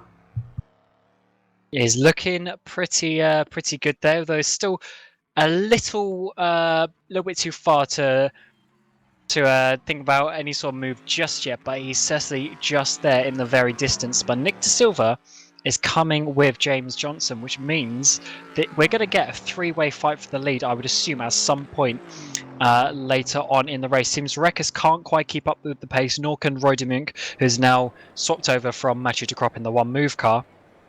But yeah, it seems like it's going to be a top 3 fight anyway for the GT3s at some point later on in the race. So we've got one of the Caspian cars, that is Kurtoglu, number 75, going really slowly, but he is just about making it back to the pit lane. Unfortunately, they are last 4 laps down and almost a lap down to the car ahead. So yeah, they've had a few penalties here today. Oh, he can't even keep the car straight, and he's just, oh my god, he's been hit by Smereglo. He has just been hit by Smereglo. Wow. This is your race leader. Oh my god, I didn't realise that that was such an important thing because of the camera. But was Smereglo coming in the pit lane? Need to have a look on the replay. But yes, Smereglo has hit the 75, who was going really slowly. Let's quickly check on my replay. Yeah, no, he wasn't coming into the pit lane, but he had to go into the pit lane to avoid, and that's going to give him damage. He hit the wall multiple times. And what has happened? Yeah, he's actually come into the pit lane to fix those repairs straight away. So this gives the lead straight back to Luca Burke. And this puts Smereglo off pit strategy by a few laps as well, which means all that fuel saving he did has gone out the window, and he is going to have to do a splash and dash at the end. He's been forced to make a splash and dash at the end of this race now. There's no way he's going to be able to do 63 minutes, just under, on 73 minutes. It's even worse. 73 minutes on a tank of fuel. Matt Richards goes past the pit lane. He overtakes. We'll just have to wait and see how long this pit stop is for Smereglo. It's not going to be a short one because he's got damage after hitting that car. That is absolutely unbelievable, really. I don't know if that Caspian GT3 had damage, but somehow it's happened here. But yeah, I think he must have had quite a lot of damage because he was barely keeping it in a straight line, and then he spun literally on the racing line. Like he was in the right hand side of the track, and that's where you go to get a good entry into the first of the last 2 chicanes.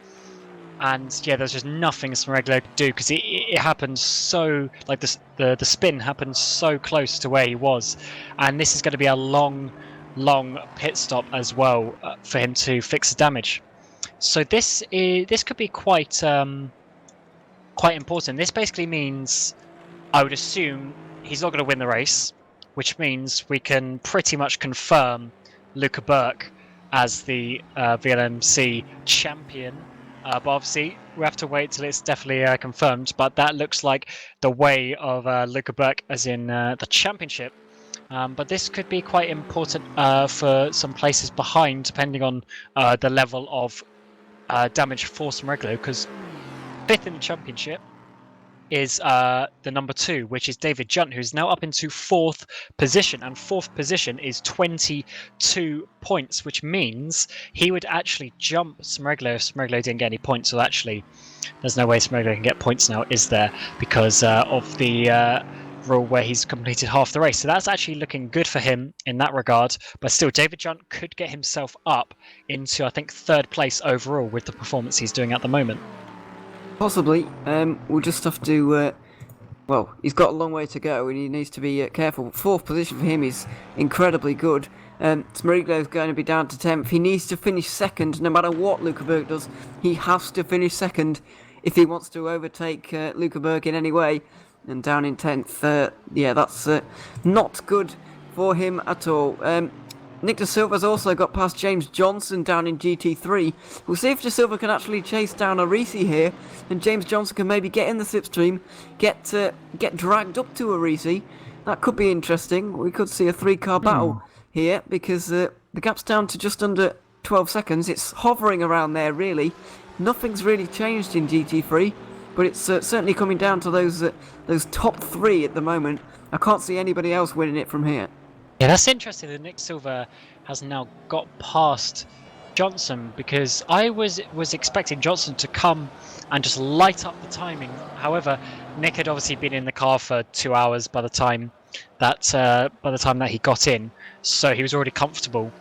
But we're now into that, coming towards the end of the third hour, which means the tiredness is going to start coming in as we get to the final hour of this race, and that could be where Johnson finally gets an advantage on this.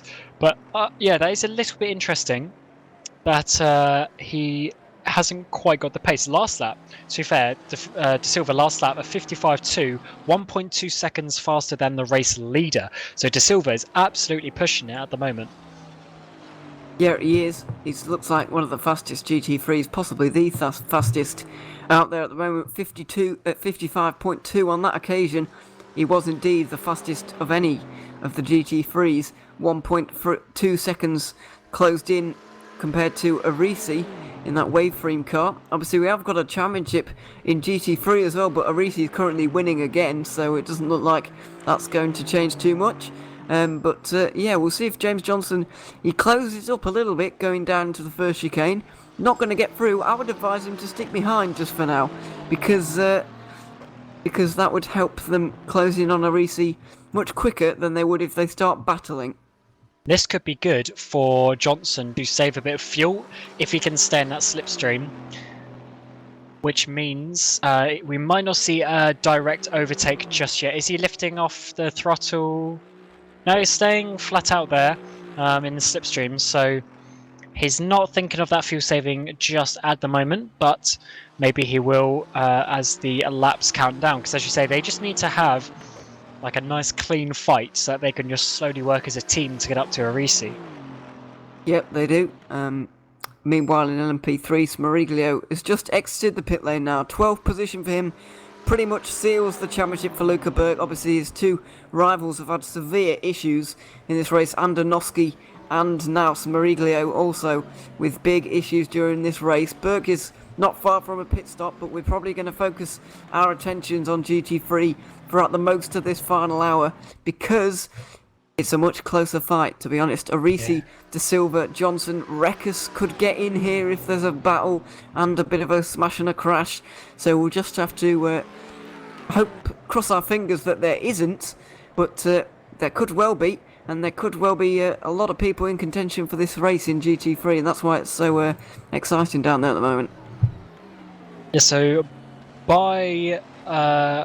basically by any calculation, Smariglio, he's not going to win the race from this far back, which means that Burke, as you say, has basically got this covered, to be honest. So he could just cruise and hopefully not get any more drive-through penalties for cutting, because he's already had one of those. But yeah, if he has to make a splash and dash now, then, so be it.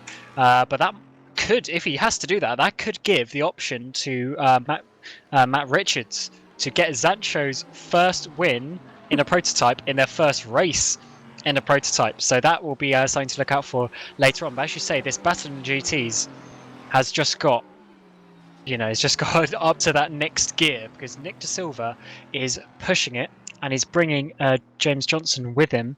And on the last lap, he has 1.2 seconds. So we'll have to see what the speed difference is on this lap as Arisi just comes across the line now out of the very final corner. And then in a few seconds, we'll have Nick De Silva, and we will be able to see the distance, but also the pace difference between them. So let's see what it is.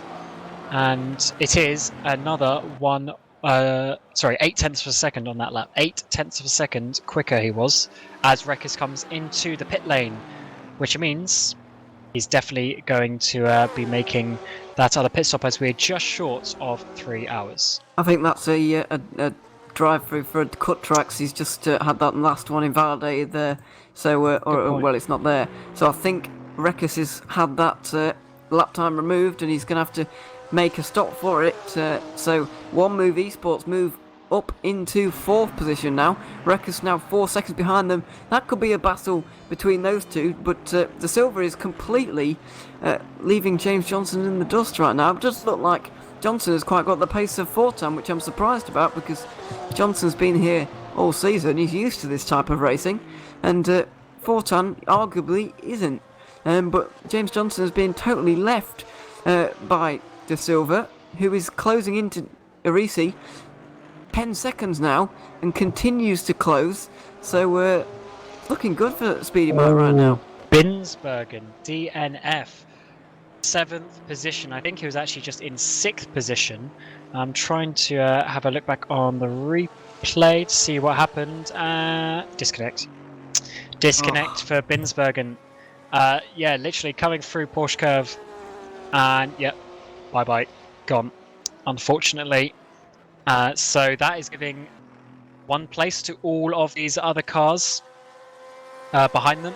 So he will be dropping down the order slowly, and yeah, that's just such a shame for him to drop out of the race, which will leave us with 31 cars left in this race, and this is still not too bad in terms of car numbers. Last year in the VEC 24 Hours, I was in Division 3, and we only had 25, and that got to a point where it's not quite enough. But 31 is still a good number of cars. There's still plenty of space for the P3s to gain or lose time in traffic.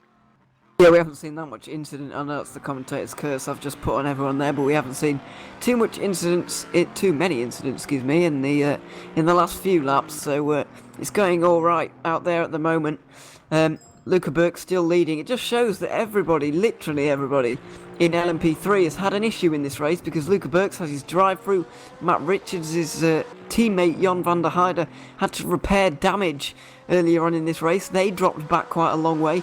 Drive Seat Gaming and Eva Racing, I think they're the only ones who haven't actually had issues in this race so far. But Burke and Richards have definitely got the pace over those couple of cars. And yeah, we saw earlier David Yuntz down in about 15th position in LMP3, but he's now knocking on the doors of a podium, and it could be very possible for him as well. So it just shows how the attritional this race really has been. Pretty much everybody has had an issue at some point. And we just saw Luneville get past Piccolo for 7th in the GT3 category, but he's actually just driven off there even after just 1 corner. So I think that Seawolf car has easily got that position.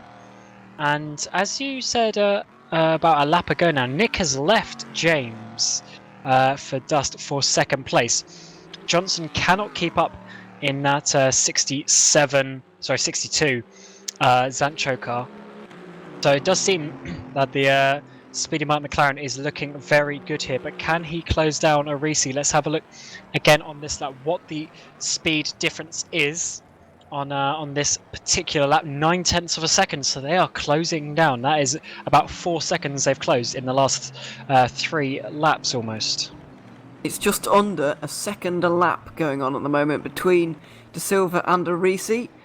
So that's pretty big, actually. It'll be on him in about 10 laps' time if he keeps that up, or 10 or 11 laps, and that'll be easily... these guys have easily got more than 10 laps to go in this race, so very interesting to see if that actually does materialise. Don't know, it doesn't look like Yellow Binsbergen's going to get back into this race. He disconnected earlier. It doesn't look like he's been able to get back. We could be down to just 12 LMP3s still running in this race. Actually, we've got the OSR endurance car of Jeffrey Backer still running, so it will be 13 if Binsbergen were not able, but I believe he's just rejoined. He might be able to get back in here. Yes, he is. He's leaving the pit lane as we speak. He's going to lose another lap because he will have to basically go around to start the lap that he's on, if that makes sense. So he will lose another lap. So I think he'll be 3 laps down by the time it all works itself out, which is not ideal. But fortunately, in terms of a lap count, you lose less at Le Mans because obviously it's a longer lap. But still, yeah, 3 laps down is basically 10 minutes, isn't it? So it's quite a lot of time he has actually lost. And just ahead of him on track is Simon Marshall in 5th place, doing another consistent, clean job there in the 37 Rookie Monsters. Last 2 races as well, as you mentioned earlier on in the race in VIR and Sebring, he had really good races. So he is obviously one of those drivers who's just a little bit more consistent and likes to be there at the end of the race, just like David Junt, who is ahead of him in 4th position as well. But ahead of him is Lorenzo De Chutis, who's had a fairly quiet race, but it looks like if he can keep it all clean, he's going to be getting a podium here in Le Mans.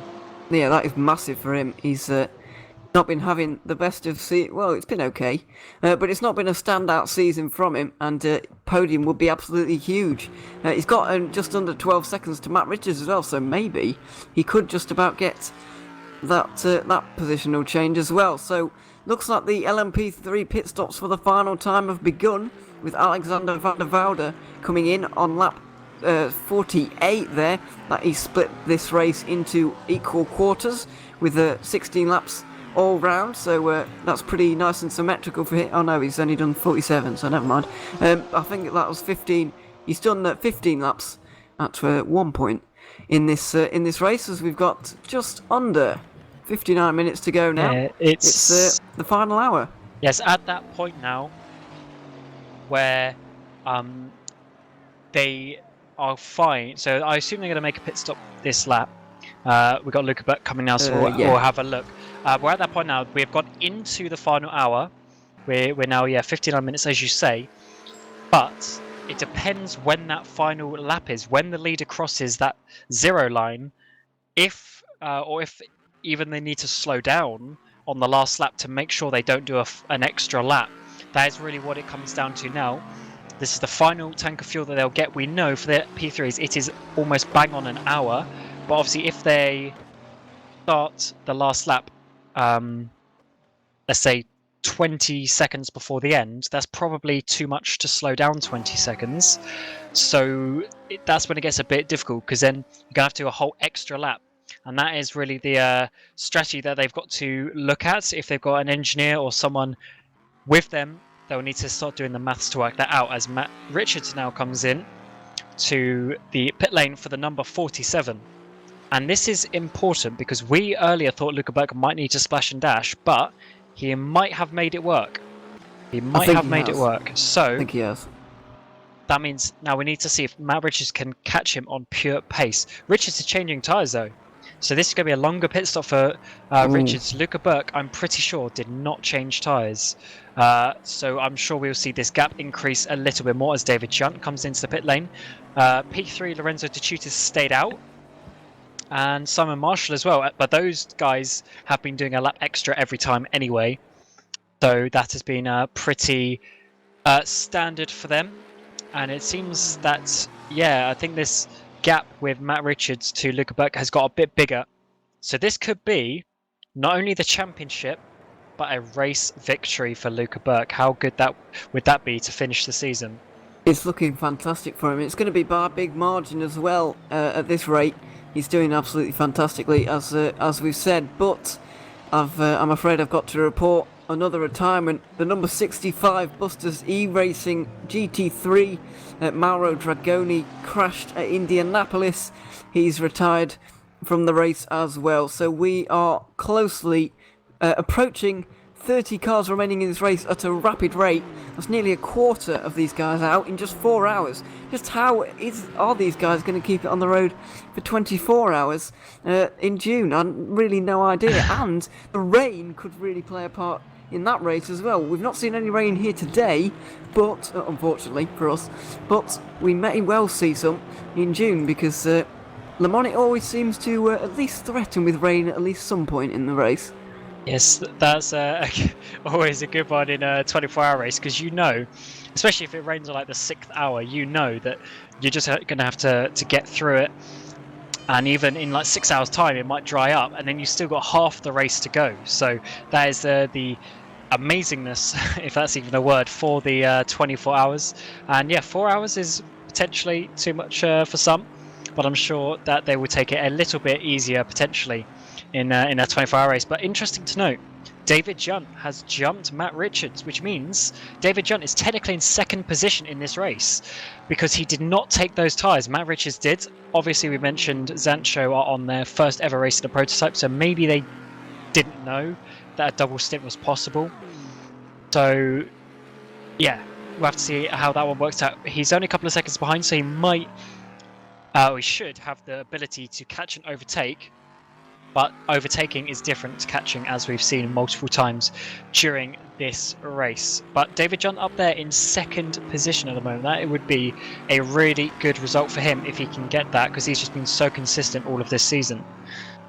Yeah, we've just waiting for Renzo Giutis and Simon Marshall to pit, and then those positions in LMP3 will be real. Luca Burke is expected to retake the lead of this race. I can't see Giutis getting in and going out again in under 7 seconds. So that's going to be a change for the lead. Simon Marshall's also going to come in. David Yunt's going to be quite a long way behind. It's going to be over a minute. Luca Burke is probably going to win this race. Well, that's my prediction. As putting the commentator's curse completely on Burke. He's probably going to win by over a minute. Oh. Sorry, cross you. Giutis stays out. This is crazy. So he's gone even further. Now this could be the only person who has this advantage where he could actually take less fuel. Like he's gone out so long, he can take less fuel, which means his pit stop will be shorter. And if he doesn't take tyres as well, that will be even shorter again. So this could be a really good move by Giutis. We'll have to see how that works out. The other person to stay out the extra lap was the 35 Simon Marshall, who is also staying out. So again, this could work out well for them if they don't take a full tank of fuel. Yeah, it will be very interesting to see if they don't. They can definitely knock a lap off at this point. We've got 54 minutes to go. I don't know. Some kind of 50 minutes to go. And Matt Richards is closing on the back of David Yunt. It could be for second, it could be for third. We'll have to wait to see how Giutis manages this, because he's staying out. He can definitely knock a lap off his fuel. As we said, he'll have less time stationary in the pit lane. He could well come out ahead of both David Yunt and Matt Richards. But looking at Matt Richards' pace right now, it looks like he might be able to chase him down anyway. Those guys go over the line now and into the first couple of corners. We're probably going to see a pass on this lap. And we think he's going to do it into the first corner, although that isn't really the overtaking place. The overtaking place is the chicane after that. And David's actually gone a bit wide, so Matt's going to cut back this contact there. David's gone round, and I believe that might have been Matt Richards' fault, although it did get very tight there. And also it's just the difference of angle that they were looking at, and when the front end gets hit, is generally the one that goes round on that occasion. So I'm just going to quickly load a replay on mine just to see exactly what happened, because David basically just went a little bit wide in turn 1, and that gave the opportunity for Richards, although actually looking at it, he kind of left him a bit of room, so it's a bit unfortunate there for David actually to have to see. But Matt managed to make that move stick and is back up into effectively second place. Yeah, it was a bit of an unfortunate incident in my opinion there. I don't think there was much that I don't think Matt Richards. I think he gave a car width, which is what you need to do, and I think that's absolutely fine. It was just a bit unlucky that David Yunt got caught out behind him in my opinion there, but they're on their way. I think Matt Richards will be at least challenging for second here. We're hearing that Giutis pitted last on lap 35, which is, not that long ago. Well, it is, but you know what I mean. 14 and a half laps to go, and we've seen these guys going easily 17 laps. He might even be able to do 18 laps if he's really been saving. So he's going to have a very short final stop, and he's probably playing his way right into second place here. Yeah, this is looking really good for him, and I do wonder, it just depends how far he goes, because the longer he goes, the less fuel he has to take. And that could be a very, very big advantage. Obviously, we don't really know where he's going to come out just yet. It kind of got a bit lost in translation. So we'll have to see. But he could, or I would expect him, to go at least one more lap, if not 2. I don't expect him to turn right now. He's going to... Oh, he is! Interesting. So he pushed a lot on this stint then to only do 15 laps. And he obviously thinks that he's saved all the fuel that he needs to save, which he obviously has, because we're well into the 4th hour now. So he will get comfortably to the end, but he might be able to take a lap or 2 less, which could be very important. And if he doesn't take tyres as well, he could be looking at a good track position for this final stint. So let's have a look. Yeah, he's not taking tyres. The car stays on the ground. Just depends where he's going to come out, as Simon Marshall now is coming up to pit entry. No, Simon Marshall stays out. So Simon Marshall is also saving on that third stint as well. So it's all about where does Tatutis come out. So he's already leaving the pit stop now. Only 18 seconds he was stopped for fuel. He might even come out ahead of Matt Richards here. This could be second place.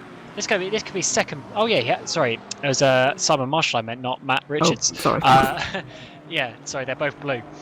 So yeah, he's come out just behind Simon Marshall. Simon Marshall still needs to make a pit stop. Then we click on Matt Richards. He is not even in the final chicane yet, which means Lorenzo Tatutis is second place by an absolute mile. Yeah, he's got 34 seconds as the gap just corrects itself as Matt Richards is in the final part of the lap now. Yeah, 50 laps completed. Tatutis looking very good for a second place here. Just waiting to see Simon Marshall come in. I think he could be challenging Matt Richards as well, possibly. Playing the strategy game. He's going to have an even shorter final stop here. And if he was only to do 18 seconds, we're saying a 17-second transit in the lane. I don't think that's impossible. So, yeah, that's interesting. He's either going to come out just ahead or just behind of Matt Richards. It's going to be close. We're going to see a battle for the podium in LMP3. We could see a battle for the lead in GT3. James Johnson has pitted presumably for a drive-through cut track penalty serving. Whatever you want to call it. Mantis Rekkes and Roy Van Munich are also battling over fourth, but Arisi is continuing to lose time to Nick De Silva. There's going to be battles all over this place by the end. As now got Roy trying to get past Rekkes, and he's actually done it easily there on the straight line. And as you said, James Johnson lost time from seemingly another pit stop, so that is not good at all. That is going to be really difficult for them to catch that up. And Roy and Mantis are not too far behind them either in the 76 and 73 GT3s as well. So this could be maybe not even a podium for that car if he can't quite keep that pace up. But as you said, De Silva is still catching Arisi just bit by bit. And when we get to the very final pit stop, it'll be interesting to see who takes as little amount of fuel, because then your pit stop will be even quicker. Yeah, we've seen these guys pitting on the same lap every single lap so far though, so I don't think they're going to be too dissimilar, but it just depends. Is anyone going to be brave with the amount of fuel they take? Maybe take the exact amount of laps you think you'll need, so we'll see. But if that is the case, or is another driver going to put an extra lap in just in case, because it's even more complicated for the GT3 cars. The LMP3 leader could pass one of you, but not the other, and that makes it incredibly difficult to work out how much fuel to put in. And obviously with this not being a lapped race, it's a timed race, you've really got absolutely no idea, and it makes it really good for us to watch, but an absolute headache for those involved. And Rekkes managed to get back past Roy Dominic as well, so this is an absolute ding-dong battle as Roy sends up the inside of the Porsche curves. That is not going to be a nice entry angle. Oh, I thought there was going to be contact. I really thought there was going to be contact there. And they somehow managed to avoid that, which is really good for us because they continue. But Rekkes keeps on going for another lap. But that was so close to an accident there. And that would not be good when they're fighting for the top 5 in the 4 hours of Le Mans, as the sun in the background, it's not really setting, but it's got to a steeper angle as these drivers now come into the final hour of the race, as Simon Marshall finally makes his pit stop along with Tatutis already made it, but yeah, Simon Marshall comes in. He does indeed. He's been doing 17 laps, it seems, on his tyres and fuel. So we'll see where he comes out in terms of where Matt Richards is, who is in the fight and the second of the two Ford chicanes, hassling one of the GT3s, or one of the GT3s hassling him, or both, as they both come over the line. But he's easily passed Marshall there. Richards into third. He's got just under 30 seconds on to catch up to Tatutis. I don't know if he's going to be able to manage that. But Simon Marshall out ahead of David Yunt, so we could see a battle between those two over fourth.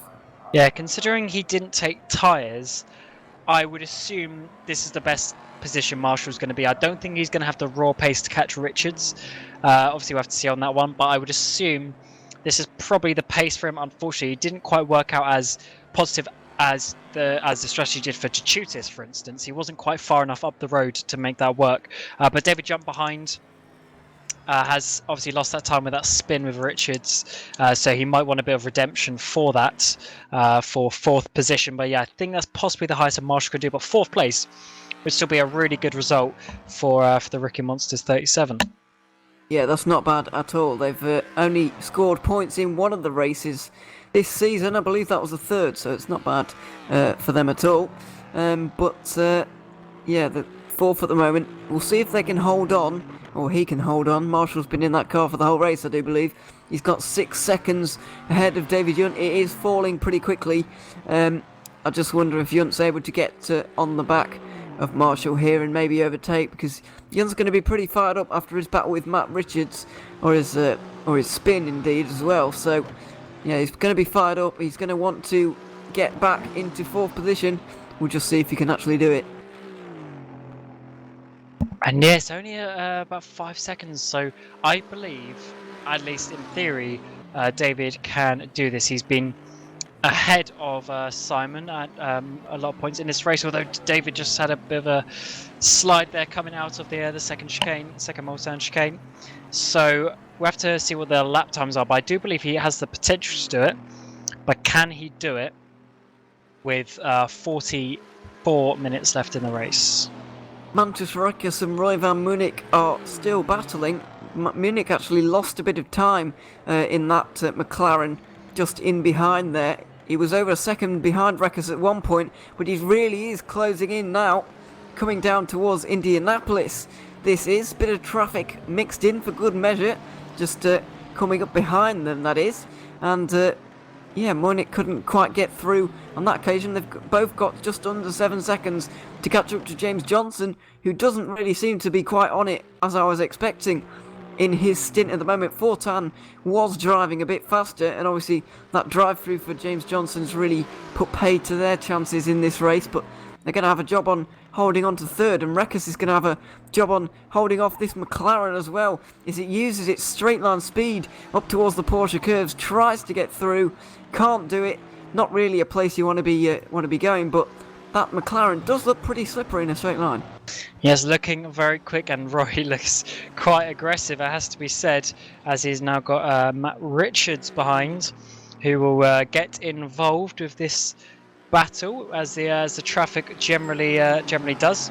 But he's actually got past him fairly nicely there, so shouldn't lose Roy too much time in this battle with Mantis. And Mantis has been in the car from the start. So as Richards slows down Roy a little bit there at the final corner. So Rekkes has been there from the start. So, and I've known him to do 4-hour stints before, so I don't see any reason why they make any sort of pit stop now. He's obviously going to the end. But is that tiredness going to come in? I know he's done it before, but Dominic's only been in the car an hour and a half at this point, or not even that. So we do have to think, is there going to be some mistakes from Mantis coming in later on in the race? Well, as I said, Mantis slides quite a bit there, so that is what we really have to look out for as we head to this 4th hour. It's definitely possible, given that he's been driving since the start, but something else to note, just up the road, about 35 seconds up from these guys, Lorenzo Arisi is becoming under pressure from Nick De Silva, who's having the drive of his life right now. He just took a second out of Arisi in the last lap. That Speedy Mike car is really starting to close in. It's under 5 seconds. It was hovering around 4 earlier in this race, earlier in this lap, but this is the most pressure Arisi's been under pretty much all season. He's been winning most of the races, apart from Imola, where he finished 4th, but he's not been under particularly a lot of pressure, if that makes sense, and Nick De Silva's really giving it to him right now as they come down towards the Mulsanne corner. It's closing up, and I think we'll definitely see a race for the lead here. And Sean Jacobs, our race director, has just said that Nick De Silva is actually in Australia, so it's 3:30 in the morning, his time, and he's doing a 4-hour race. So, so that is pretty crazy. So it started at midnight, and it will end at 4 o'clock in the morning his time, which is pretty crazy for him to be able to do that. But if he can get the victory here today, that would be absolutely crazy.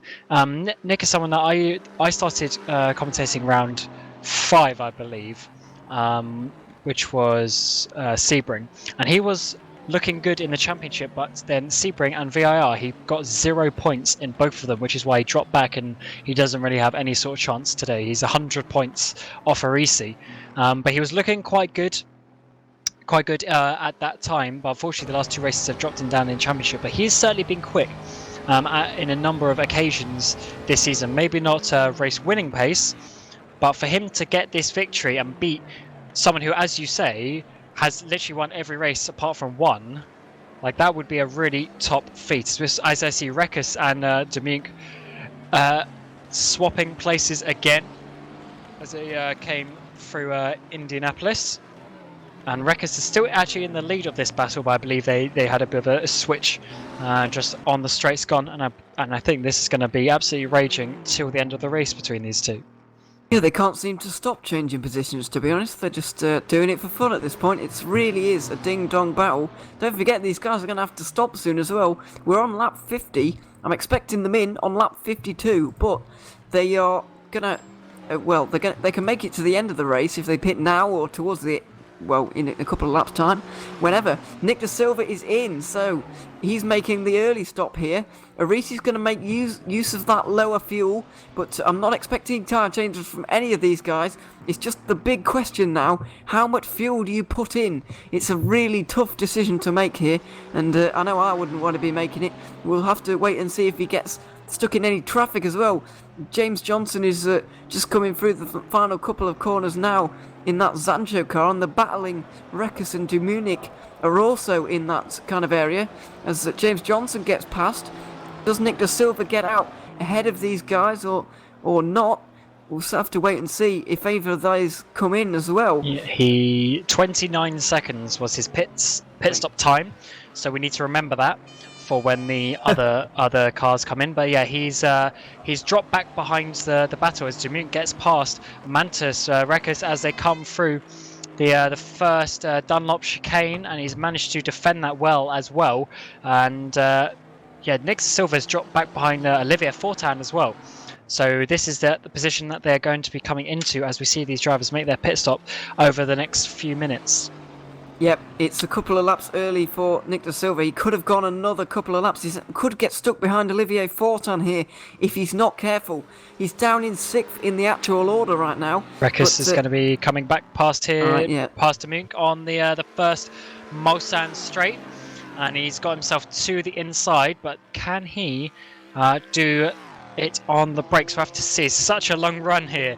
It's over 2 kilometers down to the braking zone, and there they go. He's managed to make it work. As they've got, is that Simon Marshall? Yes, it is, who is still in 4th place, coming past. Oh, and almost a bit of miscommunication there, as Demink almost moves across on Marshall, and then Marshall gives his teammate slipstream, but it could be Demink coming back past, and I think it is on this occasion.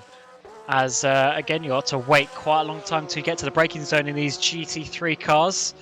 And has he made that work? I think he just about has, yeah. So they switch again for this 4th position in GT3s.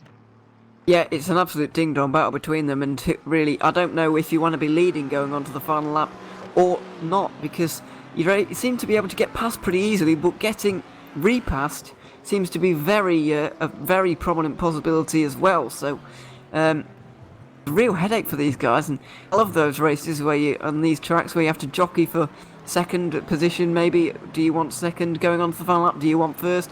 But all we know is those guys are going to go down to the final lap because they're having a fantastic battle, and it is still going. Rekus just hold his position there ahead of Dumunic, but they're coming down towards Indianapolis now.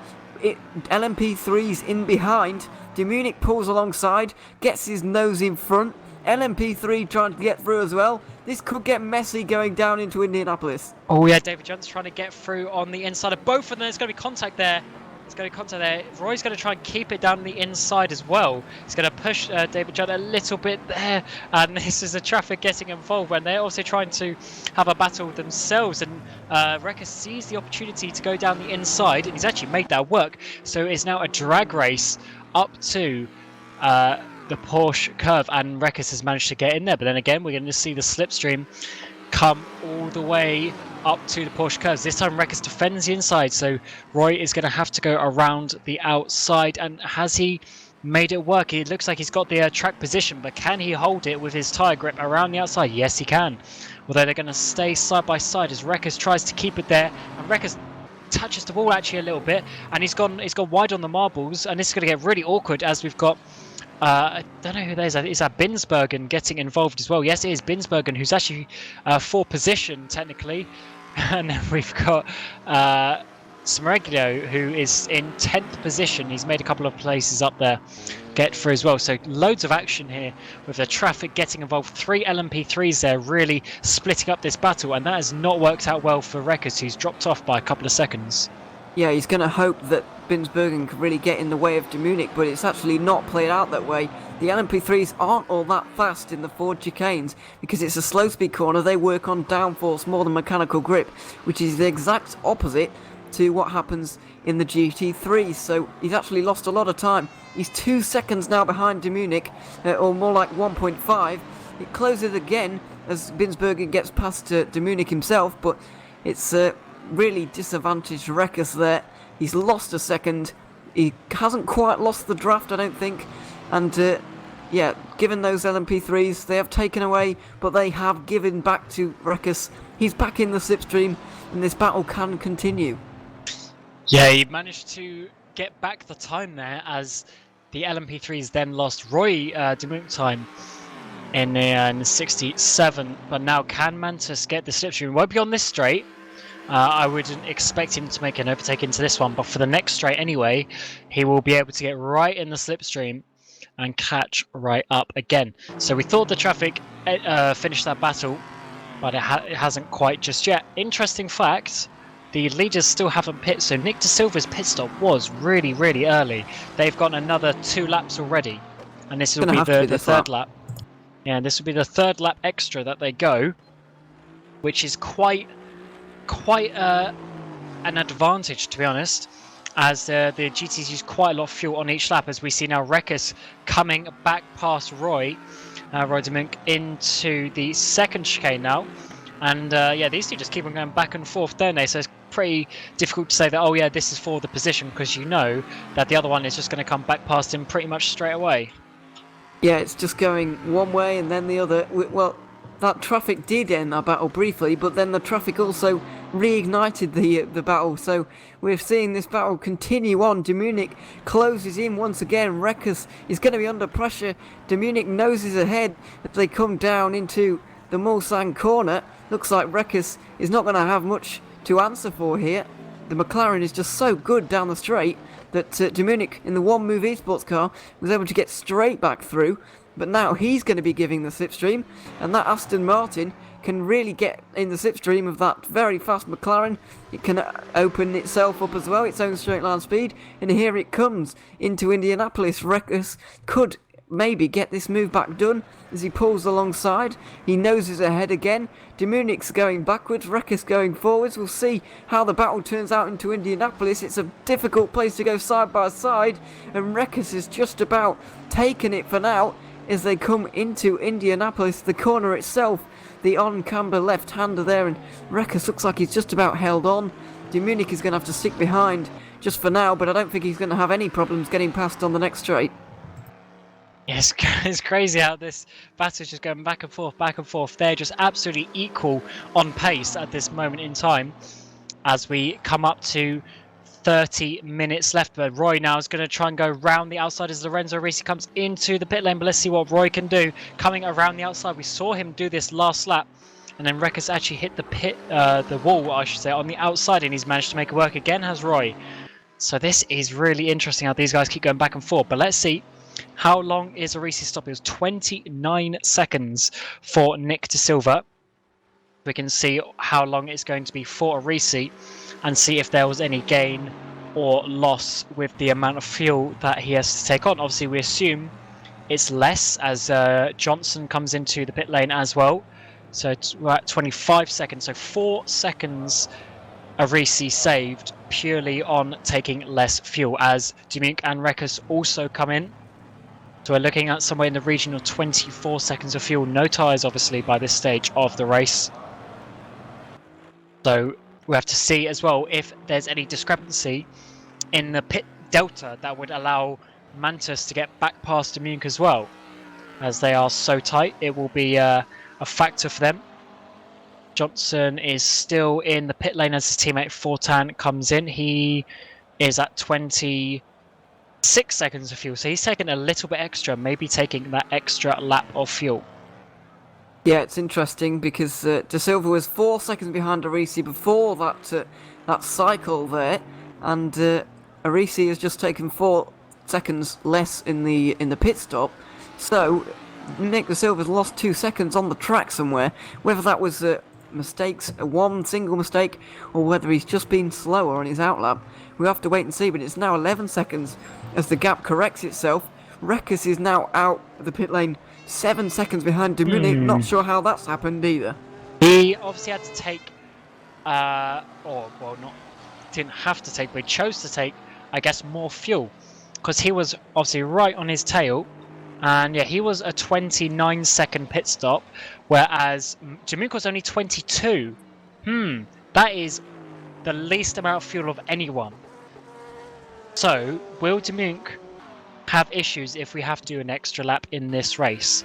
That is the factor that we have to take into account. But doing so, he's given himself a really big gap to Rekus. So now he can potentially save fuel and lose a bit of that gap on purpose. So that is really what we need to find out as we head towards the final stages of this race.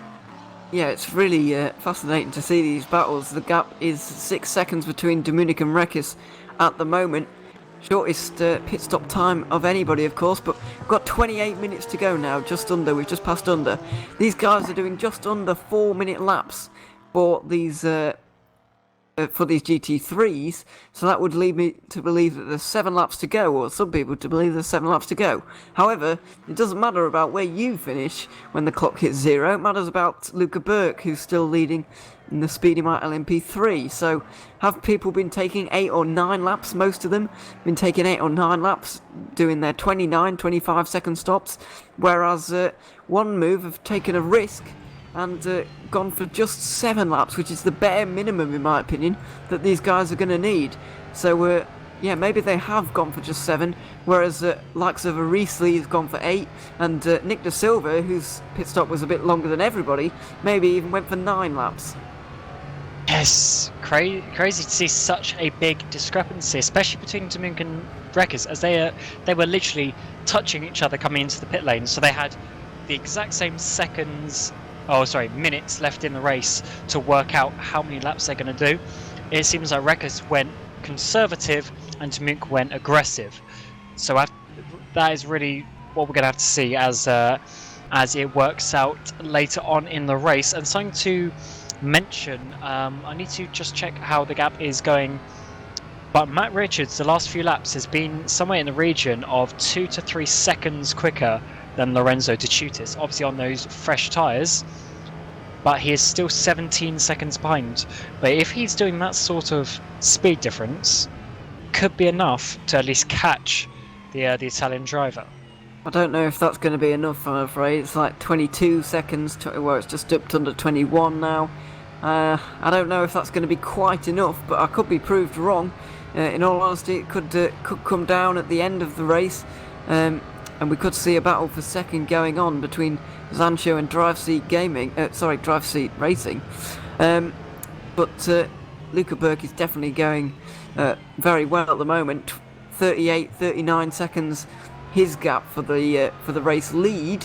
But Matt Richards is closing on Lorenzo De Chutis. Can't see what the gap closed on the last lap because Matt Richards had a cut track, so his lap time isn't there. He's going to have to be careful with those as well, because pushing towards the end of the race does lend itself to a couple more cut tracks than you would when you're just driving in the middle of the stint normally. Yeah, he's pushing so hard to try and make that time up. Still looking good for a podium, with him having a 30-second lead on the 37th Simon Marshall Team Rookie Monsters car. So Simon, yeah, still doing a good job there in 4th place, as he has not let David Junt get any closer indeed. And unfortunately, behind David Junt, you can actually see SimRacing.Club, but SimRacing.Club is 1 lap down in 9th place. Not going to be enough on this occasion for the championship, unfortunately for them. And it does look like they're going to have enough time to sort that out in a way that gets them in a position to be able to do it either. So, yeah, it does look like Lukeberg, as we mentioned about 45 minutes ago now. Now, Lukeberg is probably looking to take this lead. But, yeah, 4th, 5th position for Marshall and Junt looks pretty set as well. So it's just a few more places to sort of be decided. But as we know, anything can happen. Drivers can DNF. And we will have to see. Oh, it says Matt Richards has got the HM Engineering car of, I'm not sure who's in that car, Rifki Afia at the moment. But he's lagging all over the place. So Matt has given him a massively wide berth. Don't want to have a lag incident that takes you out of a podium position. And he's fortunately got through there pretty nicely.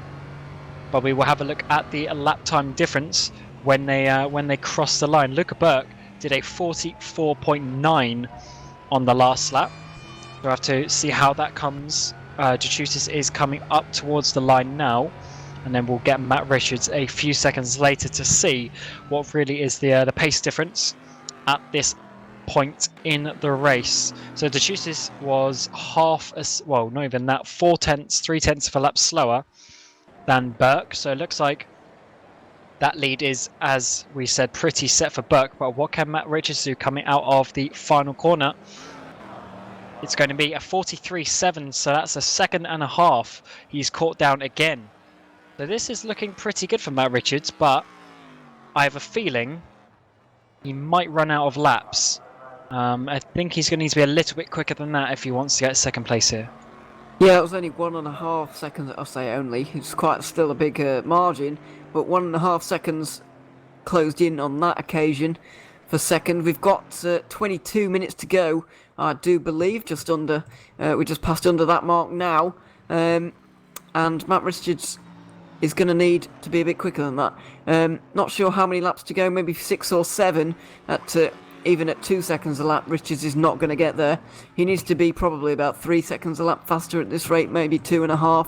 So he may run out of laps. Also, in a similar vein, Nick De Silva has, his pace seems to have dropped off pretty significantly in the last couple of laps. Since he's made his pit stop, he's not been all that impressive. Not being too rude to him at all, but it's not been.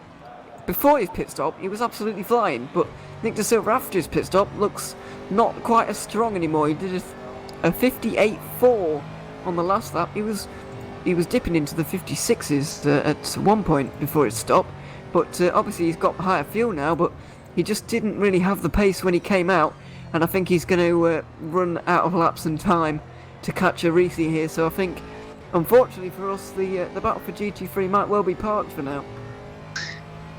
Yeah, still a bit of time left for them to sort that out indeed, and the laps are fairly. Oh, actually, Nick Silva got a cut on the last lap, so you can't actually see the exact difference. But it does seem that Risi is doing, as he has done all season, an unbelievable job. And if he gets this race win, he would have won 6 of 7 races, and that's not to put anyone else down. James Johnson, Matthew de Krop, Mantis Rekus, Nick De Silva, all of them are really, really good GT drivers, but Arisi has just been at another level this season. Yeah, he really has, and I've never seen anybody win that many races in a season for a very long time. It's not to be, it's not putting a down on anybody else either, by the way. It's, as you say, James Johnson has finished on the podium at every single race this season, which Lorenzo Arisi can't say, and it looks like James Johnson is going to continue that record with an 8-second gap back to Roy de Munich. So James Johnson's been fantastic this season, but Arisi has just been on another level. He's been just unbelievable, to be honest. Winning 6 races is quite remarkable, and yeah, he's going to win the title, and rightfully so, because that's a fantastic pace and fantastic consistency to manage to do that as well. Yeah, he just needed to finish on the podium here today to secure his victory. But with 20 minutes to go, he is not only on the podium, but he's actually leading the way. And for the number 62, James Johnson, Felix Fortan car, for that to win, they needed to win and have a Risi fourth or less. So it does look pretty good at the moment. But as we saw with some regular earlier on, a leader can be taken out of the race at any moment at all. So that is something to look out for as the race comes to a close. So apparently, someone is saying that Arisi might have underfueled the car looking at the times, but we will find that out for you. We will see. So yeah, although that was, I believe, one of Arisi's teammates who said that he underfueled, but we don't know if that's some mind tactics with Nick De Silva. We will see. So we'll have to find out how that goes, as we are now 19 minutes left, not only of the race but of the season, and there's still a couple of places to be decided.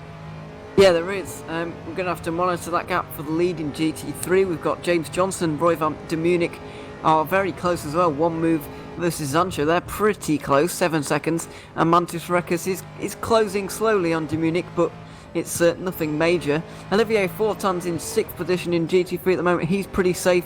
Eric Strawn in 7th is also pretty safe, and everybody down there is pretty just consolidating their positions at the moment. Matt Strand and Jorge Fernandez are battling over 10th at the moment. They've got 2 seconds apart, just under. Fernandez looks like he's just made a stop recently, and maybe trying to get through or back through on Matt Strand. That could be a battle to watch, and obviously just going to have to monitor those gaps up front. I don't think Matt Richards is going to be able to challenge for second, I'm afraid. Simon Marshall looks pretty safe with David Yunt as well. Yunt is closing, but I don't think that's going to be quickly enough either. We've only got 17 minutes to go in the season, so these positions aren't going to change unless somebody makes a mistake. Yeah, I'm just going to go on board on my end with Arisi just to see his pedal inputs, to see if he is lifting off or anything. And yeah, it doesn't look like he is. There might be We've some absolutely done here. Yeah, it might be some mind games. But it adds a little bit of spice, because now we don't know what's going on precisely. But yeah, it does look like he is absolutely fine. And considering he's won, 5 races already, potentially 6, you would assume he can count some numbers for the fuel strategy. So yeah, we'll have to keep an eye on that. But it does look like he's absolutely fine at the moment. And for whatever reason today, it has not been the day of the 62 Zancho car for multiple reasons, with the strategy and also with the pace of James Johnson. And he also got a drive-through penalty, didn't he, for track cuts? So hasn't quite been the day for the 62 machine. So yeah, not only is it not going to be a win, but it's not going to be the championship either for them as it stands. Yep, so that's unfortunate for them. Third was never going to be enough. They needed to finish 5th to keep it alive. They are keeping it alive. They're praying in a nice way that Arisi has some problems, because otherwise they are not going to do it. Yeah, even so, Arisi is going very well at the moment, despite what YouTube chat might tell us. Arisi is going absolutely fine. He's got 10 seconds on Nick De Silva, who lost 2 tenths on that lap. Doesn't look like that gap is going to close down anytime soon, I'm afraid. Mantis Rekas is closing on de Munich for 4th, but I don't think that's going to be quick enough either. 6 seconds between those two. Just looking up and down the order, the closest gap we have got is Matt Strand and Jorge Fernandez for 10th in GT3. That is 3.5 seconds, but it's going out in the favour of Matt Strand at the moment, so don't think we're going to see a battle between those two. Looks like these positions pretty solid at the moment. Nobody seems to be making a mistake, nobody taking any risks, so yeah, the positions are quite solid. Yeah, that battle with Dominic and Rekas sort of went down like a lead balloon after Dimink finally got in the lead. He's pulled away, and yeah, he's looking quite nice for that 4th position in their class. And I'm going to have a look at the championship, see if there's going to be any sort of changes that I can see directly, maybe with a team such as that. Although the issue is a team like One Move, which is the Roy Moon car, they've had such a poor season so far. They had 4 DNFs during the course of the season, which means that they are, well, out of it. They're out of it, basically. So they're not really fighting for anything, or at least anything significant. The 73 is Rex's car. They are 3rd in the championship, and it looks like they're going to be pretty comfortable there for 3rd overall as well. So not a bad season for them. 2nd, as it stands, will still be that Zancho car, driven by James Johnson, and then your championship leader and race winner will be Lorenzo Risi as it stands. Obviously, there's still a few laps left, so there's still anything that can happen, as we have 13 and a bit minutes to go. I believe that David Young is actually starting to turn up the pace a little bit right now. Team Rookie Monsters number 37, Simon Marshall, as I say that, the gap just goes out to 7 seconds again, but it was coming down to just under 6. I wonder if there was a little bit of traffic at play there, because Yunt had to make his way past a lapped LMP3 car. I do believe down to the first chicane on that occasion, trying to identify which one of those it is. I believe it's Yellow Binsbergen, actually, recovering from 13th position. He's not had the best race. He's 3 laps down now. Trying to close on Mike McGear, but who's a minute up the road, but he can't quite do that. Unfortunately, those connection issues for Binsbergen kind of put pay to his race a long time ago, but Yun is closing a little bit on Simon Marshall. The reason I mention him is because he's currently 5th in the championship. He's finished in the points in every single round so far. His worst result was 13th back at VIR last month. So he's going to pick up 19 points at the moment as it stands for 5th position. That's going to put him on to 108. He's going to need another 9 if he wants to get onto 3rd position in these standings. So he's going to need to finish 2nd, which I really can't see happening. So it looks like it's going to be a 4th position, a very respectable 4th position in the championship for David Yunt, and maybe even a 4th position on the track as well. And that puts him potentially in a good place to get the entry for Le Mans as well, because Speedy Mike, Waveframe, and Team Ricky Monsters, who are the 3 leaders of the championship at the moment, and it looks like they will continue to be that way, already have teams. So I would assume they probably don't take up the option for the entry, which means David Junt and his Ava by Bezelia team could have an entry. We'll have to see, as I said, how it works out with who takes or doesn't take it, because Sean Jacobs, our race director, will just keep on moving it down to see who actually takes up the offer for that. But that could put him in a good place to get that as well, which would be a nice little prize, because getting into Division 1 in the first place is difficult enough, but to get there for the 24 Hours Le Mans is even more difficult. Yeah, it really is quite a feat, and to race alongside some of the best drivers in R Factor 2 would be absolutely fantastic. We're just approaching 10 minutes to go, and it's not to say that these guys who get invited from the likes of VLMS in its previous incarnation and VLMC as we have now, it's not to say that they don't play a part in the race. I believe that one year, maybe it might have been a VLMS winning car, or it might have been... Oh, David John, as we said that. Sorry. Oh, no, sorry. I thought he was going to make contact there. David John actually went off as we were speaking about him into the Dunlop chicane, but I thought he was going to hit the Speedy Mite car of, I believe it's Binsbergen, but actually he was all good, so continue. Right, sorry about that. Yeah, I don't know if it was the VLMS winning team, or if it, for some reason, the Division 2 leading car got invited to the Division 1 for VEC. Basically, teams got invited to a VEC race at Le Mans one year. I believe it was the year that Neil did the whole race he commentated on the whole thing on his own. and it was a BMW Z4, and they played their way into the race absolutely beautifully. With about 2 hours to go, they were leading, and we had a fantastic battle. They were chased down by Eunice Ravia, I think it was, in a Corvette, and eventually, unfortunately, it all came to blows with a couple of hours to go, as I said, at the second chicane. But it's not to say that these guys, you'd think that putting them in there with the best drivers in R-Factor 2, they'd be absolutely hopeless, but they're not bad drivers at all, in case you've not seen so far, and they can definitely play their way into this race. So I would still watch out for whoever gets invited to the Le Mans race, because these guys aren't bad drivers here either.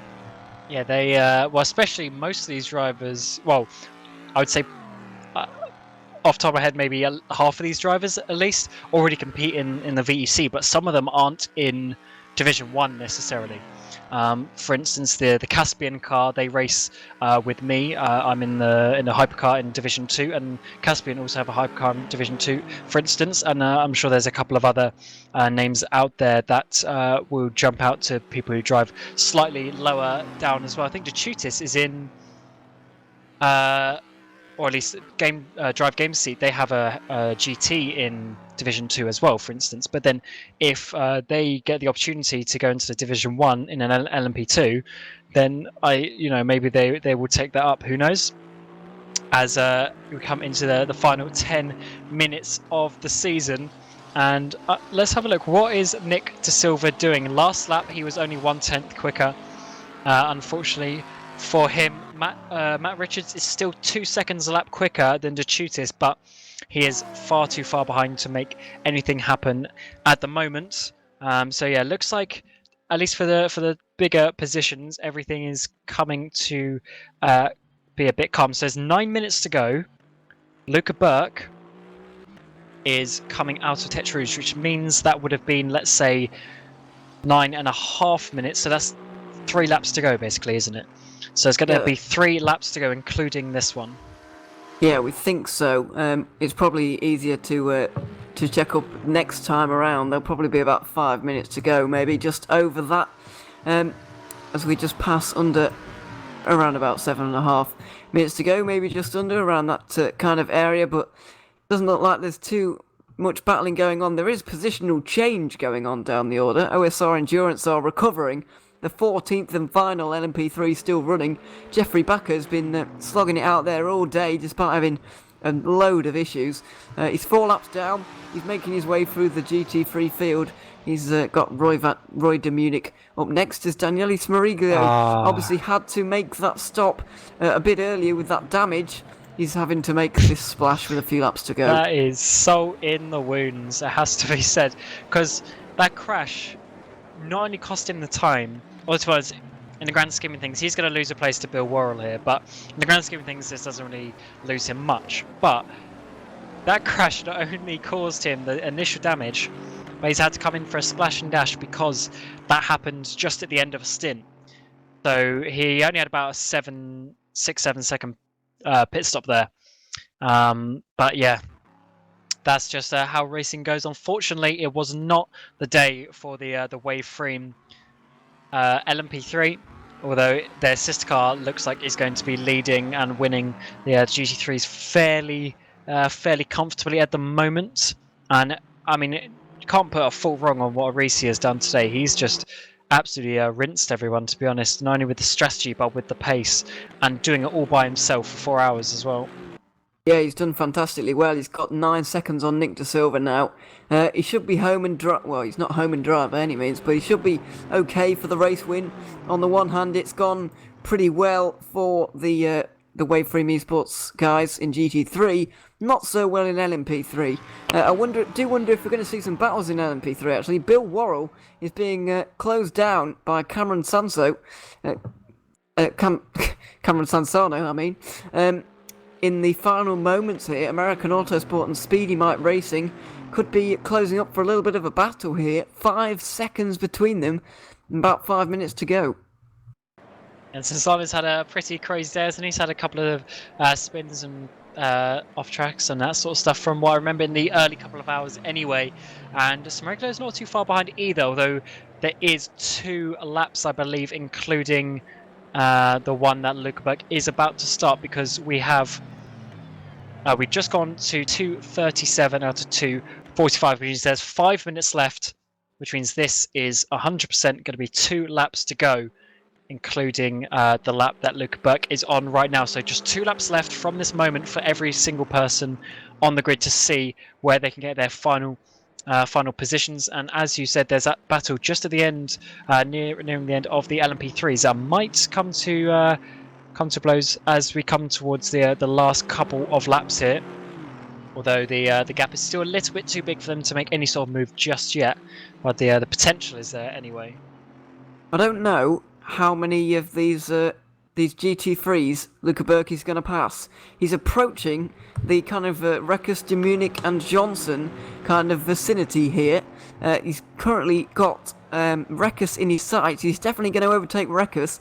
I'm just wondering if he might be able to overtake De Silva, but not Arisi, which would be pretty heartbreaking for Speedy Mike. Obviously, they're not going to close in without incident. They can't close in 8 seconds on 2 laps unless something specifically really goes wrong.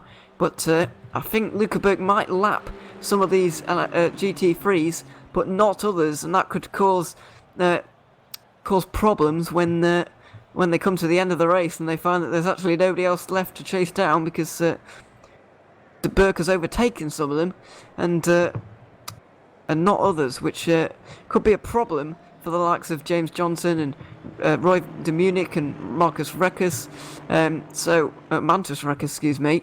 So he's just coming on the back of Rekus now in the second chicane, and we'll just have to wait and see how far through this order he gets. I think he should get 5th, 4th and 3rd, but I'm not sure about De Silva. I think he might actually be too far away.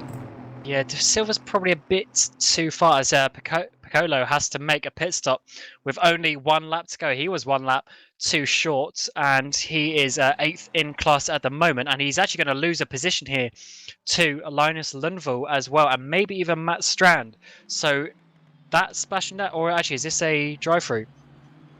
Yeah, it's a drive-through penalty, actually, so he might actually get out just ahead of Lundvall, but that is not ideal with 1 lap to go. And actually, yeah, he has actually been able to do that, so that is good for him, although that is going to be a battle to look out for the final lap. But now Luckenberg is coming up behind Mantus Rekus. And as you say, we need to see how far he can get up this GT3 field, as that will determine who is going to be still active on the final lap of the race. Because obviously they will have to do... The ones that he doesn't overtake will have to complete another lap, which... could always spice things up if people then have accidents or run out of fuel or whatever on that extra lap. But it seems that he will get Rekus and maybe de Munch, but Johnson seems potentially a little bit too far, as now Lundvall is trying to get past Piccolo. He's using that opportunity that's been given here for 8th position in GTEs, although Piccolo's got some good top speed and is coming right back at him. Nick De Silva's having to come in the pit lane. Nick De Silva is coming in the pit lane. Just have a quick look to see if that was actually for cuts or if that is for fuel. It is potentially for cuts, actually. I think I can count 5 cuts on his name, which means Lorenzo Arisi is pretty much confirmed as your winner of the 4 Hours of Sebring and also the championship that comes with that. And James Johnson is going to be close, but probably not close enough to have a move on this final lap, as Luckenberg starts the final lap of the season. He does indeed. I don't know if he's going to be able to get up to these guys and spoil our little battle here between James Johnson and Nick De Silva. Although I say battle, it's about 3 seconds. Bill Worrell and Cameron Sansano are battling it out over 9th at the moment. They're pretty close. We've seen Johnny Piccolo and Linus Lundvall out battling for 8th in GT3. We've also seen Ben Willis and AJ Snyder battling for 15th position in GT3 as well.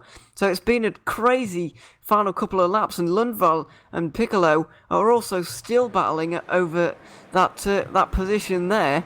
It's these battles have kind of kicked off towards the end as some of these guys have to pit for extra fuel.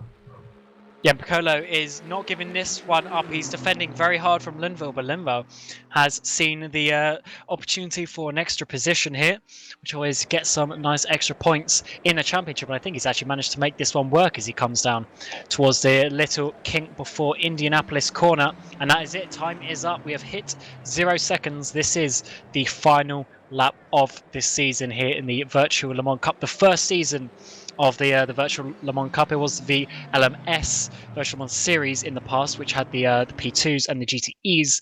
This year, it's gone to the the LMP3s and the GT3 format, which always adds something a little bit extra indeed. And it's only been quite a successful, exciting year. And Mantis Rekas has actually got past Roy DeMunk here on the final lap of the race. I don't know if Roy's having to save fuel. We know he took the least amount of fuel out of anyone on this final lap, and that is potentially what has lost him the place. So that is Mantis Rekas up into 4th position. Does Roy have anything to come back on this final lap? I'm not sure he does, if he is having to save a bit of fuel, which could be his downfall here. It could be. He's coming down to the Mulsanne corner now. They've got Luca Burke ahead of them, so this is their final lap as well. Luca Burke's just coming up to the back of James Johnson. I think he might be able to pass James Johnson. Is he able to pass Nick De Silva as well? It's going to be interesting. The battle for second could be split up here, or it could be their final lap as well. This is why calculating fuel for GT3s is so difficult, because you don't actually know where that lead is going to pass you. Here comes the battle for 4th then. De Munich tries to get onto the back of Rekas, but he's actually falling back now. I do think he's running out of fuel, or maybe he will run out of fuel in just a moment. Let's hope he doesn't. He's lucky that Burke actually got past them then.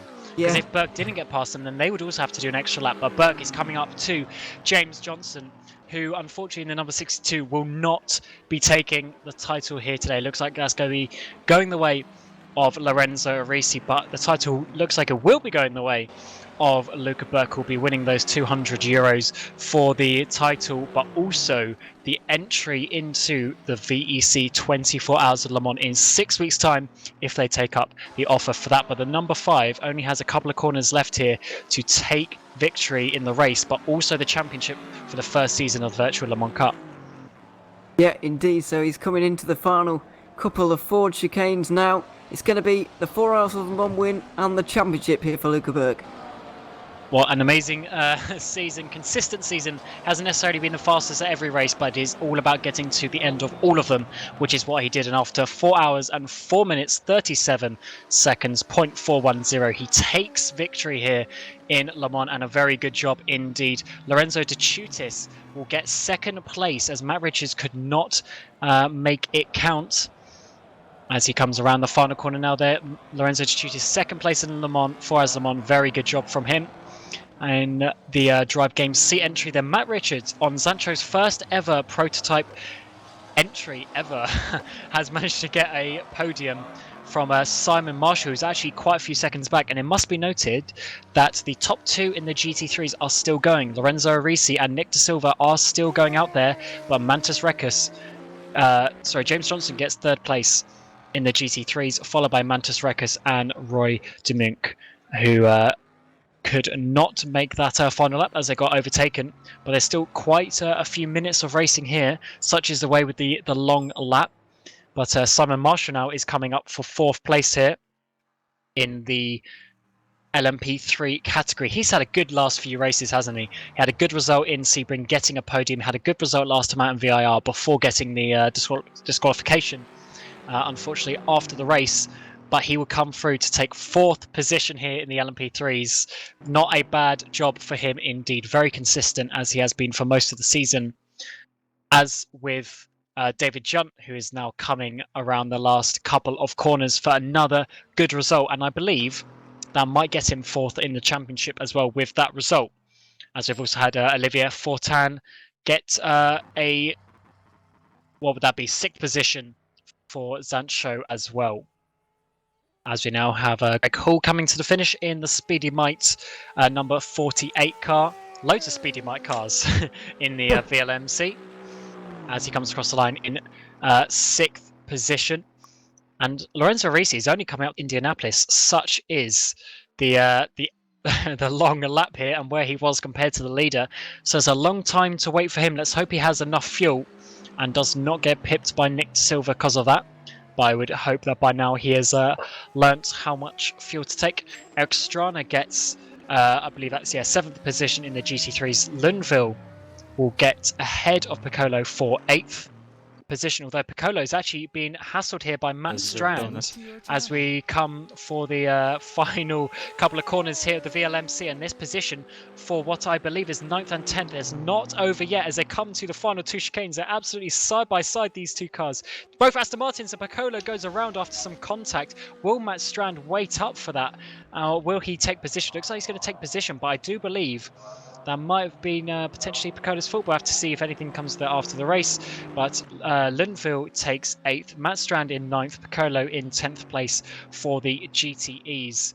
And then we finally, after a few minutes, turn our sights to Lorenzo Arisi. He's not only is going to win this race, but he has won 6 of the 7 races in the Virtual Le Mans Cup. He's already weaving a little bit, and he will take the €200 and the entry to the 24 hours of Le Mans. We'll have to see if he takes it up because I believe he already is in a car there. But either way, he's winning the championship here in the Waveframe Esports. Number 87. Good job for him all season. Absolutely dominated every single one.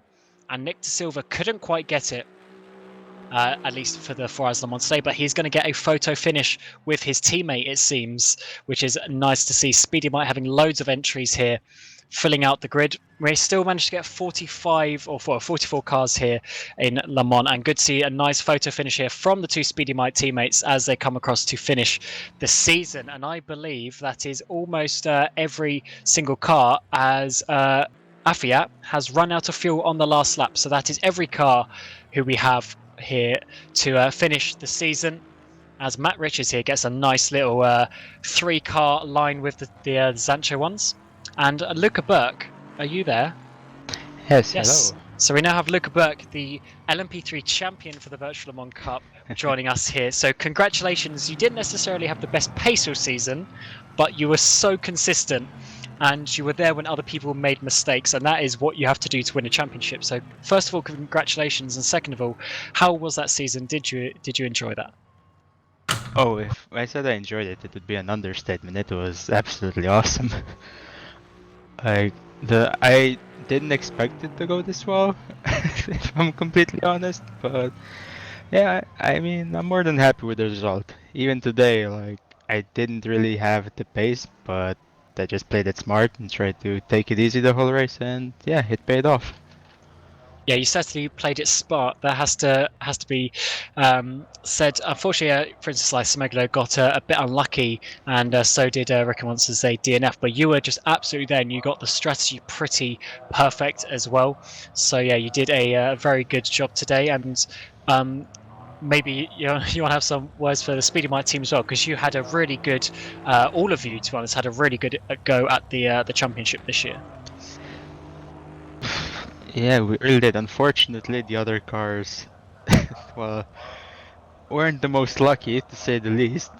The bad luck struck quite often. But when it comes to pace, we were really strong, and I have to thank the team for just working on setups and, well, helping each other out so much. We couldn't have done it if it wasn't for all of us. And yeah, I hope that we get a similar season of this again, since VLMC is ending, I think, if I remember correctly. So, and hopefully come back like strong, all of us, not just a 1-car army. And you obviously won the €200, which is a very nice sum of money to get. But also, what are you going to do with the entry for Le Mans? I'm not sure. Are you in a car? Are you going to be looking at that, or is that something to discuss with your team manager later? I'm already with a car, so assuming it'll just go to the next best result. Because I don't plan to run P2 in Le Mans, so yeah, I'll stick with the GTE. All right, congratulations, and hope you enjoy the feeling of winning the first season of the Virtual Le Mans Cup in the LMP3 category. So well done to you. Oh, I will. Thank you. And we now have the winner of the GT3 category. We've got Lorenzo Arisi here, the number 87 Waveframe esports entry in the GT3. So Lorenzo, good job again today. 6 wins you got in the whole season as well. So really good job overall. So just tell us how that race went, because it looked for a moment that the Zancho car might challenge you, but in the end you managed to win by quite a distance. Yeah, thanks, guys. It's been a very good race today. Dancho had done some weird strategies by a bit not on par with myself. They did one stint, then 2 stints with the same tires, and then 2 stints with the same tires. So it was quite difficult to overcome them today. There were some also the speedy mic McLaren was really fast today, and yeah, I'm so happy. Pretty much perfect championship. Just that race at Imola in which I I encountered a track bug that pretty much ended my race. I was lucky to continue, and yeah, for the rest it has been pretty much perfect.